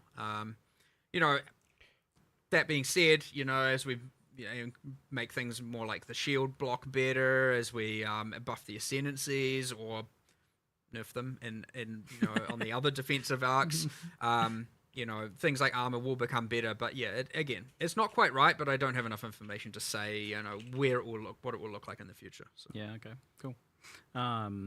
So let's talk about recovery as well, because that's another big thing. I remember early on ExileCon discussions about the importance of limited recovery in making combat matter, so that you could have situations where you're attritioned or where like the hit that you took matters for the next hit that you take, and just back up the full. But It's pretty good in boss fights, honestly. I feel like recovery is somewhat limited. That still happens a bit, but certainly in clearing, you have access to tons of recovery with cannibalism and things like that. It's certainly out of control, and it's a little bit of, again, partly due to the fact that kill speed and clear speed just was way higher than we had expected and what we balanced around. And because if we were balancing around what people are currently doing with the upper echelons of builds, you'd you'd have to have effectively every average player an average build just could be completely, it would be useless for them. Now there are ways around that, of course, but part of it is like a lot of the recovery mechanics, like if you're talking about things like on kill and based on damage dealt, it is a rich get richer problem. And so yes, there are cases that are problematic, and then there are just characters that are too strong. And there's a little bit of both going on. I wouldn't say we've targeted any recovery specifically here, really. Okay. Like, it's not been a main goal. I'm not going to say that there aren't little bits changed here and there, but it's more about, we've really made sure to just... It's kind of hard to say exactly what we've done because, again, this is probably a thing we're going to have to look at next time because there are so many changes that it is hard to even, understand how this is going to fit into Once all the of that dust now. clears, you might be able to see how recovery's looking. 100%. Like, we're at the point where we do need a little bit of all right, we need another round of testing for this because, and again, I'm going to stress it is actually impossible for the amount of changes for us internally to be able to be certain or test all of this. Yeah, but the vision is still that idea of like more stricter recovery or less powerful recovery than what. Well, it shouldn't certainly be like here's one little piece and now it's fully solved, right? Like having heaps of recovery should be something you can achieve, but it should require a decent amount of investment or high tier item itemization, right? Like for sure it should be possible. It just shouldn't be trivial. Yeah. So, and on that note, then for like vision, what's your vision of what Path of Exile 2 is supposed to be? Because I think some people are still like unsure about, is it supposed to be just kind of more like Path of Exile 1, a faster game, or is it supposed to be a slower game, a much more different thing? Like, this is a hard thing to communicate, but it gets asked a lot, and I feel like people are still a bit unsure. It's funny is though, a good because question. like once again, it's not. I don't view it as just a pure speed question. It's about like, is the combat engaging and fun? Yeah. And also, are you getting to the point where you never get to engage with bosses? Like, if you're never, if the first time you fight a boss, you just destroy it without seeing any of its mechanics, then that's a problem. And it doesn't really say anything about the pace of combat. Like, if you look at some of the Huntress stuff we've got there, like, it's incredibly fast-paced when it comes to, like, dashing around and stuff, but you still have to engage with things, and that's the key element for us. So, like, obviously players want to get ridiculously powerful, and we still want to let them get ridiculously powerful. It just has to be earned. It has to be, like, after a certain point. And, like, after you, like, once you have finished your character, once you've sort of done everything, then yeah, you should be just like like crazy and like beyond the point of all reason. It's just that you have to earn it, you have to get there, right? And like that's the power growth thing. That's like, it's really hard to sort of just like smoothen that out across the whole game, but like that's ultimately the goal, right? You have to kind of get to the point of like that you constantly feel you're getting stronger. You always feel like the next, like, oh, I got this and now I'm better and now I'm better and now I'm better, and you keep on going, and you have to scale that all the way to the end, because the moment that you get to the point where you're just trivializing everything too early, it's like, well, the rest of the game just becomes boring after that point, right? It has to be that, there's the level of that you still have to get. And so kind of based on that earlier discussions about like damage and boss time to kill and things like that, it sounds like the time where you want that to be starting to taper off, like the players can start to cheat that a bit, is after they've done pinnacle bosses. Well, you should feel that way multiple times throughout the game.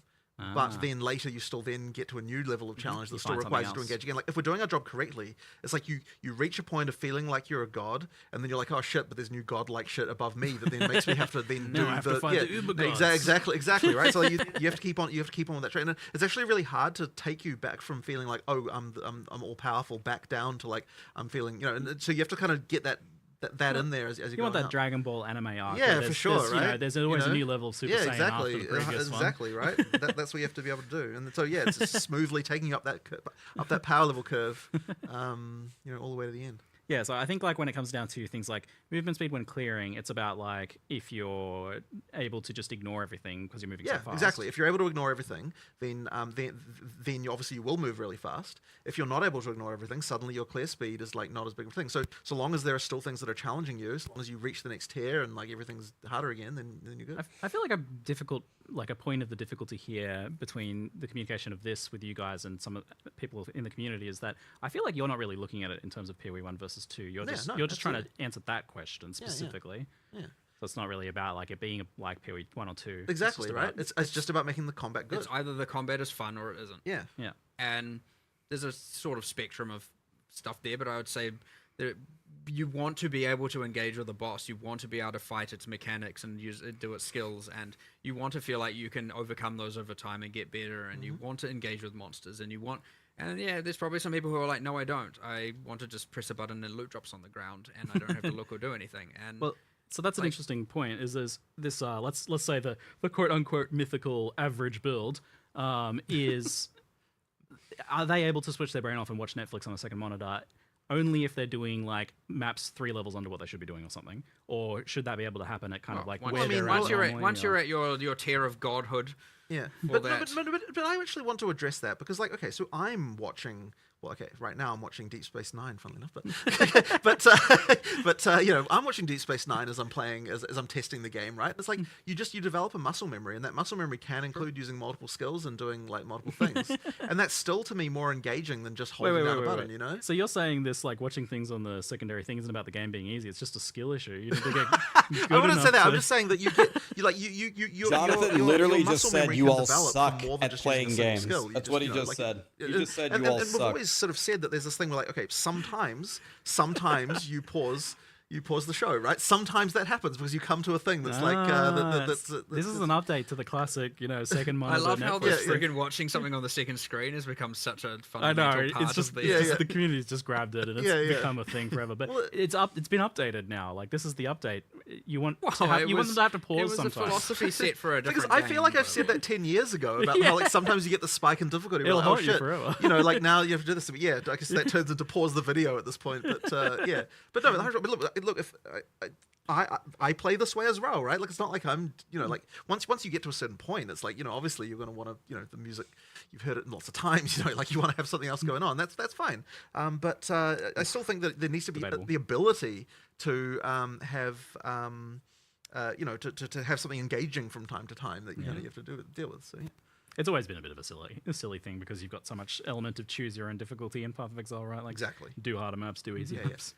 But I mean, but look, people always want to choose the hardest stuff, right? So therefore, that's what they're judging it against. That's true. And so that's why you do need a level of economic gating to make it so that, like, you know, you can't go too far with difficulty without, you know, without having to prove the economic stuff on some level, so that you can. Yeah. Why were we made exactly just to you're using the suffer? map. Yeah, that we have to think. Like, all that map sustain stuff is so tricky for that reason. Like, getting that exactly right. Yeah. Well, it sounds like some big advancements in that regards. So I've got some kind of random tail questions here. Are you planning in the future on, I don't think it's probably happening this time around, but on changing campaign pacing at all? Like, I feel like some of the zones are good probably question. a bit too large and a bit too empty. Okay, some of these questions I at mean, the end that's are more pretty about good. adding more stuff to them than it is about making them smaller. Yeah. Like, there's still a lot more events in campaign that we haven't added yet that Yep. still need doing. There's like big lists of, you know, things that we never got time to do. So we'll keep on getting to those. and the argument there, which I do believe in, is an area should be able to be large if it has enough interesting things. The frequency of interesting things is high or consistent. I mean, yeah, like the size of an area is completely right. Like, imagine there were no load screens. You just walked from place to place. Like, you wouldn't be thinking about area size exactly. It's just, is the density of interest enough? You know, like the fact that there happens to be a load screen between one place and the other is not really the relevant long element. is directly proportional to interesting. Yeah, exactly, right? So yeah, so to me, one thing we do need to obviously do, and we have done in some areas, is just making sure that if it is a large area, it's not just interesting things to find as well. It's also making sure there's enough monster variety that way it's not just so repetitive. Of, like, exactly. Yeah. God, I think this is the first thing I have to just straight up disagree. When you go through the campaign anytime except for like the first 2 times, you're just trying to rip through it. If you keep the zone massive, but put cool things there, I'm just going to run by them anyway.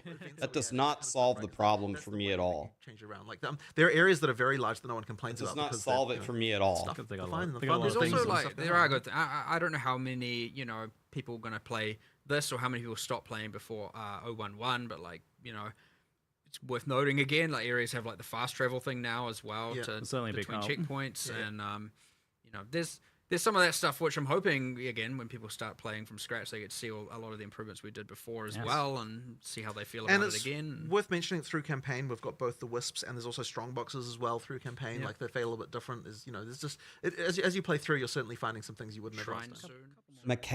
Mechanics mean something in the end game. Mechanics in the campaign, I'm still running A to P as fast as I possibly can. Yeah, it might be a bit weird. The ones in the end game, it works a little bit better narratively, but using that asset throughout the campaign, it would feel real random. So it's just a matter of, as soon as the art's done, we'll be chucking those in as well. Oh, great! So that could be after release. It would certainly be shortly after. But also, like, every time we do like that, we're expecting people to play through again. Like, we'll probably tweak like which the content spawns in different areas, and we'll just like fiddle around a bit so that then you play it just feels a bit fresh, and you know, things are going on there. Yeah, you kind of got me there. I feel like each of the zones I'm trying to think of that like feel like they're way too big is like they're also just coincidentally empty. Yes. So I guess that is maybe perhaps more an issue. It's the exact same problem happens in maps, by the way. Yeah. I mean, yeah, we talked about that, like the boring empty map. Yeah. When the maps, when people say the map's too big, just not. I think I phrased it to Jonathan yesterday when we were talking about it as every screen looks the same as every other screen. I don't think it's the same thing, man. You could make me a massive map and you can fix it by adding a ton of cool mechanics. I don't think. And there's nothing going on in it. And even if there was stuff going on, I mean, like, it's funny because like it took us a little while to even come to an understanding of like what needed to change there. Because I'm sort of saying like, okay, well, you know, like, and it's very random. So it's like, you know, do you find the cold plains in D2 as to be a boring area? Because it's ultimately kind of similar. But the answer is, well, there's buildings sometimes, and you get like, you know, there's just like there's just a little more going on in that way. So like, we need to make sure that maps feel that way too when we're doing them. There has been a few pervasive crashes and issues like that. Oh god, yes. Going? Well, I'll tell you what, the entire engine team have basically been entirely focused on that for 3 months, and it's been horrible because. So I mean, it's kind of a long story, and I don't know if I should go into all of it, but ultimately, the issue is that on NVIDIA cards, the remaining issue at least is that on NVIDIA cards, if you're using a driver that's bigger than I think 560 point something, like basically after that point the game crashes, and if you install an older driver than that, it doesn't. If the crash happens in the driver in the GPU, NVIDIA is just like not really much help, you know, like, and so it's like just trying to nail down what even caused it. It's just so hard when it's like, and the thing that sucks about it is like it won't reproduce on anywhere except production and alpha, and like the moment you look at it, like we can't reproduce it anymore, and yet for some people it happens all the time, and it's just like it's so horrible. And like, you know, what we've done, we actually come up with a somewhat ridiculous idea that was now implementing, which we're going into 020 with, by the way, which is that, and this will seem stupid, but like, how about we just don't crash? Which you tell me about this. Yeah, exactly. So basically what we do is, what we're now changing it to is that if the GPU driver crashes, what we do is we create a new device and then upload all the textures to that. The game is paused while this is happening, and then it unpauses, and then the game keeps going. And so that is what we're doing to solve this crash. And it's like it's kind of ridiculous that this has to be the solution, because like it's just mysteriously in the NVIDIA driver we have like, and we have tried to find a workaround for this. It is just like so difficult. So that in 020 that's what will happen. So while we're here, like, do the players have a workaround? Like, well, you can install the driver earlier than. Sure. What about the Vulkan? Does that matter? Yes. Well, but no, not entirely. It does still happen in Vulkan, but it's a bit unclear about that particular thing, about whether or not that's less. But I figured it might be. It is in the driver. But I mean, yeah, like if you install an older driver, it will go away. So all of this time, when people have been saying the classic armchair developer meme, it was like, why don't you just add a bit of code that says if crash equals false? Yeah, well, you know, something like that. Works. Basically do the engineering to allow us to just recreate the entire like GPU context, and then there you go, and then don't crash, and that is actually the solution we're now doing with. But it's like the thing is, the other one that sucked though was that stupid damn full system freeze, Because I'll tell you what, if the entire system freezes, there is just nothing you can do to find out what the hell caused it. Because like, nothing, there's no like report. crash report, there's no logging, there's no literally nothing, right? And it's like that happened. That happened when the Windows November H2 update shipped, and then things just started mysteriously freezing. 24 and, H2. My God, that was hard to track down. The and, death you of ask everything. Microsoft about it, and they're like, "Oh, we'll look into it," and it's like nothing happens. It's like Jesus Christ, guys. Like it's so annoying. I can feel your frustration Yes, is it's palpable. incredibly frustrating because it's like we want nothing better than to fix this shit.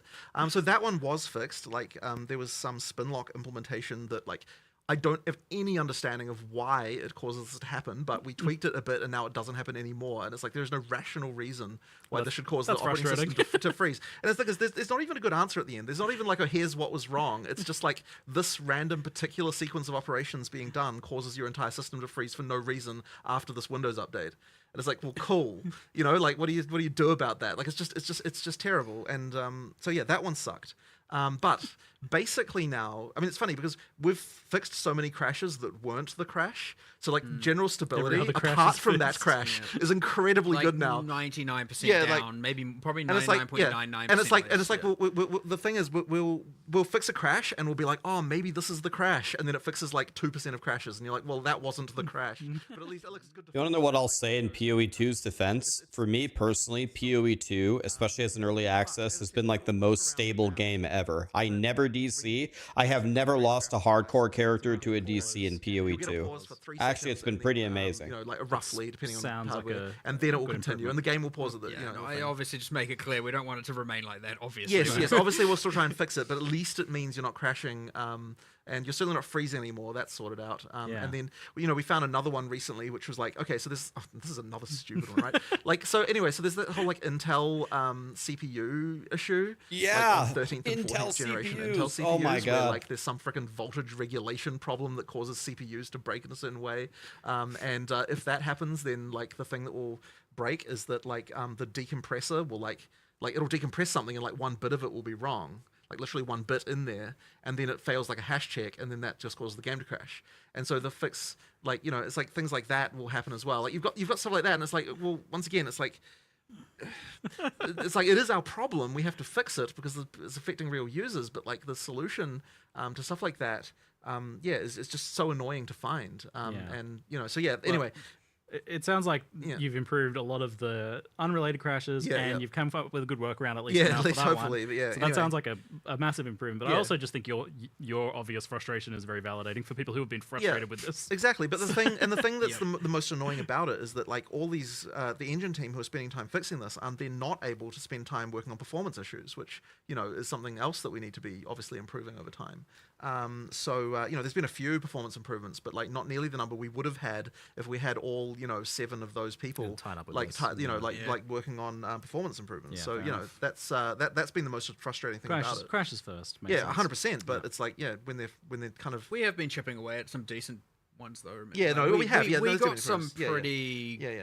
good performance problems resolved. Yeah, I mean there was that ice one that was really bad. Yeah. And, there was things like that. So like the worst offenders we're certainly fixing. But and like I have no doubt by the time we get each time we do a new release, it'll be even better. Yep. But and by the time we get a full release, I'm sure it'll be like very good. And I mean, speaking of, I know it's like tangential sort of as well. Obviously, we had a lot of woes around the release, but we've done a whole lot of back-end engineering work to make it. Yes. So the launch should go smoother as far as like all it was pretty good. Stuff. It was. Wow, it still was 5 hours of not good. Yeah, but like 5 hours compared no. to This time, days. I mean, look, I'm standard. I'm tempting fate here, but like we've made significant improvements to the ability for the realm to handle stuff. So 5 minutes this time. Well, I mean, we'll see, right? You never know what's going to go you wrong. But sometimes it should be get caught out by something random. Yeah. It should be much better this time. And I hope you get enough players to stress your theory. That's always a good thing to aim for. We'll just run up with a couple of the random kind of chat questions before we finish up today. Any possibility of ascendancy respecs? Is that something you've considered, especially with all the changes going on? We're sort of not in love with it. It's just one of those things where like I feel like it's key to the identity of the character, and like respecing like the journey of the character like it does get pretty significantly compromised if you allow for that.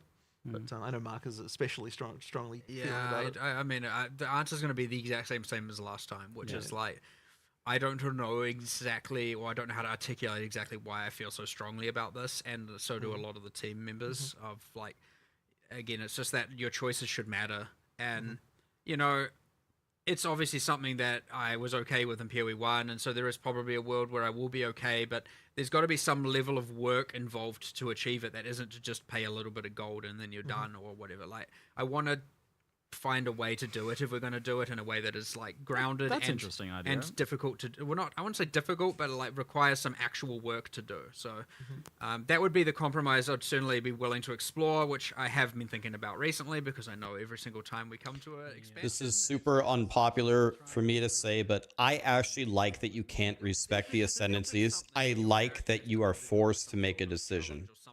I know people are going to hate that take, but I actually like it, to be honest. entirely wrong, but something a bit more. Sacrifice a few animals, so a few thousand enemies. I'm sure we'll have a conclusive decision, or at least a level of articulation, one way or the other, by the end of early access. Right. But for now, I'll ask you then. yeah, it's just going to take me a bit more time to figure out what I want to do there. Is dynamic switching between keyboard and mouse and controller coming at all? It's not in 020, but it will be coming. It's on its way. Yes, so Work- like, being and worked I'm on. really hoping by 030, like we should be able to get that. That is a very key feature. It seems like it's going to be hard to loot juice maps with only one portal. Oh no, well, this question has already been answered. Well, actually no, because there's No, still one this- portal. No, this is a concern, that's and we true, have to do with something juice, about it. We have to yeah. figure We it have out, to figure it out. My Yeah. bad, So yeah. in the next week, we will actually be looking into this one. There's a few problems around point. it Yeah. still, that other things to come up, like Yep. you know, you also don't want it to be that if you did use your one portal, because it's your portal that's used, not everyone's portal that's used. Because when it says That's actually one a good point. portal, Yeah, it's a good that's point we one didn't portal I think we for mentioned up that. to 6 players. Yeah. Yeah. And so when it's 6 portals, it's 6 portals for up to 6 players, which means technically it's 36 entries and exits out of the map, right? And like that changes things in a way where it's like when it's down to 1, it's like you don't want it to be that, oh, I failed the map. Quick, Ziggy, come join my party, get in here and finish it for me. You know, you don't want to kind of have that style of play happening. So there are still some things we need to figure out with this because it's going to promote some what I would probably classify as degenerate behavior, as well as the fact that, yeah, you're probably like, oh, my inventory's full, zone out. Oh, what the? Okay, sweet. And sure, you can add a warning, but I don't know if even restricting it to just one inventory of loot like that is good, right? I would personally prefer that it's one death, not one, you know, entry. So there's some stuff we need to figure out, but again, Jonathan and I need to talk about that and actually solve that. So That's interesting, yeah, because the death seems like the important part. So as long as there's not like a way to cheat it, it seems like almost like you'd want to allow people to come and go as they please until they die, right? Yep, which is a potential solution. Yeah. But again, can't Something say for sure. But yeah, 100%. That person is right for bringing that up, and it is on our radar for this coming week to have, or weekend as well, to have a solution for. Yeah. So with this new league not having a specific like league mechanic, is it still a challenge league? Does it still have challenges? It's actually No, I didn't think there's no so. achievements or challenges Yeah, yet. yeah, yeah. I'm pretty these sure are- we weren't going to do that for a little bit yet. These but are, there's yeah. not really, maybe later in early access, but for now, not really. Yeah. We're just trying to keep it more about Make the the game game. and the mechanics and less about, you know, Make the game first. the achievements. And the achievements will certainly, an achievement system and stuff like that will certainly be there with the full release, and we'll reintegrate all of that at the time. Is there any plans for stash tab expansions, like for example, rune storage? Oh, Especially with 100%. more runes. Right now, I'm actually trying to at least add the affinity without adding a custom tab. Oh, Those good. two things appeared from an implementation standpoint, so I want to try and divorce them so we can have affinities without we it. Oh, yeah. wanted to get those in this patch, but unfortunately they just Yeah. didn't quite make it. Yeah, so yeah, like, yeah. I mean, it's actually quite likely to come in sometime, It's- like in a point release after, like within the 020. As soon as the patch is Okay. out Yeah, and yeah. stable and we're Yeah, on yeah, top yeah, of things, it's going to be like, all right, we need to get all those like UX or quality of life yeah. things that we blatantly missed out on. Yeah, yeah. Yeah, I think For that- example, like being able to add bookmarks to your atlas and Yep, write that's, the name. that is one That that is we, something we we are- designed some stuff for it. We just haven't got it Yeah, yet. cool. I want to say it's like 80% implemented right now. Yeah, yeah. So, So we- it'll be soon as we can. We'll get that in there. That's That is critical. excellent. And on that note, we'll wrap things up today. Thank you so much, Jonathan. Thank you so much, Mark. Thank thank you very much you. for coming. And thank everyone Love for it. watching. Thanks for having me here. Great time. Thank you very much, everyone. And I'm Ziggy D, and thanks for watching. Bye-bye. See you.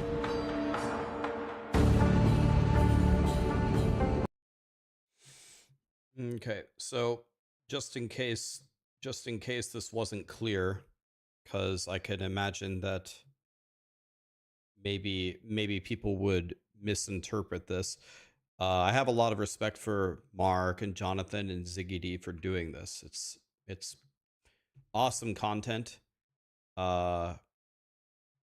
People are saying, "Oh, he's paid this or that or this or that," and they have scripted questions.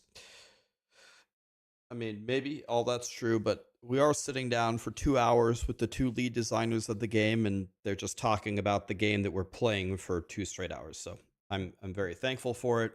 I would have done it a little bit differently. I would have asked a lot of the questions he asked at the end. I thought were by far the strongest. Like when he said, "Oh, you're changing everything about the game. I guess we don't need to talk about it." That's what I wanted to talk about the whole time.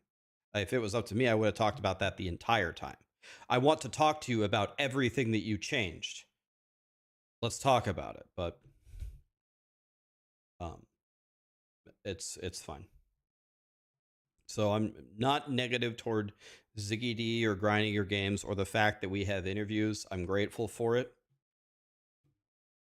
My feedback would be it would be nice to get it would be nice to have a little bit more pushback within that interview.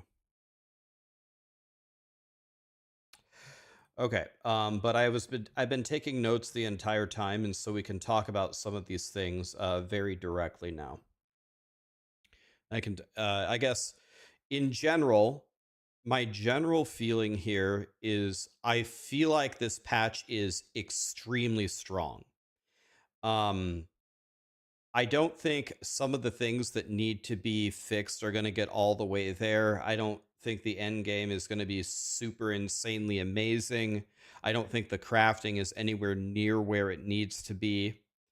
But the magnitude of the patch, the full redoing everything in the existing game, the stuff that we are getting, I think is quite significant for the amount of time that's been spent on it. Some people may disagree with me, but I've been covering ARPGs for a very long time. Like I felt like the new kid on the block for a long time. I'm not the new kid on the block anymore. I'm an old piece of shit dinosaur, and I've seen a lot of stuff from a lot of different games. And I think the magnitude of the stuff that we're getting here versus the timeline and the trajectory of POE2 looks very good. I think this patch is actually pretty strong. Anyway, so I'll go over some of these things and some of the things I liked and some of the things I didn't like. So getting the patch notes next week. Everything that we have known has been changed. Wish we could have talked about it way more. They said they changed every single skill and they changed the existing ascendancies, for example. And one thing that I don't think Ziggy, he kind of asked this, but not really. I don't think we actually talked about it. He talked about like some little things about the campaign, and they said, like, for a lot of people, I guess without the reset, I guess you don't have to do the campaign if you don't want to. But for a lot of people, the campaign is most of the time that they spend playing the game because it takes a while to beat 6 acts. I wanted to know if they changed the campaign. Are you making the bosses way harder? Are we going to get through it faster? Like from you changing the campaign, not from the skills. But all that they said was the maps that are too big need more stuff in them. By the way, let me say one thing. There's so many people who subbed and gifted subs during that whole thing. I was thinking about muting it every time and thanking you, but then I would have been muting the whole time. Thank you so much for all your generosity and the follows, guys. I saw them all coming through. Thank you. Appreciate it. So the one thing that they said that I really did not agree with is in the campaign, in the big zones, you can just make it interesting and add more mechanics to it, just like you can in the end game with a really big map that's boring. I completely disagree with what they said there. When you play the campaign for the first or second time, yes, you go explore all of these different things and you, oh, what's in this room? Can I open this chest? Oh, here's a vault. Oh, here's a strongbox. After you've done it a couple of times, almost everybody kind of zips through it. I don't think people are playing campaign run number 3, 4, 5 and stopping to smell the flowers, as they say, or taking the scenic route. Oh, let me go the wrong way and see what mechanics are over here in the campaign. I don't think. Okay, now the ads start playing. See, they knew that some content was happening, so they hit the ads right then. So yeah, I you see both hands. I didn't run ads at you guys. But I think the campaign turns into A to B. And when some of the zones without the movement of POE1 feel like such a giant slog, I really don't think adding cool mechanics to it makes it more fun. Conversely, in the end game, when you add a bunch of cool mechanics to the end game, that makes it fun. Because if I juice up a map and it's a massive map, and you're saying, Rax, I'm going to make you have fun in this map because I'm going to put this rogue exile and this really juicy legendary strongbox and this breach mechanic. Okay, now you have done a good job. Now I'm having fun. So I don't think that they're the same. They don't feel the same for me. I really don't like that solution for the maps that they feel are too big in the campaign.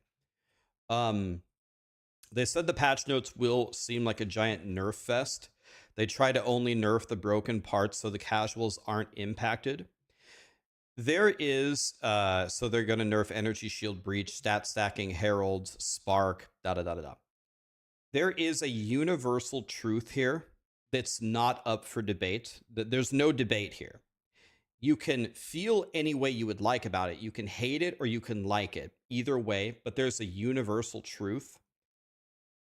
A lot of things need to be nerfed. They get nerfed, we get mad, we're raging, but they do need to be nerfed. Because exactly as Jonathan said, if you just waltz through everything, kill the pinnacle boss, and he dies, you aren't playing a video game. You actually aren't playing a video game. So it's going to hurt and we're going to be sad, but it's a part of the journey to get the game actually balanced so we're playing a video game. I mean, not to draw this comparison, but Blizzard agrees with this. I've been chatting with them. Blizzard agrees with this. Diablo 4 has this problem. When it's so easy to gain everything and everything isn't a challenge, most people start to gravitate away from it. It's fun for like a week or a day or 3 days, or it's fun if you barely play the game. But in general, playing an ARPG, which is about, usually about grinding and then designing it to play for a day, is bad. So, the Nerf Fest is what the game needs. We'll see how it goes. They're going to look at armor later. People hate armor. They're going to look at it from the beginning. They added 100 new support gems. Cool. 100 new uniques, mostly mid and late game chase items. Cool. That'll keep me playing. Nice. That's a lot of content, by the way. They aren't going to wipe everything, but you're encouraged to restart. I'm going to restart. If you start with everything, it's boring as shit to me. There's a wisp mechanic. You chase them around, you get rewards. If you don't catch them, they explode. Cool. Looked fun. They added 3 existing classes. The Tactician, which is like a supporty boy. That's the way that I thought of it. Then there's the Lich, which is like an undead sorceress. And then there's Crafty Boy. And then there's Crafty Boy, where you make your own gear. You make your own body armor from a bunch of choices. Just a really cool idea. So, nice. Oh, okay. So wait. Oh, there's an economy wipe. Wait, is there an economy wipe? They said you could play your characters. So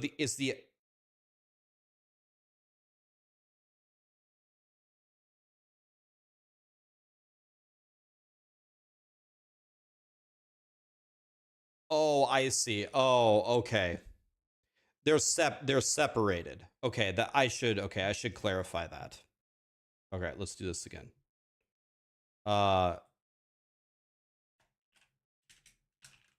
There's a new league that's wiped, or you can play the old league not wiped. There's just two of them. Okay. I thought we were all playing in the same league and you could restart if you wanted to, but you're saying they're separate? Okay, I didn't pick up on that.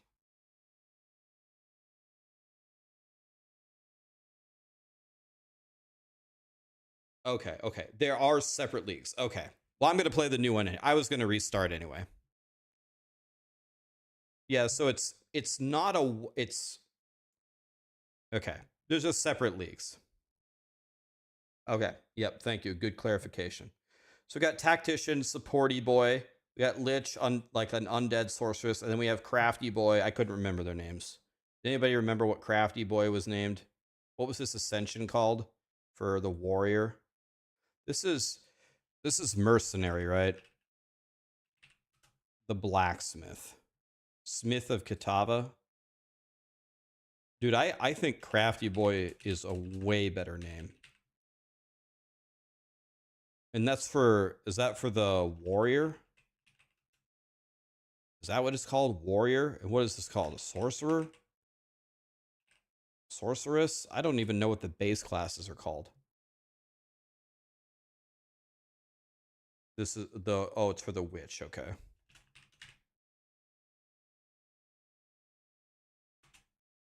Okay.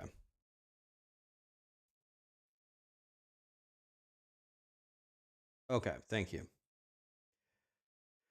So they said that stuns and ailments against players don't happen often enough to make you want to build into blocking them. And they said the stuns in particular are going to happen more when you block, parry, or you're fighting on your mounted Roa. But they also said the elemental ailment thresholds were too high, so you would never be ignited or anything.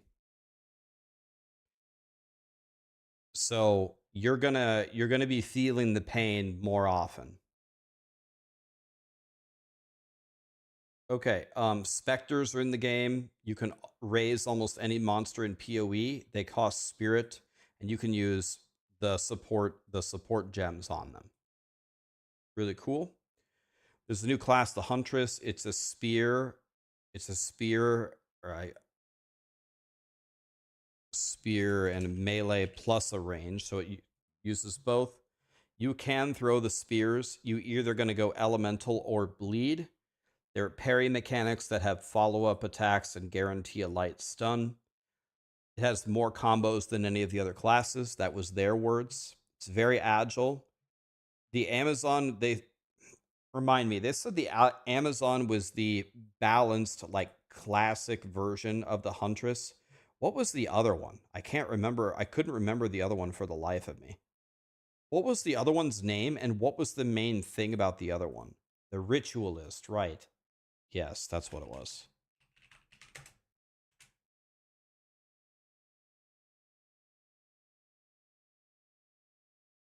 Oh yeah, the additional ring. Dude, isn't there a belt Ingenuity that, like, the belt has no stats but it magnifies your rings? Isn't that like cheating? Does that work?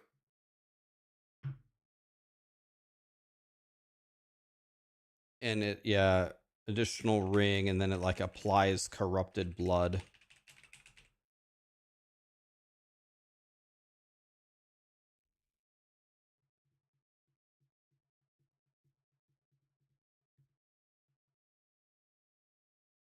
And did it get pets?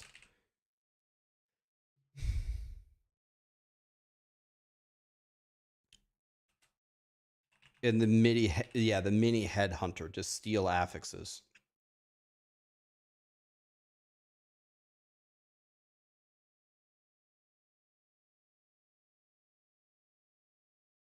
Oh yeah, you could like cut yourself, or you could cut yourself or draw the power of.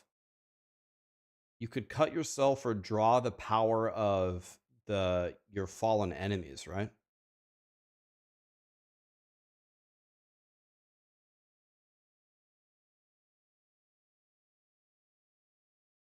The emo spec, power from kills or hurting yourself.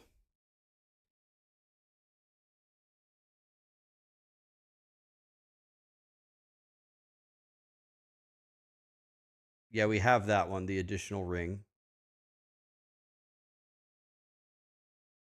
Okay. Okay, we already talked about the 5 new ascendancies.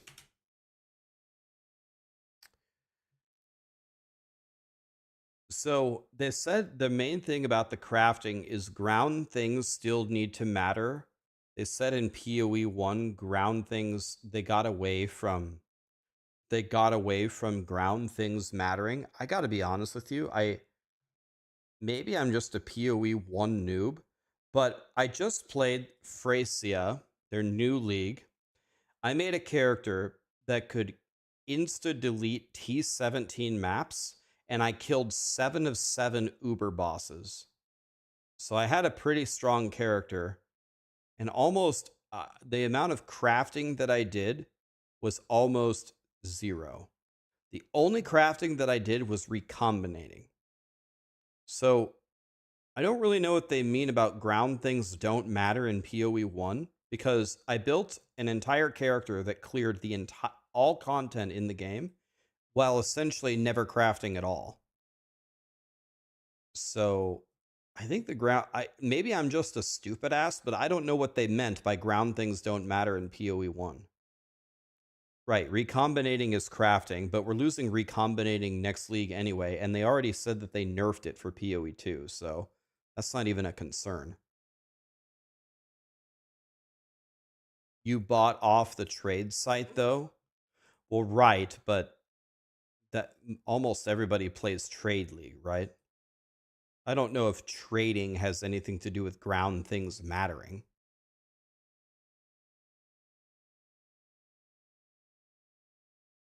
Maybe a little bit, but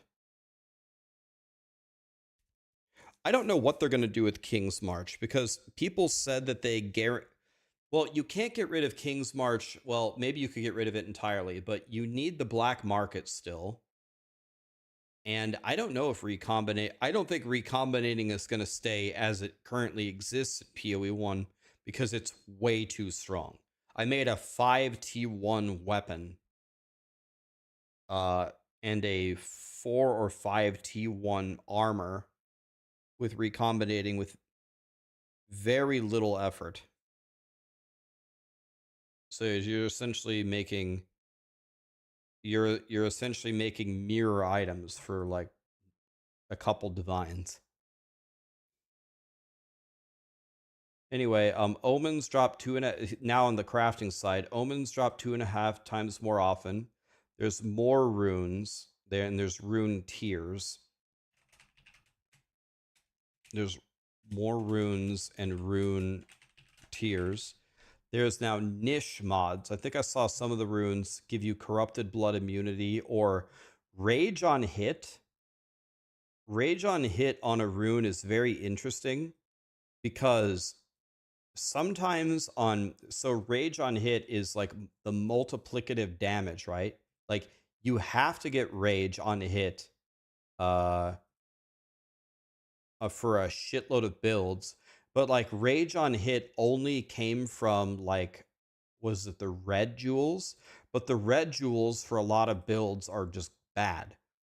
So if you can get your rage on hit from the runes and you get like 2 of those, that actually potentially opens up a lot of jewel slots in the passive tree, and jewels are insane in PoE2. So giving you actually giving you the option to get rage on hit is insane. Because it should be a huge buff to like melee that doesn't want to use those red. I'm pretty sure it's the red jewels, right? Whatever color of jewel it is. Because I remember I was buying jewels just for rage on hit, ignoring the other 3 mods. So that's actually going to be quite significant. And then there's higher level mods. I guess that's the same thing as the tiers. Essences, you can now corrupt them. The greater essences are more common. There's higher tiers and special affixes. Fracturing orbs is, to me, like really the first step toward making the crafting something else. It's something kind of deterministic. So this is starting to actually build some crafting into the game for me, because in PoE1, this is one of the strongest options, is to get a really good fractured base and then mess around with it. But the difference here is, do we have any way to reset a fractured base? Because in PoE1, you have scours.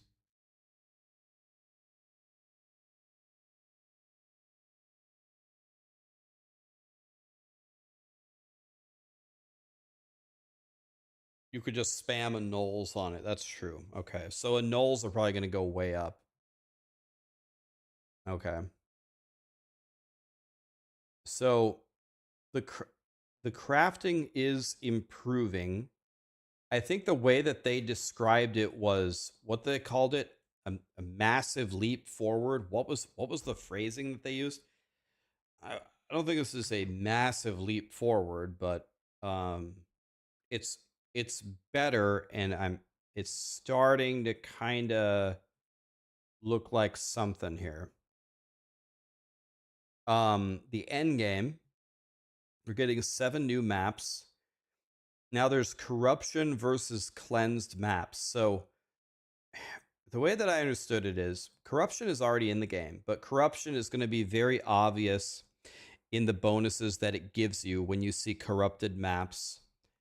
There's corrupted bosses that have specific unique like loot tables. Then you go to a nexus, and if you clear the nexus, it cleanses the maps, and cleansed maps drop different loot like fracturing orbs. And they say the drop rate is about 1 per biome. So I guess you make the choice. Do you do the nexus first so you're farming the cleansed? I guess fracturing orbs or whatever else the cleanse monsters drop, or do you want to fight the corruption? So it's something to think about.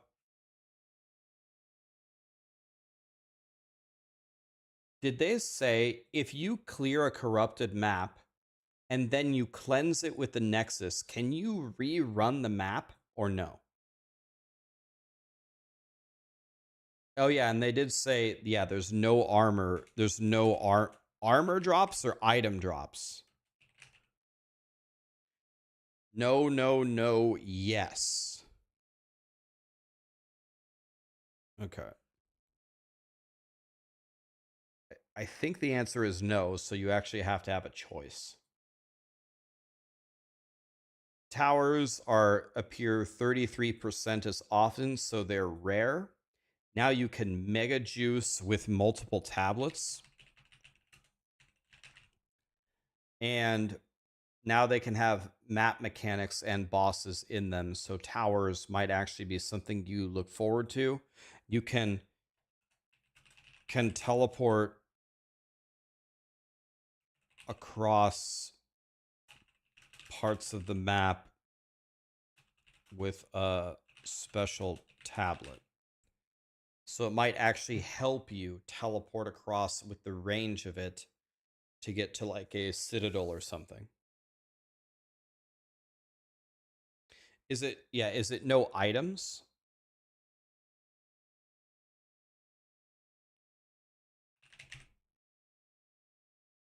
Yeah, that's what the 33% spawn rate versus before.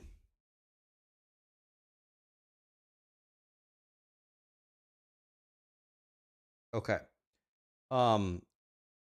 This is kind of interesting. Waystones, if I understood them correctly, waystones don't drop lower than the tier that you're running.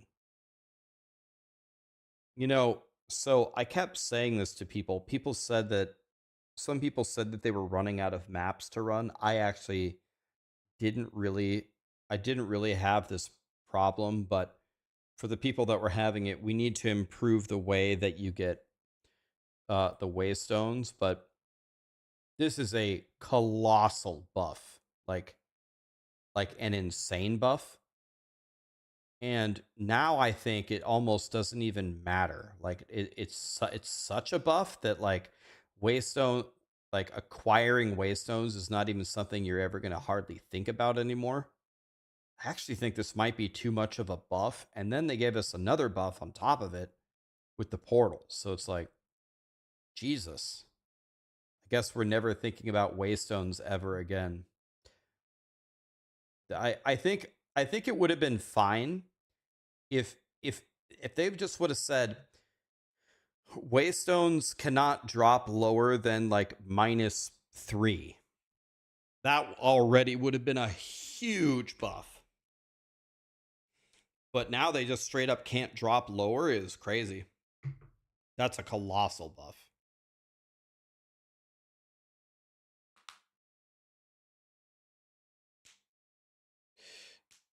Yeah, like, yeah, it's kind of interesting. Yeah, so anyway,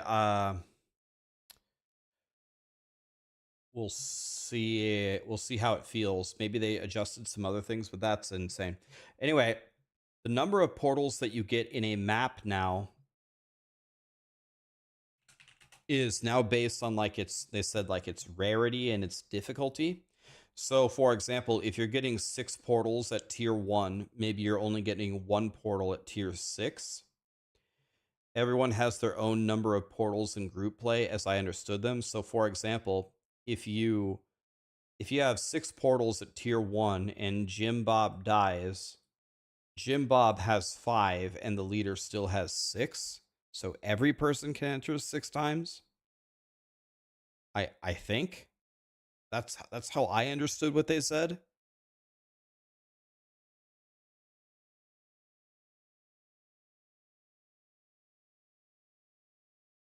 It's just based on affixes. Okay, so that's kind of like rarity or difficulty. I guess number of affixes is a more precise way to say it.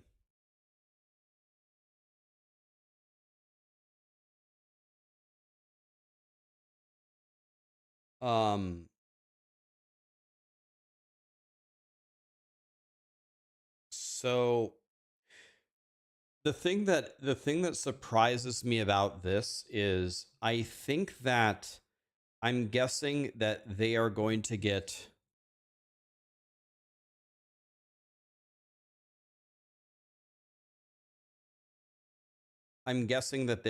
quite a bit of pushback because people are going to get like they explained why they did this. They did this because people who enter the end game are dying too much, and when you plug a waystone and die, you just lose it, right? But another thing you could argue is as you get further into the game and the maps get more difficult, then you give people less chances. I'm just 100% sure people are going to complain about this. So I wouldn't be surprised if there's so much complaining here that it changes again in the future. Yeah, I wouldn't be surprised if it changes again. But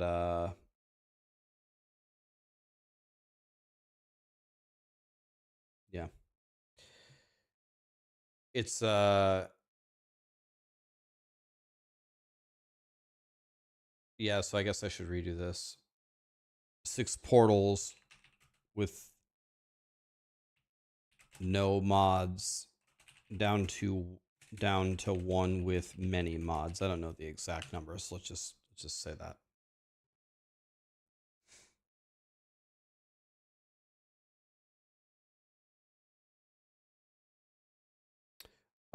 Pinnacle bosses no longer grant XP, but don't remove XP either. So now you can fight them all you want. Recombinating is now in the game, and it comes from Expedition, but failure can destroy both items. So essentially what they were trying to say is essentially nowhere near as powerful as in POE1 Phrasia League. There's new unique maps, and they can be tied to certain biomes. That's an important thing that they called out. It might be important if one of these unique maps drops like a godly item, then you just go to all the water biomes, for example, until you get it. Rogue Exiles are in the game. They're super powerful monsters. They simulate actual players. It's kind of like PvPing somebody. They're very strong. They show what uniques they're equipped, and you get them when you kill them. If they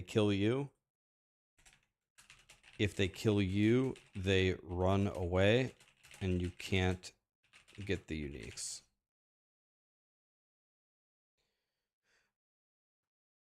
So that's nice. They expanded the Atlas tree.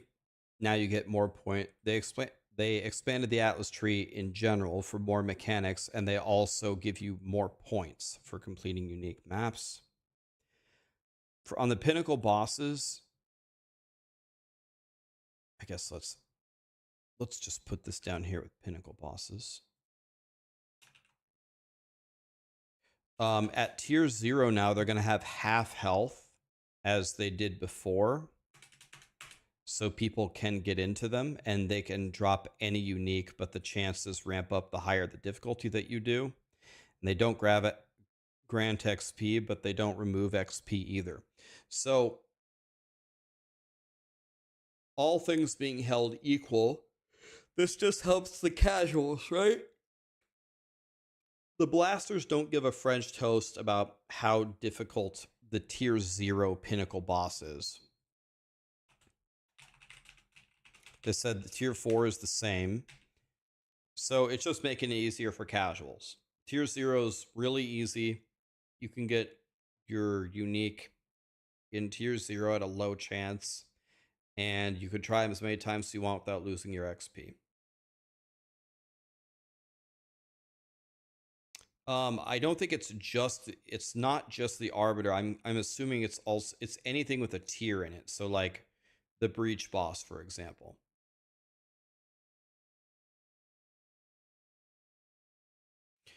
And then finally, can we respec ascendancies? No, but they might let you in the future, but you'd have to work for it. Did they fix the crashes? 99% of them, but some are hard to fix. How will you solve juicing with one portal? They might, instead of changing it to one portal, they might change it to one death, so you can keep going in and looting. Are they going to expand the stash tabs? Not on this release, but once the patch is stable, they'll add it, and UI improvements are coming too, like bookmarking on the Atlas. So what I think I'm guessing what bookmarking means is if you see a citadel that you want to run later, you can mark it and then go back to it, right? I'm guessing is what that means.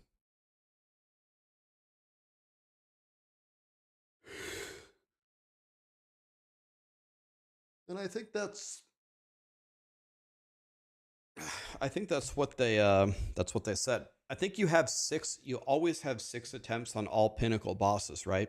The go down to 1 attempt is only for maps.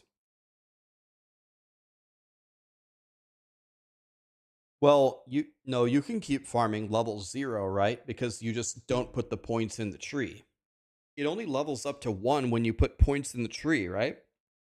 You can farm a T0 pinnacle boss over and over and over, can't you?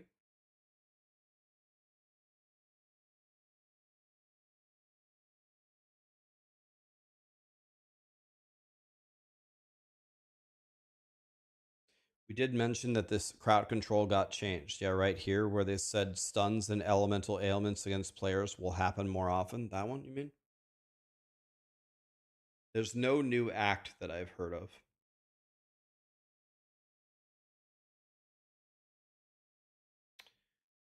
So what I'm expecting from people is to make a login and play one or two characters, maybe a new one and maybe one of their old ones that they really like to see if it's still good or not. And then probably mess around in the end game for a little bit. And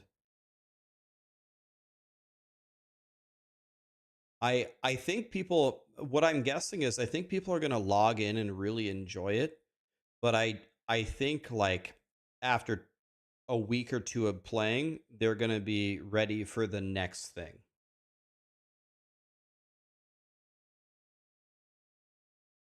Yeah, there's no like mega like new content that people are going to be like gnawing on. You try the Huntress and then, oh, my favorite build was Frost Mage. I'll try Frost Mage and see the changes. Okay, I'll try some new supports. Okay, let's see the new thing. Let me try the corruption thing. Let me try cleansing. Okay.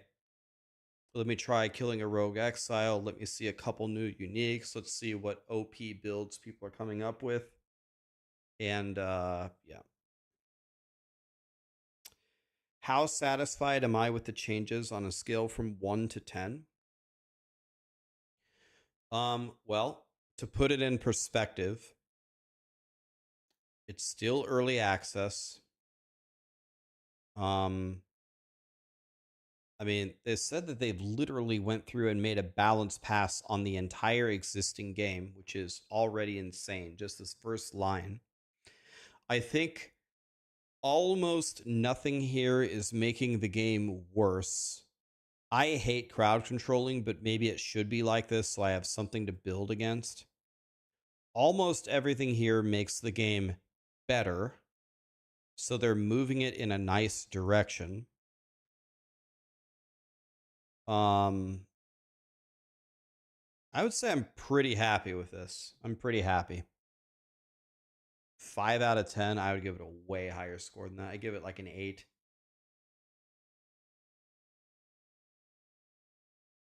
I think for all things considered, I'd give this patch like an 8. I think it's pretty good.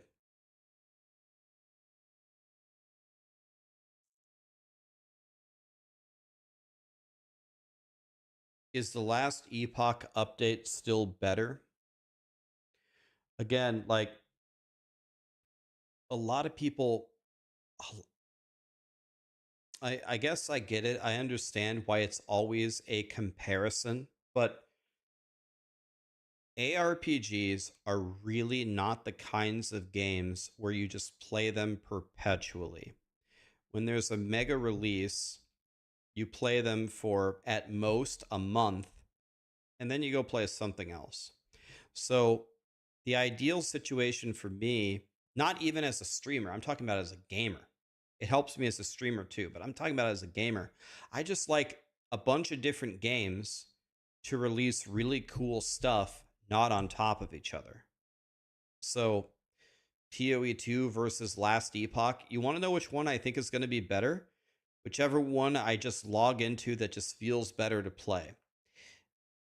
I think maybe the magnitude is actually higher in PoE2. If they literally changed everything, all skills in the game, I think the magnitude is higher from PoE2. But you want, I would guess the one that actually feels better to play is Last Epoch. I'm guessing Last Epoch is going to feel better to play, but it sounds like the magnitude here is higher.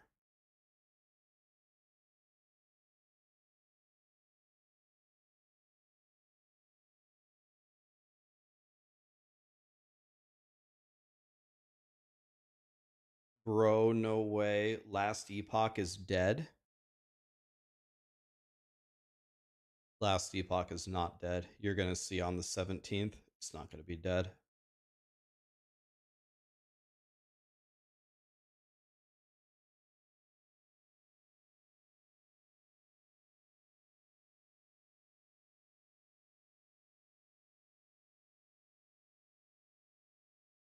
How many players do I expect? That's a good question. It's a tough question to ask. So I think it would be, let me phrase it this way. I think it would be a big win, a mega win for Last Epoch if they could get as many players as they got on the launch of their game. What did they have on their launch? 200K?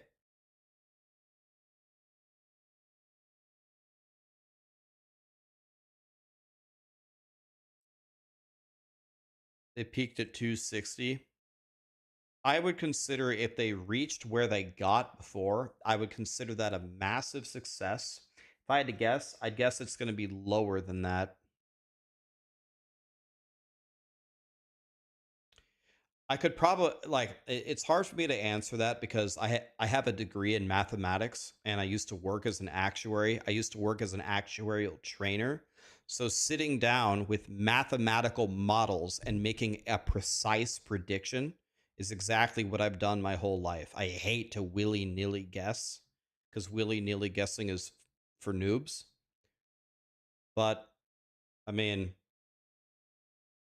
I'll guess, I don't know, maybe about half. So like maybe like 120K. That'd be my guess. But I could be way. I need to see data. If you show me data and models, I could give you a very accurate guess.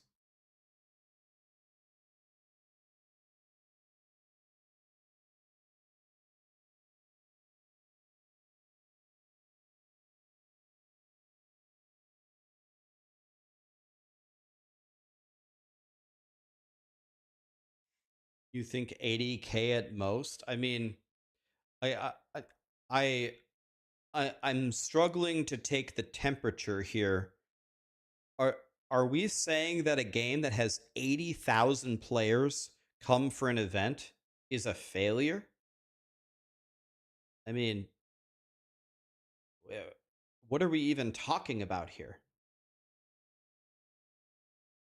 Guys, if Last Epoch has 80,000 people that care about their new season, that's pretty good, isn't it? Like it's kind of like the guy who interviewed Steph Curry and he opened up his question with, Steph, you only have 11 All-Star game invites, and Steph Curry, he interrupts him and says, "Damn, bro, your expectations are insane." Steph Curry has been to 11 All-Star games. Reminds me of that.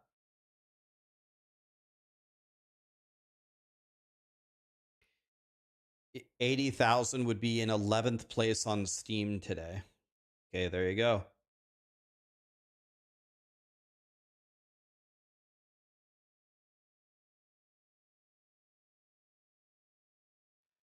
I think I would guess it's going to be more. I would guess I would like to see at least half of the people who bought the game. I would like to see at least half of the people who bought the game come back. Okay. Can I give you some real talk here? If can we speak in plain English? You want me to tell you how I really feel about it, honestly? I think Last Epoch could actually grow a lot more if they would find ways to lean into content creators way more. Now, it doesn't really matter with me. With me particularly, it doesn't matter because I'm, if you guys haven't noticed, I'm doing everything that I can to promote Last Epoch. I I streamed it for a week straight, all day long. I'm telling people it's a great game. I'm sending them feedback on stuff that they could do better for the game with the extra month they have. They already said they would change the pickup radius because I was fucking crying about it all day long. Not just because of me, of course. They already knew that, but it's just like, it's not an evil thing, but a lot of content creators need to be motivated monetarily to help you, and there's a bunch of other things that they could do. There's a lot of ways that Last Epoch could grow faster if they would be more aggressive on the content creator side.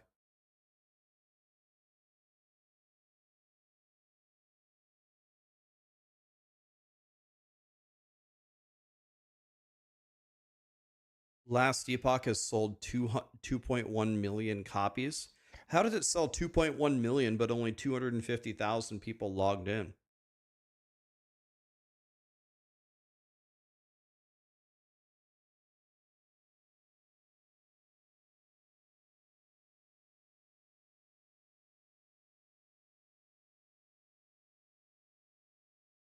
Guys, have you ever seen Ninja talk about his income? You ever heard Ninja talk about it? You want to know what paid Ninja the most money, like ever out of anything?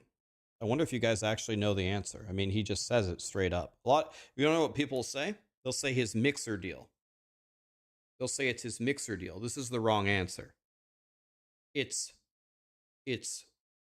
right. It's Fortnite, but it's the Fortnite creator code. It's use Ninja in the lab. Okay. I'll tell you something. I'm going to be purposely very cryptic about this. You guys can probably figure it out. Any of you who have been in my stream for a long time, you just figure out the answer. But I'm purposely not going to say what game it was. I did a sponsorship for a game one time, and all I had to do was play the game for 4 hours. Okay? I had to play the game for 4 hours, and they offered me a very, very a very nice, whatever you call it, salary, whatever offer to stream it for 4 hours. Okay, so I'm getting ready. I knew about it a month in advance, whatever. 3 days before I streamed it, they sent me a message and they said, "Hey Rax, if you want, we will make a code, and if people use it, they can get $5 off the game, and the $5, it's going to cost them $5 less, and if they use it, we will give you $5. Like, okay. And all they asked me was, "Do you want a code?" 3 days before it started. I was talking with Lee. Lee is my brother. And I said, "Lee, I'm doing this campaign. The game is offering me a code for people to buy it $5 cheaper, and I get $5 if they buy it." And I asked him, "Should I get a code? And if I get a code, should I even advertise this code?" I mean, the reason why I would advertise it is not for myself to make $5. It's so they save $5. I want you to pay $5 less. I could care less if I make $5. You know, it's whatever. And I was thinking about it, and I decided I think I'm going to pass on the code. I'm just going to pass on it. And then I woke up the next morning and I said, "Oh, you know what?" I said, "Give me the code." So then I had the code, and I was like, you want to know what? I'm just gonna go live with it, and I'll paste the code at the top, and I'll tell people if they like it, they can buy it for $5 cheaper. And then I was thinking about it more, and I was on YouTube that night, and it seemed like the hype for the game was actually pretty high. Like, people were excited about it, and I was like, I was thinking, I was like, you want to know what? Screw it. I'm actually going to completely change my strategy. I'm going to make a video about this game and tell people I'm going to play it. And I'm just going to put a YouTube video out there telling them, if you want to save $5 on the game, here's my code. If you use it, I will get $5. But I'd be honest with you, I could care less about the $5. I just want to save you $5. Here's a code. Use it if you want to, whatever. Then I played the game. It was great. It was fun. Okay. The sponsorship is over. And then I checked how many people used the code. Thousands and thousands and thousands of people use the code. I made more money making that stupid ass YouTube video than I did in the sponsorship. I was like, oh my, I couldn't believe it when I saw it. I was like, what? Are you serious? It wasn't Raid Shadow Legends. I wonder if I could just tell you. It's not Last Epoch. It's not Last Epoch. I'm surprised. I don't know if I can tell you. That's the problem. Okay, you guys seem to already know. It was No Rest for the Wicked. It was No Rest for the Wicked when it originally came out. Because I was excited. I was excited to play it. And I was like, I'll just offer the code as I'm playing it. But then I saw how excited everybody was, and I was like, oh, whatever. I'll just make a YouTube video about it. And then thousands of people use my code. And they're like, oh, Rax, thanks for the $5 off. I sent this, I used it, I sent it to all my friends. I was like, oh my God. Anyway, the entire point of this entire conversation was creator codes made Ninja $1 million a month. Creator code made me more money on No Rest for the Wicked than the actual sponsorship. So what I'm saying is if a lot of these ARPGs would build in creator codes for people, it would attract streamers to advertise them so vehemently that they would grow. Again, this is not a trick for me for Blizzard or Grinding Gear Games or Last Epoch to put my creator code in, because I'm doing it for free. I blast POE all the time. There's nothing. I'm playing Last Epoch for free. I'm just blasting and telling people to download it anyway. Whatever. Who cares?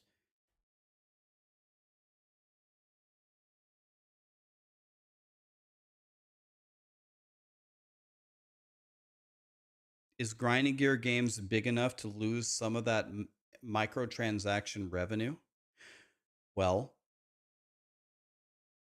I mean, Fortnite makes like more money than anybody, and Fortnite has royalties that they have to pay to everybody, massive royalties, and they still make billions and billions and billions and billions and billions and billions and billions and billions and billions and billions of dollars. So yeah, I think it would work. And billions and billions and billions and billions and billions and billions and billions and billions and billions and billions of dollars. So yeah, I think it would work.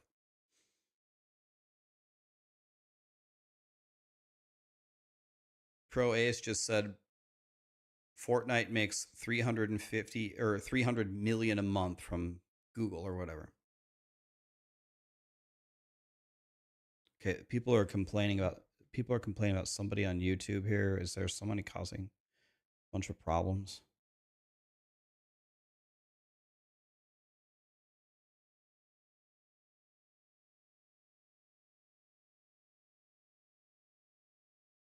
Okay, Daniel's talking about how fast you cleared the Diablo 4 raid.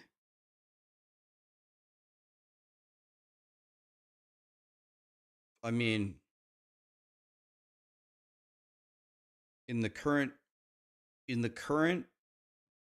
game, in one day, you can easily be Paragon in tier 4, Paragon 200, fully geared minus mythic uniques with good tempering and decent masterworking in one day with very little effort.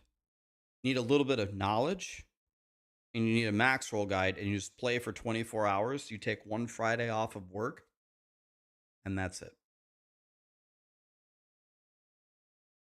There's a raid in D4. What's it called? I don't know what any of their names are. With the different wings, that's a raid.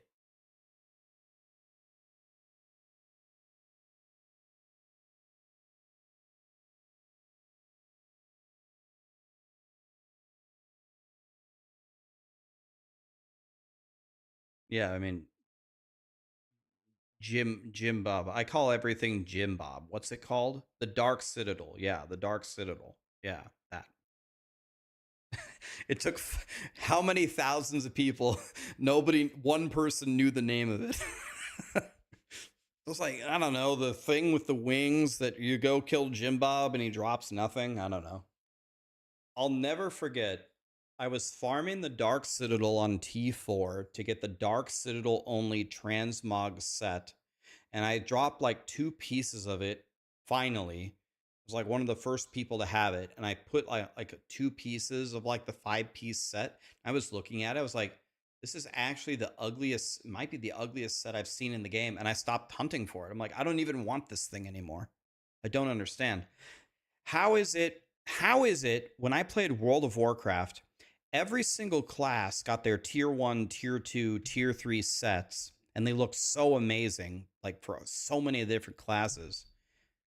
And Diablo 4 made one special set for farming in the dungeon or in the raid, and it's terrible. Like, this is the same company. It's Blizzard. How does World of Warcraft have 50 godly sets and Diablo 4 doesn't have one? There are some good sets in Diablo 4, and all of them are in the Battle Pass. Every single one of the good sets that I've ever seen in Diablo 4 has all been on the Battle Pass.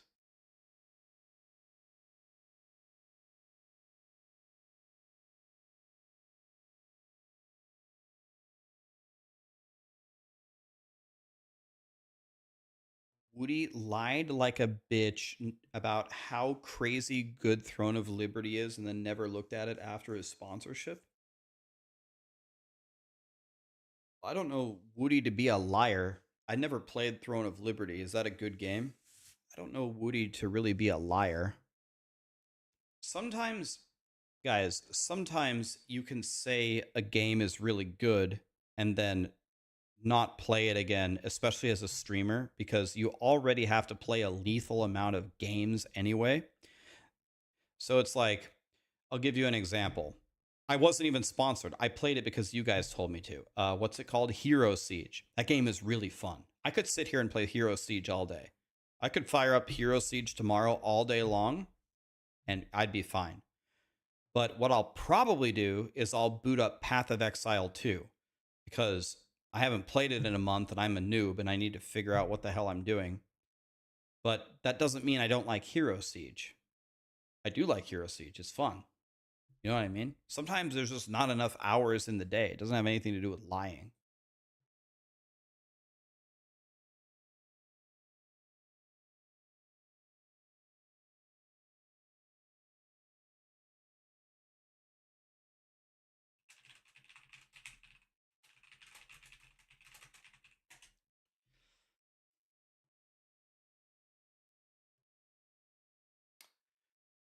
Like, you know, you go to a Chinese place. You're paid to review a Chinese place. You go eat there. They have good food. You say, actually, I really like this food, to be honest. It's great. The Chinese, you don't really like Chinese food in general, or it's not that close, and you don't go back to the Chinese place. That doesn't mean that you gave a false review. You know what I mean? Woody said he loved you. Well, that's a lie, Jay Hamilton. Woody does not love you. Trust me. Trust me on that one. No, I'm just kidding. He probably loves you.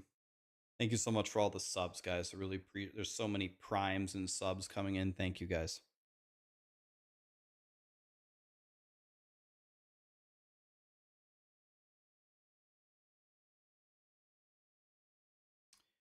Yeah, so anyway, the the point that I'm trying to make is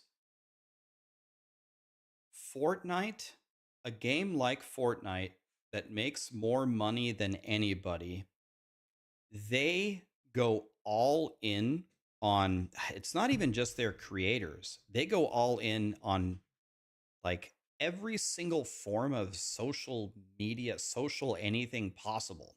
They go all in with the creators. They give them a creator code. Then they go to Family Guy and they put 15 Peter Griffin skins and Lois skins and Brian skins and then Peter copters and laughing emotes. Like the Peter copter comes in for it and he goes, yeah, as he's landing. And then they put all the superheroes in there with Marvel. And then they go to Disney and then they have Sonic as a skin. And they have to pay out royalties here, but they lean in so heavily, they bring in so much revenue, it doesn't matter. I'm very, very surprised that these ARPGs, they really don't do that.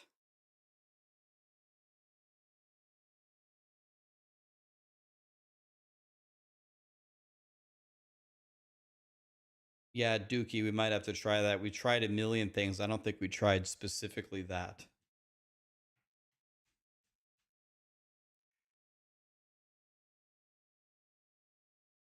The music is not currently playing. I kind of did that on purpose because we were chatting, but... Hi, Callie. Yes.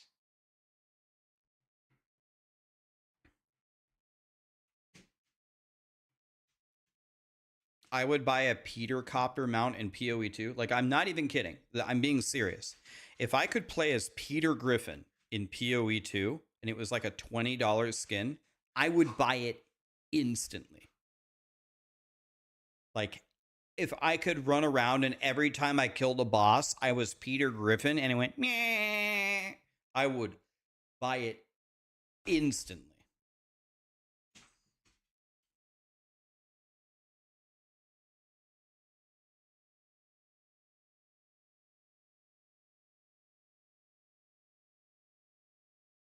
Guys, you need to understand something. Understand something. Boogie Master, Nisu Shen, you guys need to come to reality.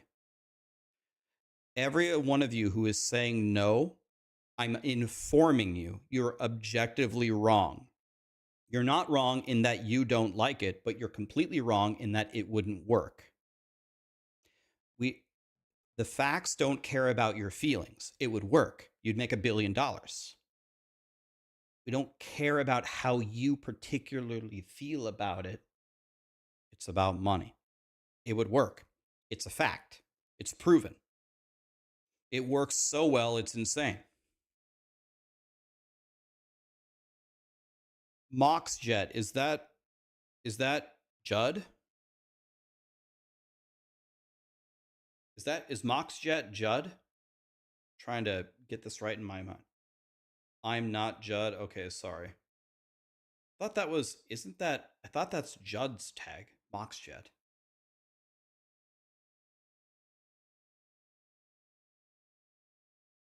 Oh, you were saying no for the immediate purchase. Oh, okay.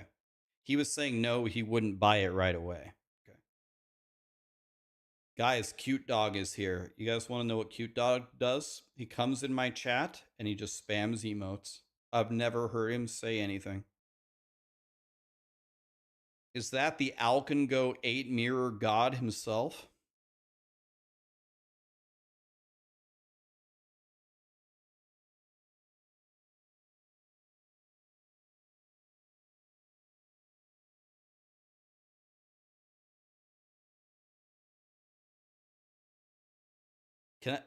Dude, I just had the greatest idea. Dude, this is going to be amazing. This has got to work, right? Look at this. Does this work? /user. Oh, yes. Look at this. Oh, yes. Look at this. Can I drag this? Of course not. That would have been helpful. Okay, how do I do this? I just drag the entire thing, right? Does this work? Look at this. Look at Cute Dog's messages history in my chat. Look at him. Look at this guy. Look at this guy. Oh my God. He said, wait, what is this?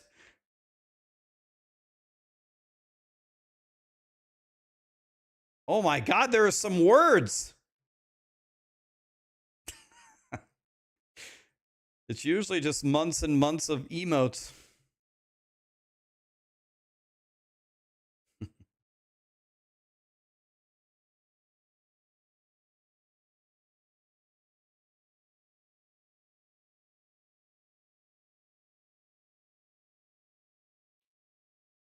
Dude, who was the guy? Dude, what was it? They announced the unique tablet for PoE2 towers, and it said that it lets you just skip across the map and just go walking forward, and someone called it Elon's tablet because he skipped from 1 to 97 without playing the game. Bro, that's got to be the most underrated comment of all time.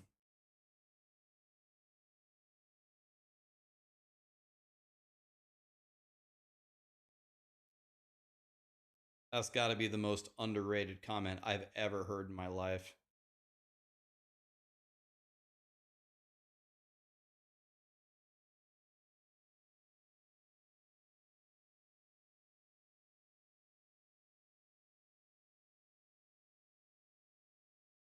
Elon versus Asmongold in Elden Ring when? Dude, you want to know what really pissed me off? Like, and Asmongold said that he did this on purpose, and it's fine. Like, it worked. But I was watching Asmongold playing the Elden Ring DLC, and he was on Mesmer, and then I don't know, someone in his community told him, hey, if you get a one-hander and a shield, you can block all of the boss's mechanics and you can just one-shot him. So Asmongold got the shield and he just poked all the bosses to death. And he said that he did it to piss off all of his viewers. And I was sitting there and like, he was right. I was pissed off, but I don't know if he understands why I was pissed off. I was pissed off because I wanted to watch him fight the bosses. I wanted to see him make a build, and I wanted to watch the progress. He's going to kill the bosses eventually.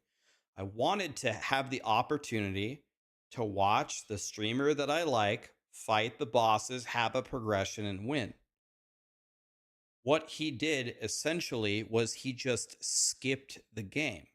It's like, I didn't get an opportunity to watch you play Elden Ring. I didn't get to watch you fight Mesmer. I didn't get to watch you fight Prime Radon.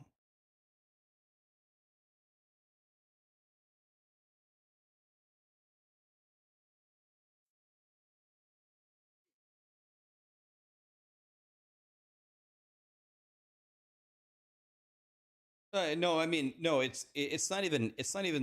Well, I guess it is kind of gatekeeping.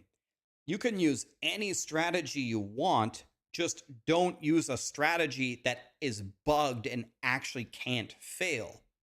You just go boom, block everything, boop boop boop boop boop boop boop boop boop, dead. You actually can't lose. You can't lose. It's not even a fight.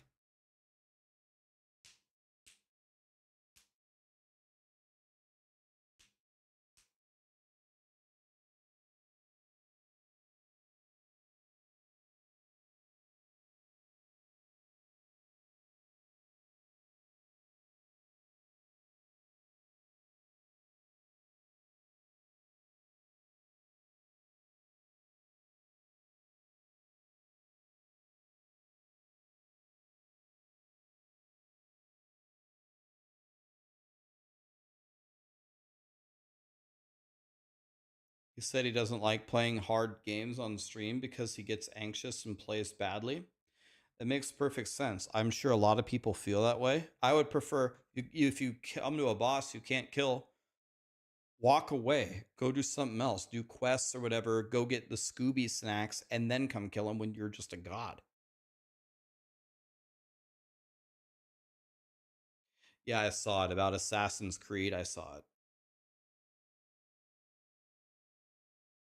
They already patched. I'm pretty sure they already patched it, right? Like, FromSoft already patched it.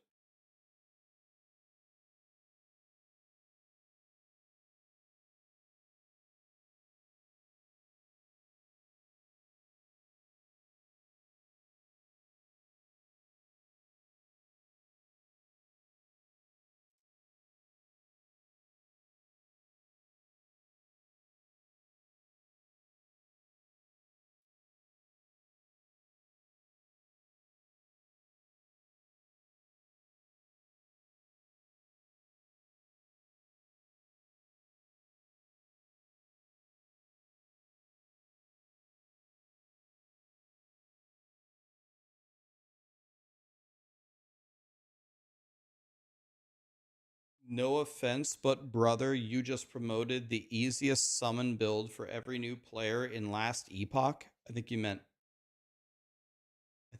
POE. I don't have a wait. Summon build in last Epoch? What summon build? You talking about Wraith Lord or are you talking about POE? Either way, they're completely different, Alexander. Completely different.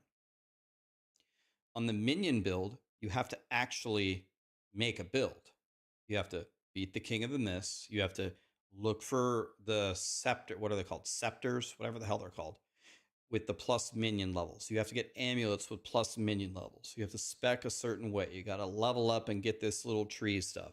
If you're talking about the Wraith Lord in Last Epoch, Wraith Lord's Harbor is not an easy unique to get. You have to either trade for it with legendary potential, or you have to go find it in SSF. It's not very easy to find. This was an exploit. You put on a shield and the boss can't hit you. Pick up a piece of shit shield, poke, poke, poke, poke, poke, poke, poke, poke, poke, poke, dead.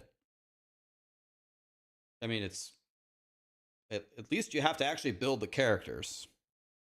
You know, it's not really the same. There's overpowered builds in every game. I'm not saying don't play an overpowered build. I'm saying don't play an actual bugged build where the boss can't hit you. But it's whatever. We're arguing semantics at this point.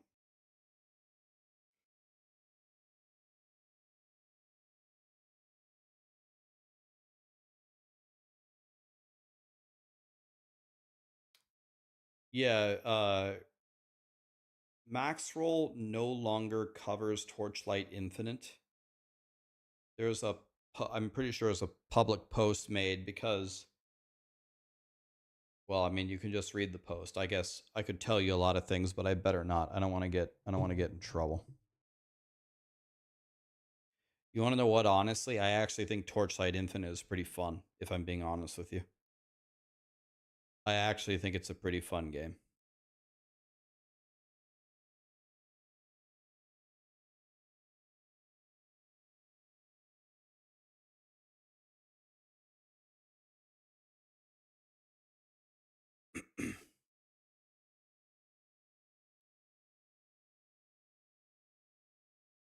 Yeah, we pulled after this last season, I believe, was our last season covering Torchlight Infinite. We where's the post? I don't know. Just see if I can find it. Max Roll stops Torchlight Infinite. It's right here.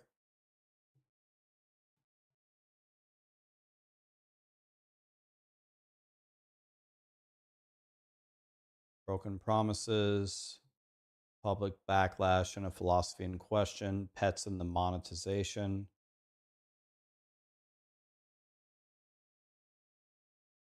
End of the partnership.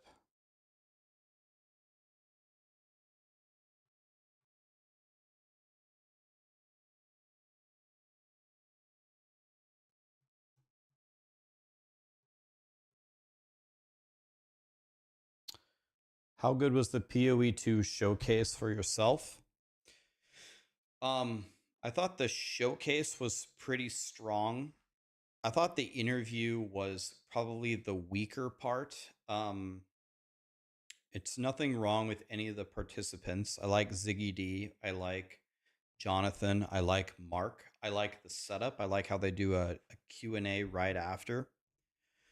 I do like to hear the more of the whys on the devs' thoughts, but there wasn't really any back and forth. It seemed like a lot of fluff. Like I would have loved to, like, challenge is not even the right word. I would like to have a dialogue with them about design choices about the game and the future of the game and really dive at the heart of what they've done. they said that they're changing pretty much everything about the game. And so Ziggy said, well, you're changing pretty much everything. I guess we'll just experience it for ourselves. That's a perfectly acceptable point of view to take. But if I'm interviewing the game developers of grinding gear games and they tell me we've changed everything about the game, I don't want to skip it. I want to ask you about it. Tell me what you changed. Tell me what you changed in the campaign. We did talk about one thing, the big maps. What about the pacing? Are there plans to make us move faster? The boss fights, how did you feel about them? Are people killing them too fast in the campaign? Are you changing it? What do you think the status of it? You know, I have so many questions about what are you doing?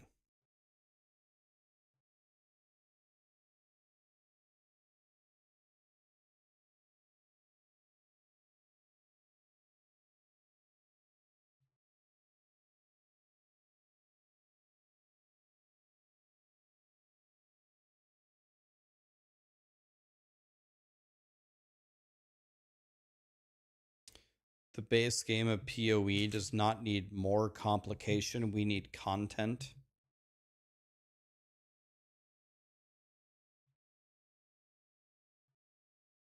I don't know. I think a lot of people correlate complication or number of mechanics with either being good or bad. I don't think complication / mechanics is really an indicator of something being good or bad at all. For example, chess. Chess is actually a simple game. You have like 6 different pieces: pawn, rook, knight, bishop, king, queen. I can teach you how they move. There's only a couple of special moves in the game, like en passant and castling. You can learn every rule of chess, every major rule of chess in an hour. It's not complicated. But the game is very deep and fun without it being complicated or having a lot of mechanics. Similarly, you can have a game that has so many mechanics that the game actually is not fun anymore. PoE1 was starting to go in that direction, and then even grinding gear games said, let's improve the quality of life and cut out the bloat. Torchlight Infinite has suffered from this in the past, where there's just so many currencies and shit dropping. It's just like, I don't even know what I'm getting anymore because there's 10,000 currencies in the game. So my point is you can be very complicated and be bad, or you can be very simple and be good. It's not an indicator at all. Halo 1 is one of the most simple shooter games ever. There's really only one gun that's good, and it's the gun that you start with, your pistol. The Halo 1 pistol is one of the most overpowered guns in any shooter game of all time. And it's also considered one of the greatest games ever. And all you do is run around with a pistol 3-shotting people. That's it. It's very simple, and it's a godly game. Yeah, we were, Boiler. Me, Wario, and Sarah. If you ever want to team up with us, let us know. We queue all the time now. So I don't think they correlate with each other. Simple, complicated can be good or bad either way.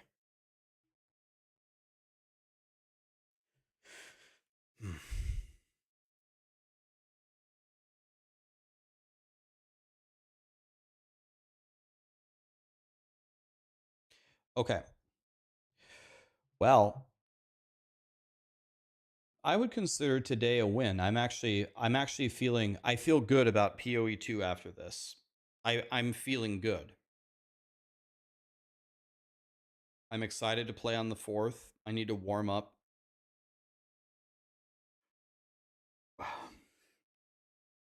in POE2. Maybe I'll play POE2 starting tomorrow. And I thought today was a win. Get a nice chunky update. The endgame got better. They're changing everything about the game. We get a new class, 100 new uniques, 100 new supports, the new Wisp unique, new ascendancies to try. And then also in 2 weeks, Last Epoch has a mega release. A week later, we have D4, and then we have the mega double the game update for No Rest for the Wicked. Oh, I'm going to play that for sure. And then probably shortly after that, Copium, we're going to have a PoE1 league. God, it's a good time to be alive. So I'm feeling pretty good.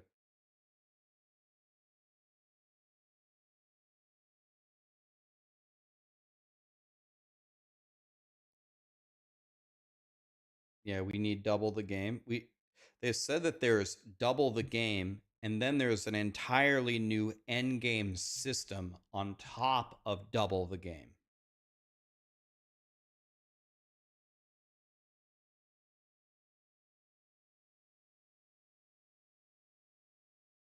So it's like more than double. They more than Jay Wilson did.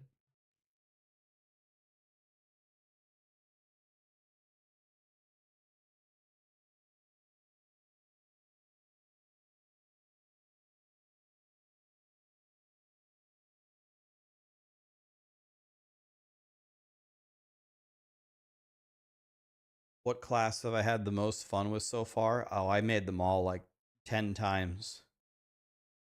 I have a rule about PoE2. I love anything that doesn't use a crossbow. My favorite thing in PoE2 is anything that doesn't use a crossbow. Simple as that.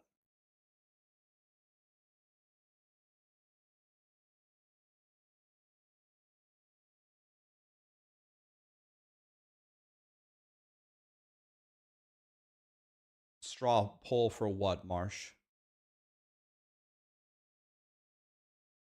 Is a good time to tear your ACL? Yeah, that was perfect. That was perfect timing. What's a good class in PoE2 to start playing with a casual? Infernalist. I have a guide on my YouTube, Infernalist Minion Witch. If you play that, you can't lose. Okay, yeah. As our finale here, let's do one thing. Let's do a straw poll and see how you guys are feeling about the announcement. Let's see what you guys think. All right, so here we go. What did you think about the PoE2 announcement? 10. It was godly. 7.5. Great. 5. Meh. 2.5. Terrible. 1. Last Epoch on the 17th. All right.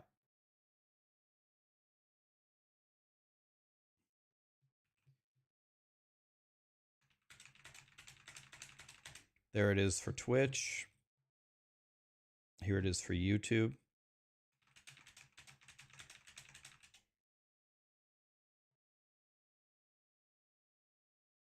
Let's see how people are feeling about it.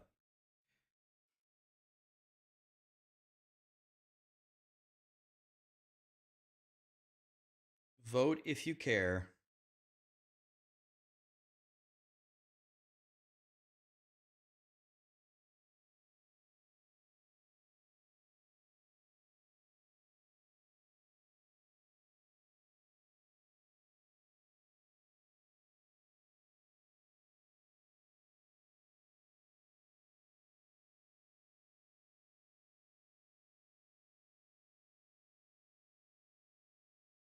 Okay, so it seems like kind of in the 7 to 7.5 range on average. Some people are not amused at all.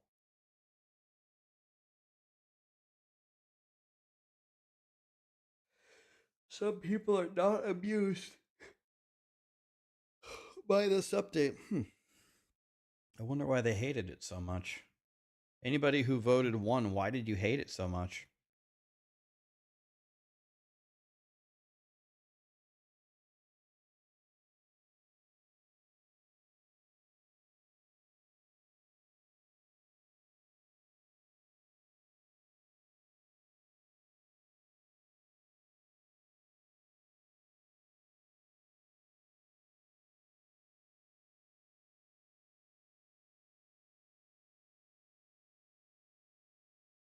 You didn't hate it, just hyped for last Epoch? Well, if you didn't hate it, then why did you give POE2 a 1?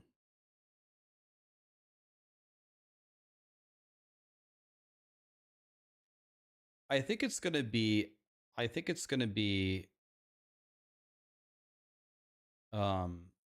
about the right timing. I think playing from April 4th to about April 16th is going to feel about right. I think that's about the point you're going to be like, all right, I tried the new update. Here it is. Haha. I'm playing POE2.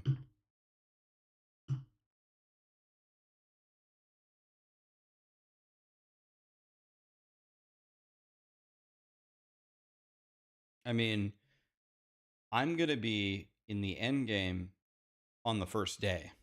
I'm going to beat the whole campaign in one run. So then I'm going to murder the end game on day 2, and then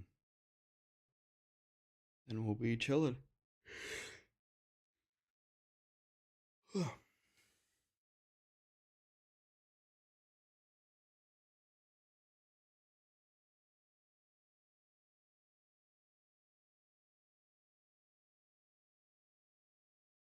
Oh yeah, I'll definitely start Huntress, 100%. Of course, I'll start the new Huntress.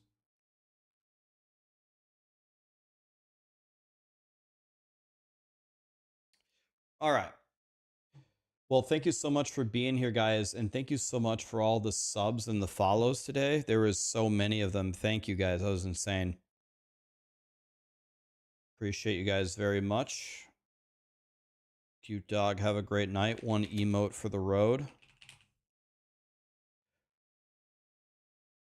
Let's throw it over to Woody and see what Woody thinks.